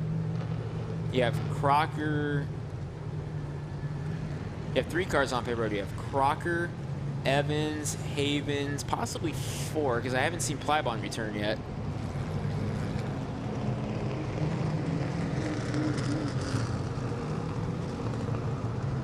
Yeah, that's too bad too. We talked earlier about maybe this being the last chance we have to see Garrett Evans race on this home track. I wouldn't say it's the last one. I don't think Garrett would call it a career until we get a packed house in. Yeah. Because he loves racing in front of the Wenatchee fans. I think he's going to want to race in front of his hometown crowd one more time. But you were saying that this, strangely, would have been his pro late model debut at Wenatchee. At Wenatchee. His third pro late model start of the season. One came at State Line this season, the Idaho 200. The other one was down in Meridian, Idaho, the Idaho 208. Finished second in that race. But his hometown pro late model debut not going the way he wanted. All right, so the battle of attrition here as we restack things. See if they get in line quick enough for Jason Wilson to be happy on a green. Nope, well, I think we'll get one more time around. Still no sign of Plybon. Might be waiting for some of these guys to get here back comes out. Plybon right now. That's Crocker. That's Rocky Crocker. No. Plybond's right here, right? Oh, Plybond's right here in front. I missed him. I was watching Crocker come out. Yeah. Which I'm surprised to see Neither of Crocker. them with a hood. Evans. All right. And Havens. We got everybody back. Hey, all righty. How in the world did they get the 60? I don't know. How did they get the door out of there? Passenger door was completely caved in. I mean, Garrett Evans could reach out from his driver's seat and pull the door. Yeah, the door. And they got it pulled back out. Yeah, that's incredible. All right, awesome job by the We should say that is pretty thin material. It's not like your typical car going down the highway. It's all about the substructure that matters. Plybond doesn't have a hood, neither does Crocker. Crocker also with no front fender over the left side tire, or left front tire. There's Crocker, the 33. Should have a good old-fashioned pink slip race here. All right, Havens going back in. Yep. Came out, took a lap, didn't like what he felt. Remember, Havens is the one we were talking about who suffers from asthma, so this smoke is definitely already doing a number on him as it is. As Jeremy mentioned, the cyclone effect of the cars going around on the track, though, has seemed to lift the smoke. The vortex. The vortex theory is true, ladies and gentlemen. It's pretty amazing. Yeah, well, we were getting into the main events here tonight. You could barely, from our perspective, see across to the backstretch. It's actually gotten better. Well, at least right here. I know for the rest of the valley, it's probably still miserable, but at least right here on the track, and thankfully for our cameras to be able to see what's going on. Still getting our field lined up once again.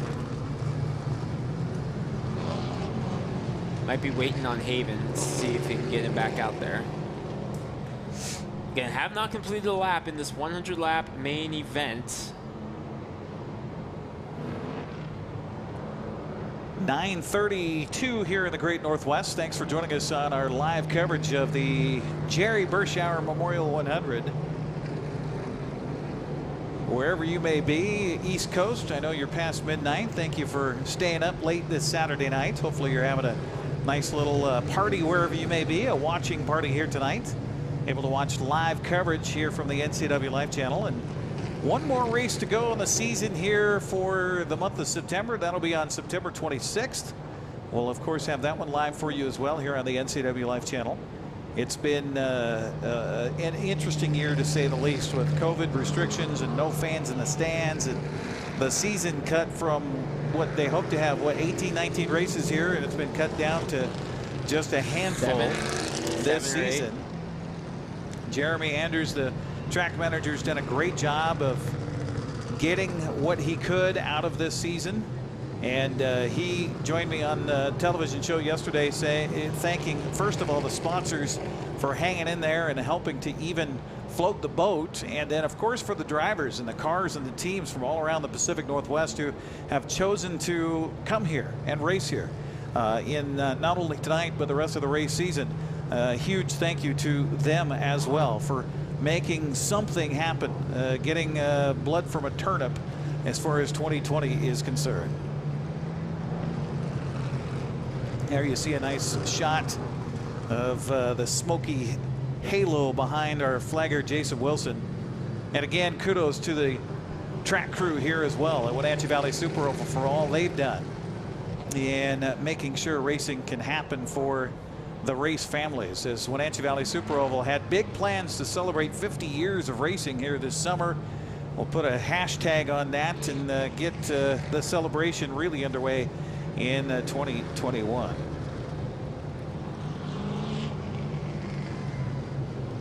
So it looks like they're still giving Havens maybe a little extra time behind the wall back there. Glenn Knutson's back there too, I think, because I'm not seeing him out there either. We've been so focused. He's there. He's there he is. Number sixth place. 64K. Okay, Yep. Didn't see him. Yep. Haven's still back there. Been out a couple of times.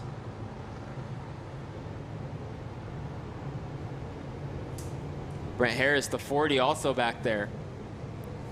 That's who we're missing. Well, he had significant damage. I don't know. Well, but then we saw that with Garrett's car too. So never say never. And since we haven't started this, then no harm, no foul if they wait. But here we go. They're now stacking them Jason up. Wilson says, no, let's stack it up. Let's get going here.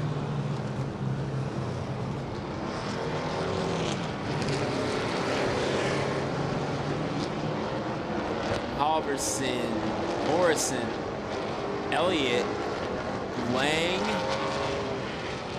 Cody Graham, Glenn Knutson. Knutson was caught up in that, so keep an eye on him. Caden Anderson, 37. A lot of people had Anderson pegged as a dark horse to win.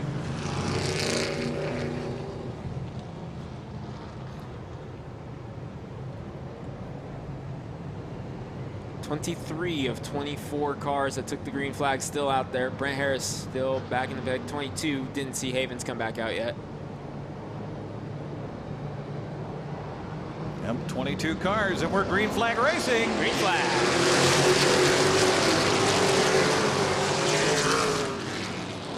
Halverson went really low on the start there. Had a hop and a giddy up, but he's going to lead him around as we're going to try to get one lap done. The lap, he did it. Halverson leading, Elliott second.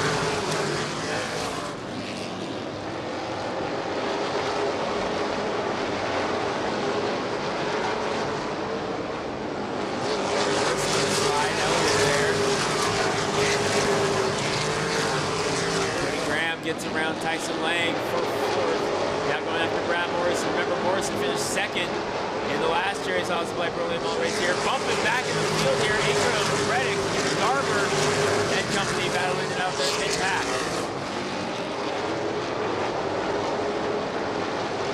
Got Brent Harris's car on the flatbed back there, rolling in pit road. Back to the pit stall. So his night done. Into number 40 as Bowell breaks out for second between Graham and Elliott. You're looking to get the field here. And some very fast cars deep in the field trying to make their way back up. There's your top three right now on screen. Halverson, Elliott, Graham, trying to pull away. Newson and Morrison got together there off turn 4. One car off the pace, it's Homad. Gets back in the throttle, but lost a few positions there.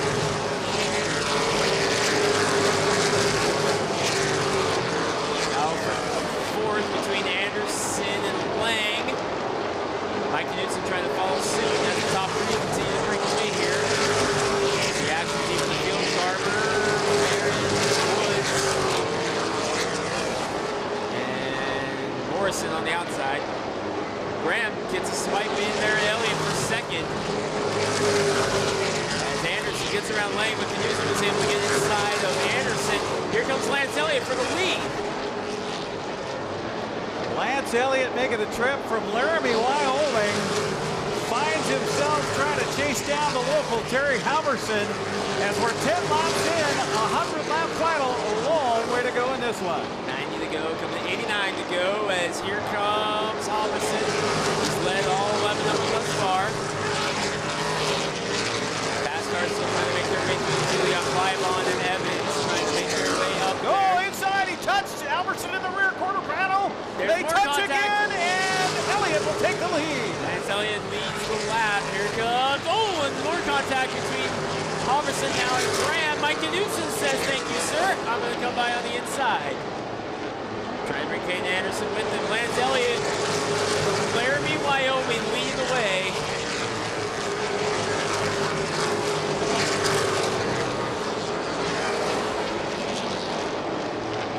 And how about Michael Knutson making his way into second place right now? He and his brother battling for the track championship here tonight. Mike up in second. Trying to find Glenn. He's back at the tail end of his field. Currently, Glenn is being scored at ninth. Ninth position for Glenn Knutson. There's your battle for 10th. Dave Garber and Jared Barrett battling out. Jake Woods left those laps last time out. 12th right now. Dario Reddick up there. Nice run for him so far. Top 10.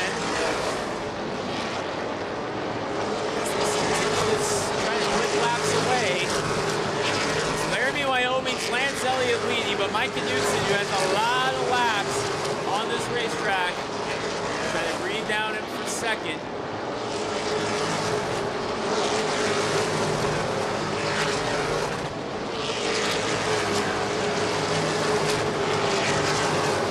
Look at Mike Knudsen right on the tail of Elliott right now. Those two have broken away. That's the margin back to third, Terry Halverson. Anderson trying to think about inside of Halverson. Taking a peek as Knudsen also takes a peek inside of Lance Elliott.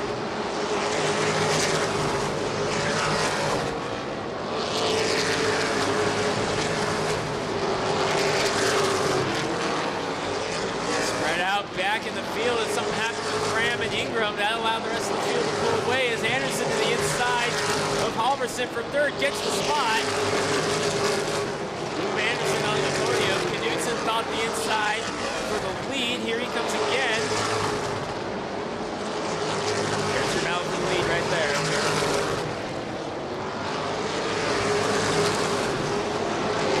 Here comes Knudsen inside for the lead. Going through turn 3 and 4. Got it. Mike Knudsen leads. And heavy lap traffic ahead. Those drivers right there are all beginning to fill the windshield of those two white cars that just came off turn 4. Knudsen and Elliott. The question is here in the early stages will be who can get through lap traffic. A quarter of the way through this one, 25 down, 75 to go.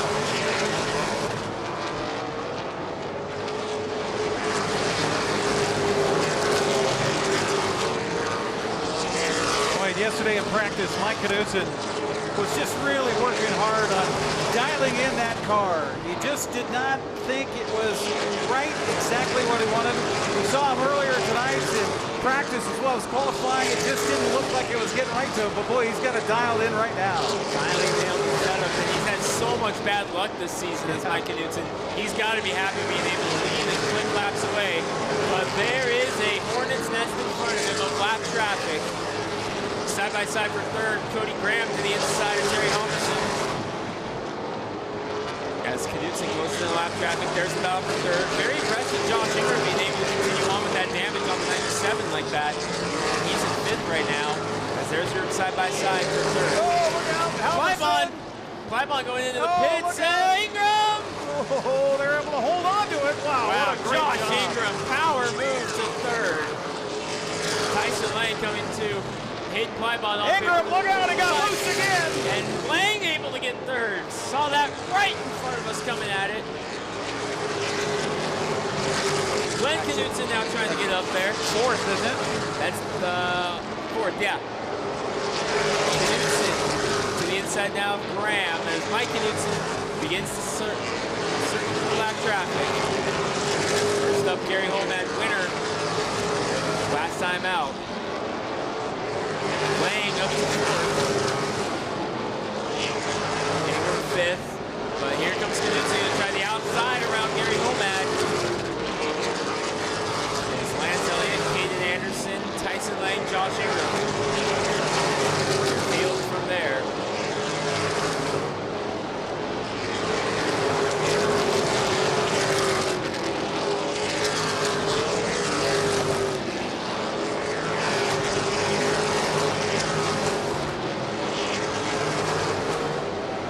Knudsen coming up behind Alex Ludeman. He's got cars side by side in front of him. Going after Greg Bennett now.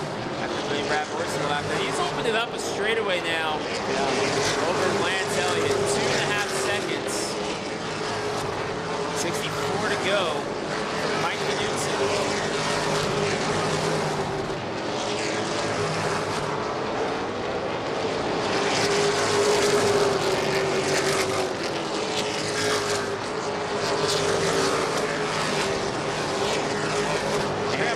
Our second place car, Lance Elliott, looks like he's got a little bit of smoke starting to come out of the back of the car. A little bit, yeah, you can see it. Of course, he is involved in that wreck before we got green here. Now on the back of the car right now. Caden Anderson beginning to chew into this gap he has. Mike Knudsen is just slicing through lap traffic right now. Just been Chad Fitzpatrick a lap now. He's got Jake Woods in front of him. 13 cars on the lead lap at this time. That's 12 and 13 side by side right in front of him. Jake Woods and Dave Garber. Terry Halverson, after that bump earlier, looks like he's having some handling issues with the number 2 car. He is falling back. Caden Anderson beginning to close in now on Lance Elliott to the bumper as Knudsen continues to cycle through lap traffic. Now 11 cars on the lead lap. Elliott, Anderson, nose to tail right now for second. Here comes Anderson taking a peek to the bottom as Knudsen continues to cycle through. There he goes inside for second place. Oh, contact between them. Right rear fender came loose.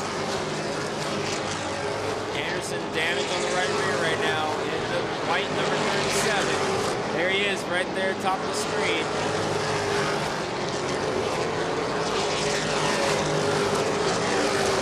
We're going to have to watch Josh Ingram in the 97. Looks like he's having some handling issues as well. Had some of that damage. There's third place Lance Elliott.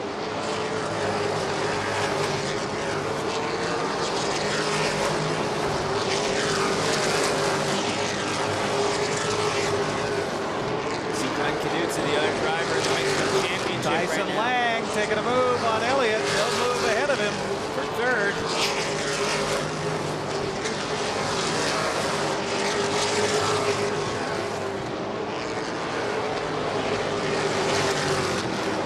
Boy, it has been all Mike Knudsen since he got out in front, laying it down. Half a lap lead over Caden Anderson right now. 10 cars on the lead lap.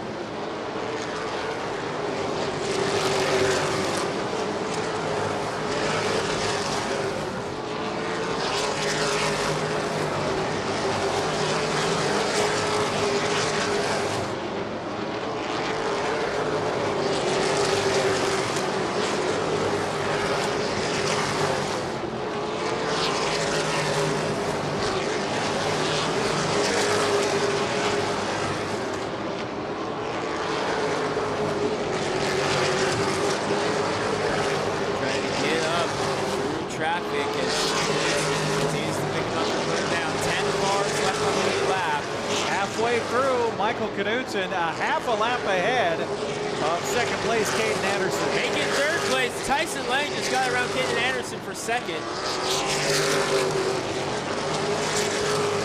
Great run by Tyson Lang.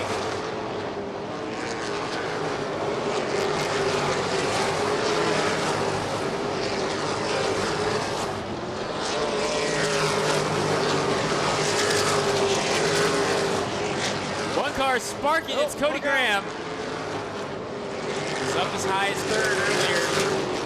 Now he's next up to go a lap down. Oh, heavy sparks. He's out of the way. Caution. Not what Mike Knudsen wanted to see. Exactly what Tyson Lang wanted to see. Tyson Lang has just been picking his way through the field and finds himself in second place as we go yellow here. Just over the halfway mark of the Jerry Berschauer Memorial 100. So Knudsen trying to become a two-time Jerry's Auto Supply Pro Late Model champion.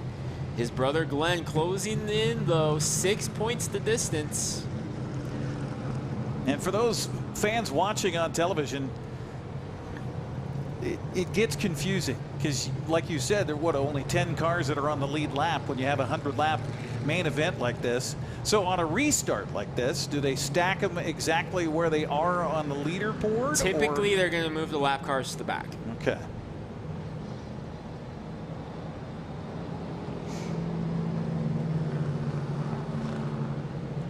Michael Knudsen, as you mentioned, he's certainly had a run of, well, I guess you can't say bad luck. I mean, he has, what, 3 podium finishes and 3 starts here at Wenatchee Valley Super Oval this year. But, of course, had the lead and then got into a little fender bender, bent the hood up, had some cooling issues. in an earlier race this season. Was able to take second here at the Oval back on June 27th. He was third in the main event on July 11th, third in the main event on August 8th, and trying to hold on to a first place here tonight in the biggest race of the season. That's the thing, though, with Mike Knudsen is all three of those races you can chalk up to the coulda, woulda, shoulda bracket. So Michael Knudsen hoping he can hold on for another 48 laps here and avoid a fourth one of those this season and finally get that breakthrough win and possibly steal the championship from his younger brother Glenn. Glenn came in 7 points ahead of Michael Knudsen in the points chase tonight, championship night. Right now it's Mike leading the way with Glenn in 6th. Of course, you talk to Glenn, he's going to say, well, you got to put a little asterisk on that because I'm not driving my car. Yes, he did say that.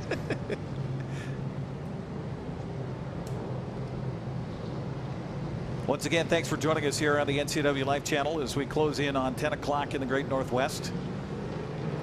Wherever you may be, probably after midnight for some of our viewers that are watching us on the stream tonight on our Facebook page.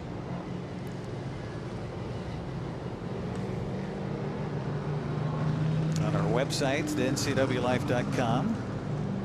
Love it when you tell us where you're watching.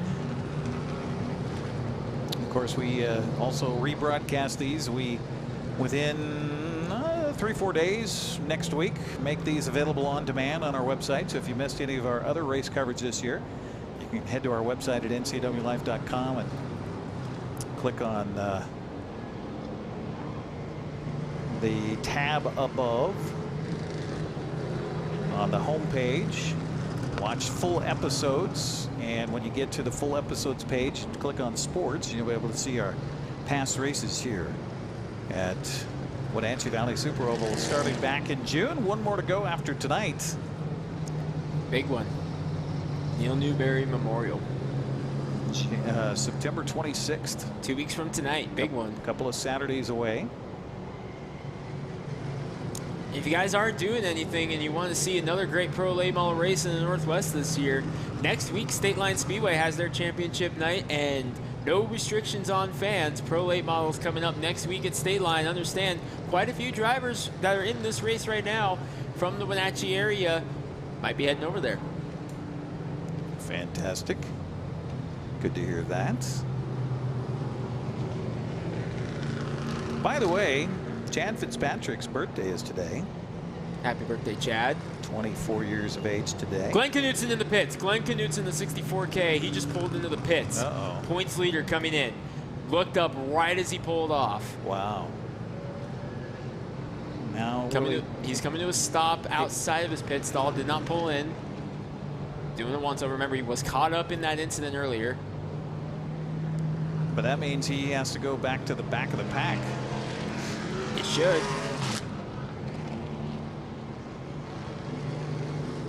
Wow, he was what, 7th place? 6th. Your top 10. Your top 10 right now are Knudsen, Lang, Anderson, Ingram, Elliott, Knudsen, Graham, who had that big bobble right there. Then Dario Reddick, Terry Hopperson, Garrett Evans. Those are your only cars on the here comes Glenn back out on the course Glenn's right gonna now. make it back out. But the thing is, with the pit stop, doubling up, double file, he's going to have to go to the tail end of the field here. And, oh boy, they're keeping all the lap traffic ahead of 2nd place Tyson Lang. I'm very surprised at this one. Wow. So, then we have brake pads there for Bert Hector Jr. as he goes outside. Interesting of Alex call here. Ludeman. So here's the situation right now. All these cars behind Mike Knudsen are a lap down. 2nd place is the 18 of Tyson Lang, all the way back. He's what, 6 rows back? 6 rows back. That is 2nd place. 5 rows back. 5 rows. Yeah, 5. Math. There's that whole math thing again. Math. Well, are they going to be lined up to the approval of Jason Wilson? That's the question. No, they aren't. So we'll have Still one more not. time around. 52 is the official lap count right now. 52 laps down. That damage on the right rear of Caden Anderson's car is getting worse. right rear fender's beginning to flare out a lot. Yeah, I noticed that. That's third place, Katie Anderson. One more time around, says Jason Wilson. All right. Give everybody a chance to group up a little bit more. You got to love this if you're Mike Knudsen out in front. Oh, you absolutely love this. Because this also makes it clean for him for a while to run without lap traffic in front of him. And Tyson Lang and Kaden Anderson and company still have to make their way through that lap traffic. So here we go off of turn 4, green flag. Terry Halverson just came and went wide on turn 4 here. He's having lots of handling problems with it too. Yeah, Terry Halverson, the pole sitter, not happy with that 2 car right now. Knudsen get up in front there. Now Tyson Lang is going to be getting Look out, little touching back in the pack. Tyson Lang going to begin the process of trying to pick through traffic now. 1, 2, 3, 4, 5, 6, 7 cars to get through for Tyson Lang before he's even in the mirror of Mike Knudsen, who has clean racetrack in front of him, a very fast Ford Mustang.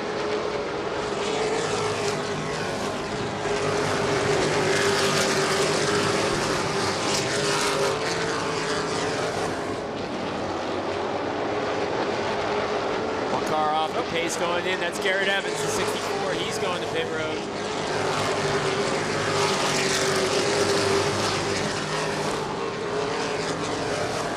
Tyson Lang has gotten around Garber and Homad. Next up is Jake Woods.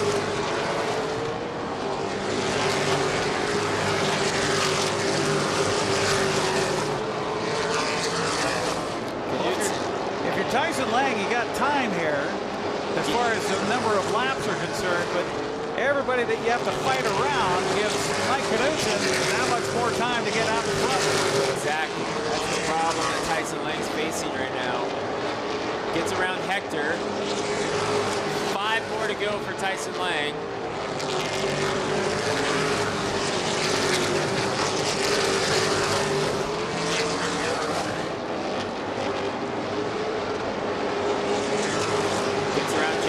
Tyson Lang, the 18 car in second. Get up there to Jared Marin.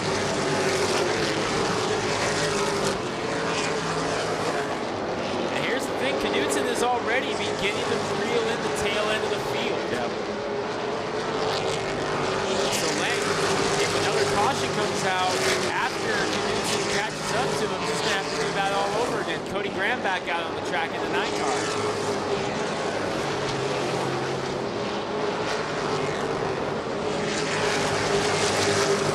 Out of the race include Braden Havens, Brent Harris, Hayden Plybon, and Garrett Evans, and a couple others on pit road as well. Lang trying to get up there.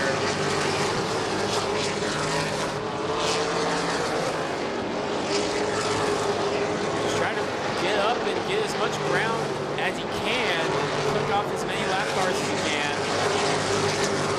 Long ways back to Anderson, who's still in third right now.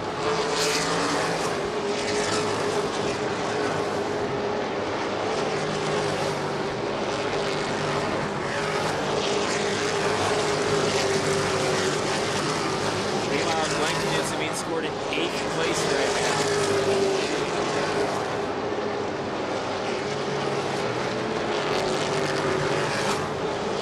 Cars on the lead lap. Cody Graham off the pace again to the number 9. He's going to go on pit road once again. Knudsen has caught lap traffic and beginning to put more cars between himself and Tyson Lang.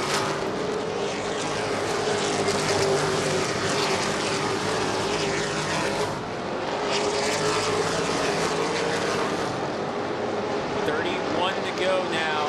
Next time by for Mike Knudsen.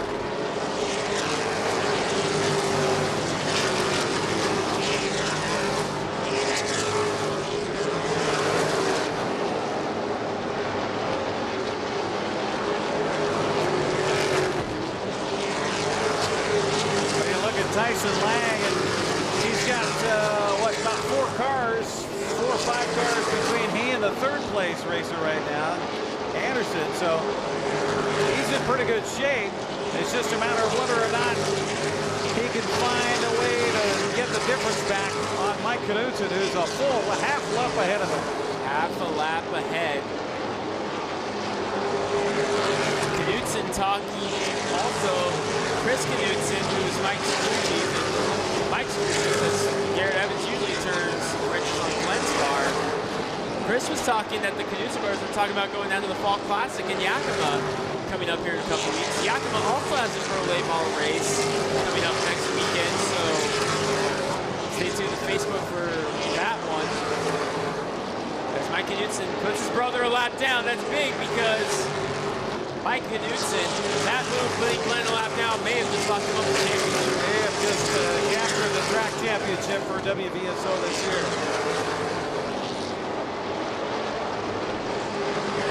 Half a lap back to Tyson Lang.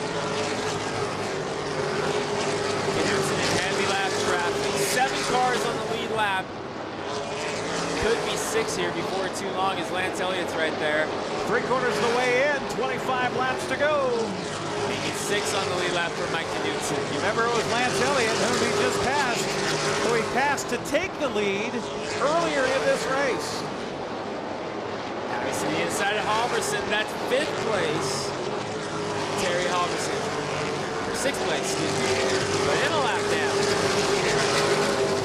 Next up on the charts will be Dario Reddick. The black and pink 37 car you see on your screen right there. That's 5th place.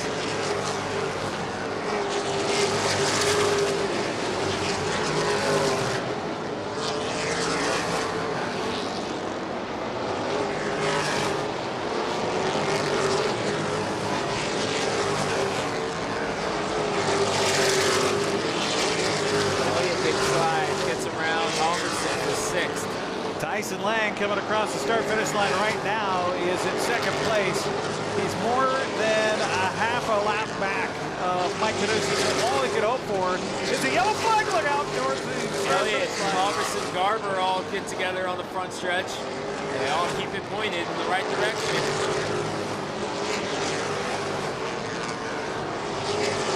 Elliott is really loose in that 42 car. Halverson trying to get back around for 6th. He does. Gets nose in front of Elliott, just fighting back on the outside.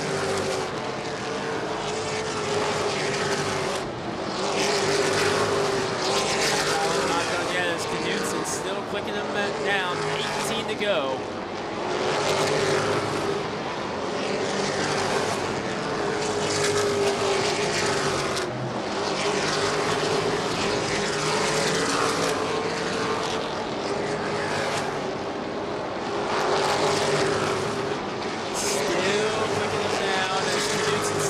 Lap ahead of Tyson Lang.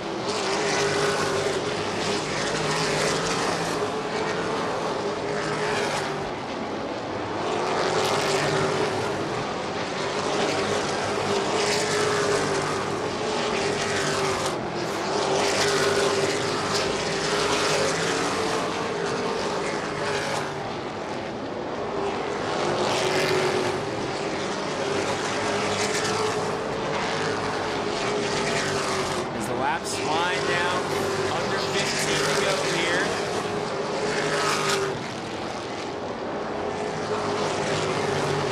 There's your leader, Mike Knudsen, trying to lock up a win and a championship.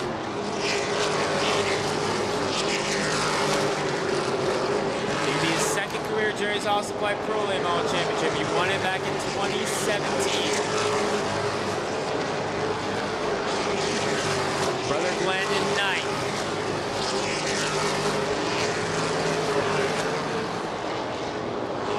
7 points the gap. Again, this is all unofficial. We won't know for sure until the points tally up. Just based on everything that's happened here today, believe that Mike Knudsen would be your champion.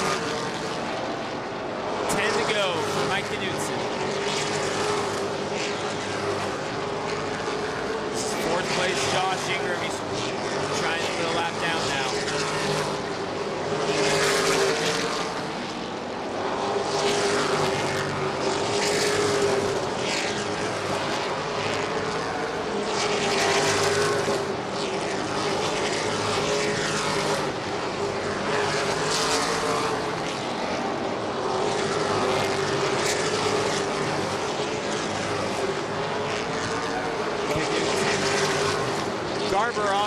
second in 93.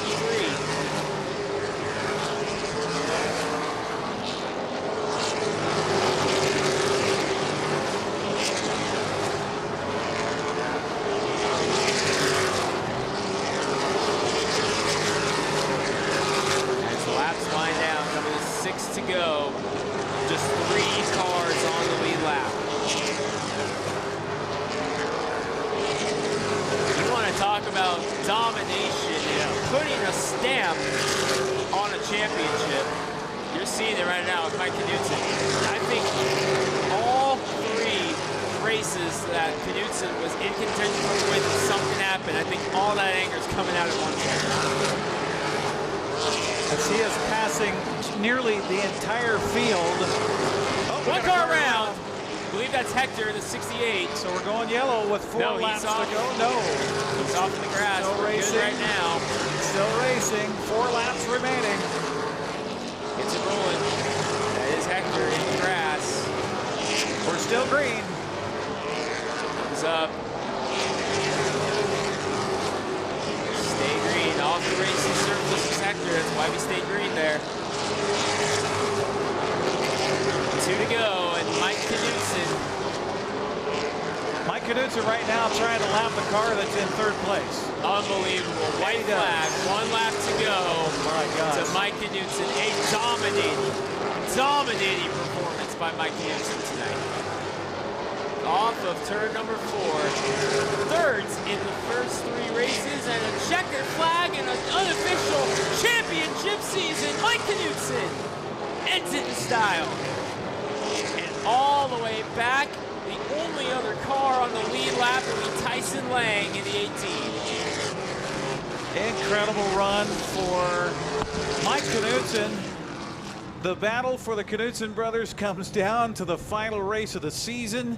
And Michael gets the lead early on and then just runs away from the field here tonight to take the checkered flag and win the Jerry Berschauer Memorial 100. How about that? Now Greg's going to head down to the track. We've got not just the trophy presentation for the race just concluded, but we've got the trophy presentation for the entire night.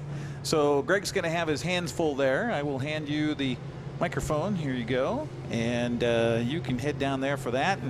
And by the way, 2nd place to Tyson Lang.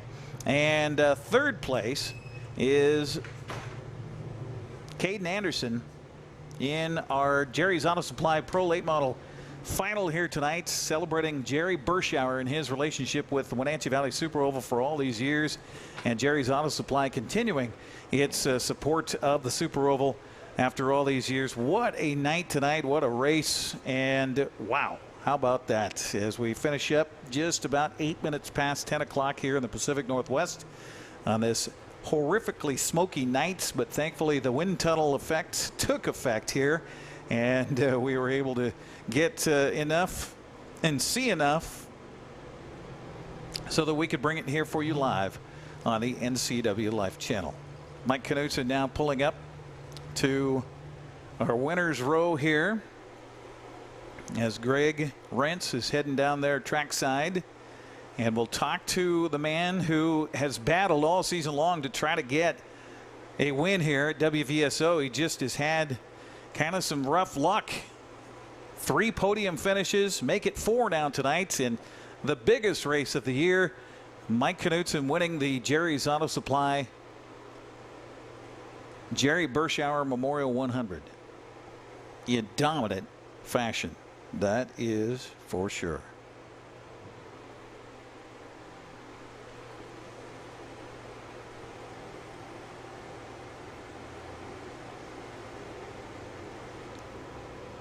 Jeremy Anders talking with Michael Knudsen. And we'll see if we get our other youngsters or other racers out here for the finish line as well for their trophy presentations.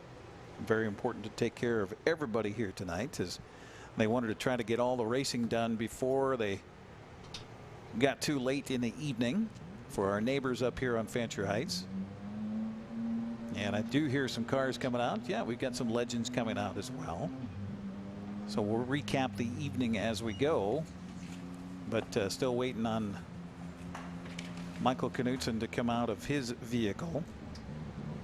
As we recap. Climbing out of the car, your winner of the Jerry Berschauer Memorial, Mike Knutson.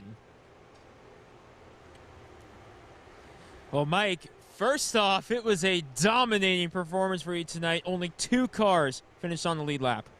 No, it's pretty cool. We've been working on this car, and Garrett Evans told me some advice from last race, and I just put it to the car. And man, all I can say is I can't thank Garrett Evans enough. I can't thank Glenn Knutson enough. My brother Christopher Knutson. I'd like to thank my wife and kids watching the race, my mom for putting up with us, and everybody for putting up with us. This is a cool race to win, and I think I got the championship too. So I wish we would have competed against my little brother a little more.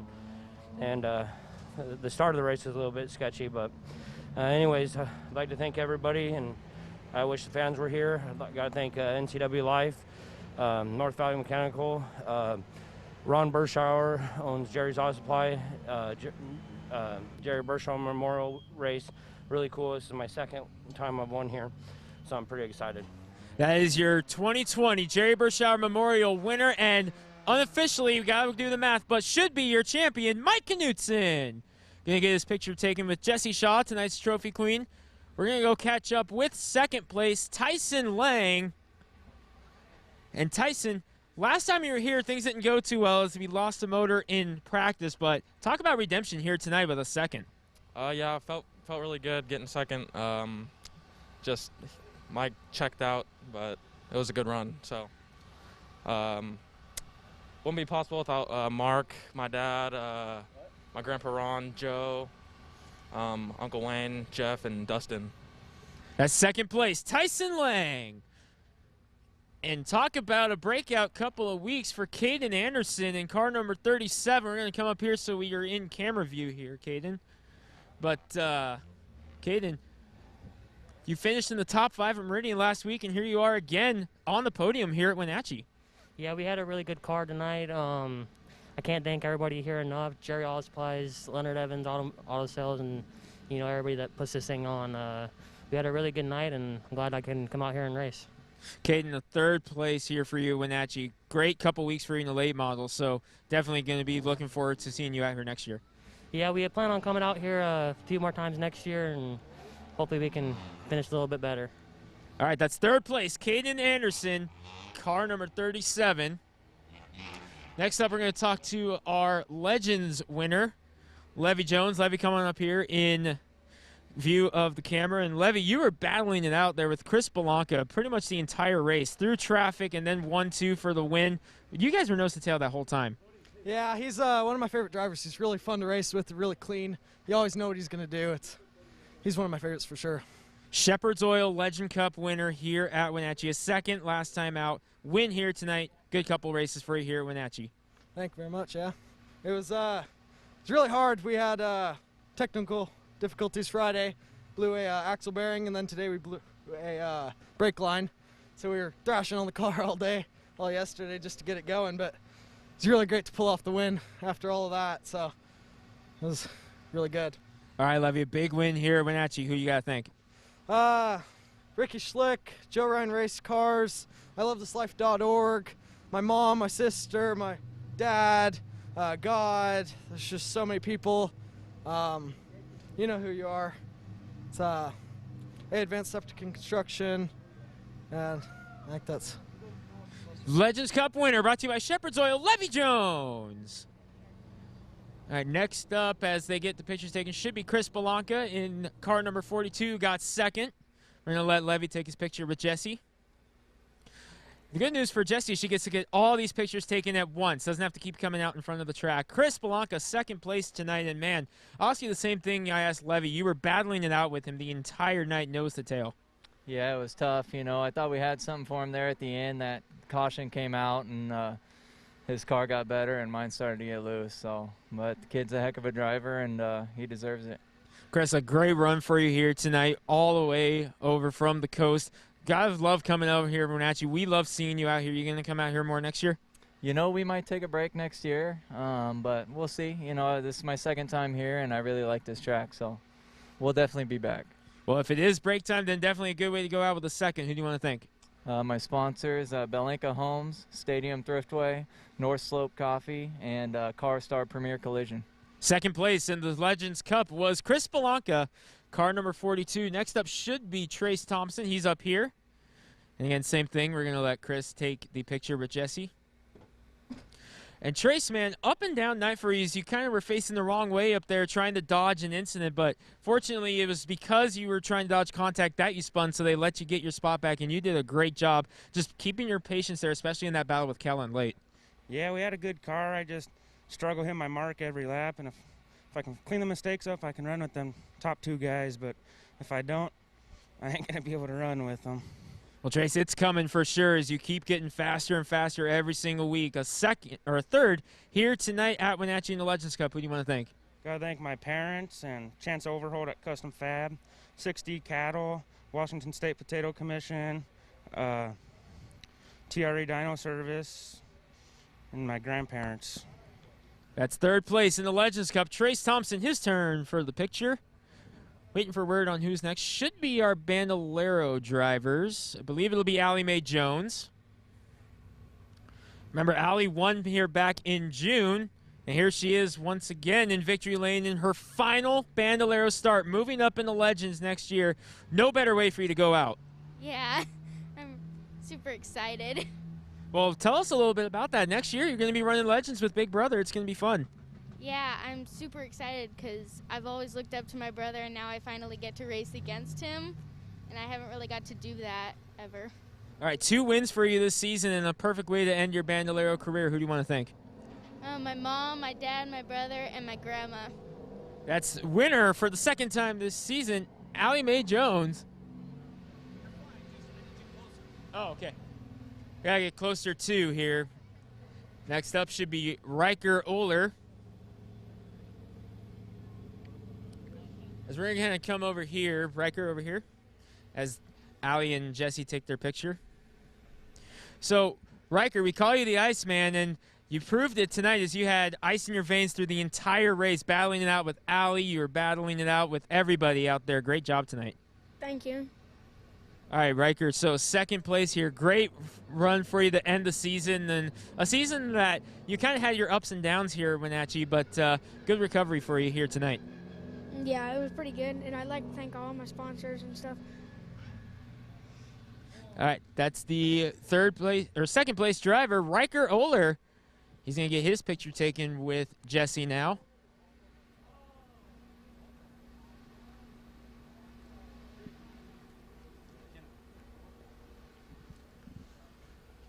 We swipe out Riker for Cannon DeLong. And Cannon, you're another one who's had an up-and-down season this year, but to get a third here in Wenatchee on championship night, that's got to feel good. Yeah, it definitely does. All right, well, Cannon, it's definitely been an interesting year, but you get a third here, a podium to end the season. Next up is State Line, another track you've been going to. You excited for another shot there? I don't think we're going to go to that one. My dad says I'm not ready to race there yet. We might go there next year, though. All right, well, if it's the way his season ends, then a third place, definitely a way to finish it. Cannon, who do you want to thank? My mom, my dad, my grandma, and grandpa, Jerry Pitts, Country Boys, and everyone else that helped me. That's your third place Bandolero driver, Cannon DeLong. Next up, I believe, is our Mountain Dew Junior Late Model winner, Casey Klein. And Casey, 2 wins on the year at Meridian. You travel down to Madera, California. We'll have you come up here so we're in shot. You got to sit up a little bit closer there. But you finally get the win here at the Wenatchee Valley Super Oval, your home track. Yeah, we haven't got to race very much here because we've been racing in Madera in the junior and all over. But it feels good to get a race here and get a win. It's your third win overall of the season, 2 down in Meridian, Idaho, 1 here, and you excited to hopefully try to get back here next year? Yeah, I'm excited to come back and race next year, and hopefully I can do the same next year. All right, Casey Klein, first win here at Wenatchee. Who do you want to thank? I'd like to thank my sponsors, Thamert Farms, Park Model Homes, Mountain View Polaris, K1 Race Gear, and all my crew, brother, TJ, my uncle, my mom, my dad. Third win of the season, first in Wenatchee for Casey Klein.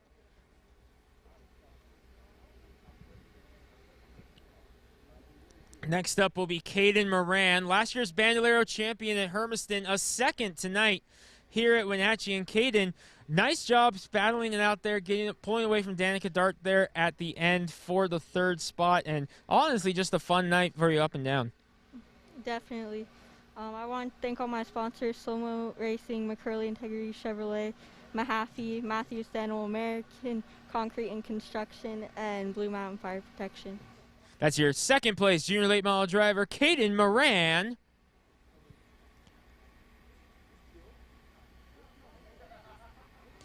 She was your winner back here in June. Comes home with the third tonight, Haley Constance. And Haley, you had an up and down night. You had a lot of damage on that car at the start of the race. Won the heat race still, and here you are back on the podium. Yeah, we've been struggling with setup lately. The last race we didn't do too well. In this race we got third, but we're just glad to be on podium this weekend and glad to get that heat race win tonight. Yeah, Haley, talk a little bit about the repairs that had to be done after the heat race there with the win, but the left front was caved in almost a foot there.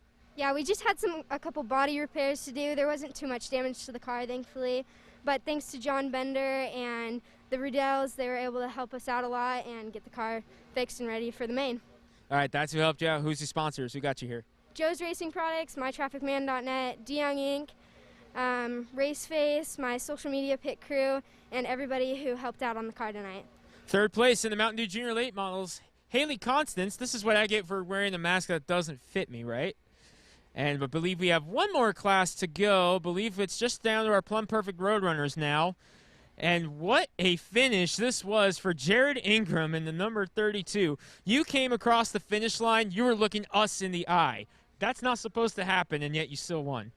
Yeah, that was really surprising. You know, it was a good finish, you know, definitely for us tonight. So coming home with 2 trophies to give to the family. And, you know, I'd like to thank Plumb Perfect for sponsoring the class, thank my mom and dad for watching the race tonight, my wife, Megan, my 3 daughters, Natalie, Hannah, and Emma, and my nephew, Kellen, and my brother, Josh, for letting me race the car tonight. A great rookie season with a couple wins for Jared Ingram.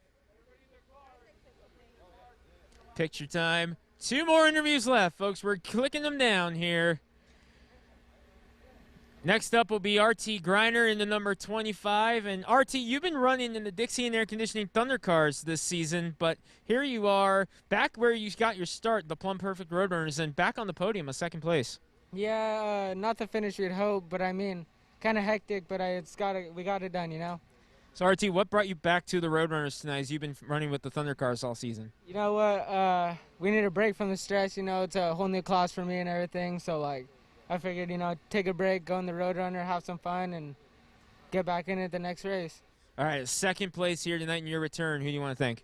I'd like to thank Lyons Construction, Johnson's Electric, Muddy Juddy, and American Farms, and my crew, my dad, my uncle, and grandpa, and everybody who supports me, and Garrett for letting us run the track, and everybody here, they're amazing. 2nd place in the Plumb Perfect Roadrunners, RT Griner. He gets his picture taken with Jesse, and we're down to our final interview of the night, folks. Last but most certainly not least, Brandon Knuff in the number 33. And I'll ask you the same thing I asked Jared earlier because you were right there in the mix coming to that finish. What did you see out the windshield? The last couple laps, it was actually a mess out there. Everyone was just everywhere. We tried to run as clean as we can, but everyone coming around for the checker, they just get a little excited, and stuff happens. It's racing. Well, Brandon, a great season for you here, running up, getting some podiums, and another 3rd here tonight. Great season for you out here. Yeah, it's been fun. I started tonight in 3rd overall in points, so we'll see after tonight what we come out with. Yep, definitely. We got to wait for the points to update as we let the mathematicians do that. But who do you want to thank in this one? I want to thank Knutson's Construction for the night, Jerry's Auto Supply for the night, all my guys that helped get the car back together after the heat race, and just WVSO and Garrett for letting us do this even through the stuff we got going on right now.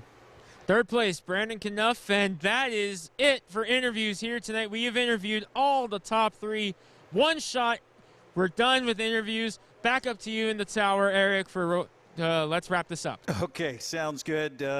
Great job there, Greg Rentz, our broadcast partner tonight. Thanks to everybody who had a hand in this one, including Tucker back in the studio, to Malcolm, to Will, to Josiah, to Marion, and on behalf of our entire crew, thank you very much for joining us here for the live coverage of the Jerry Berschauer Memorial 100 on the NCWLIFE channel. Have a good night, everybody.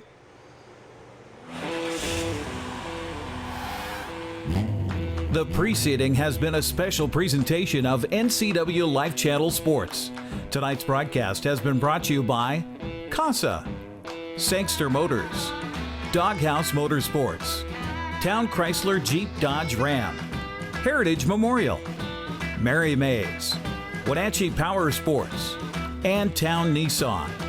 Our coverage has also been sponsored by our all sports sponsors, Dick's Heating and Air Conditioning, and Global Car Care. Thanks for watching this special presentation of racing at Wenatchee Valley Super Oval on the NCWLIFE channel, your local TV station.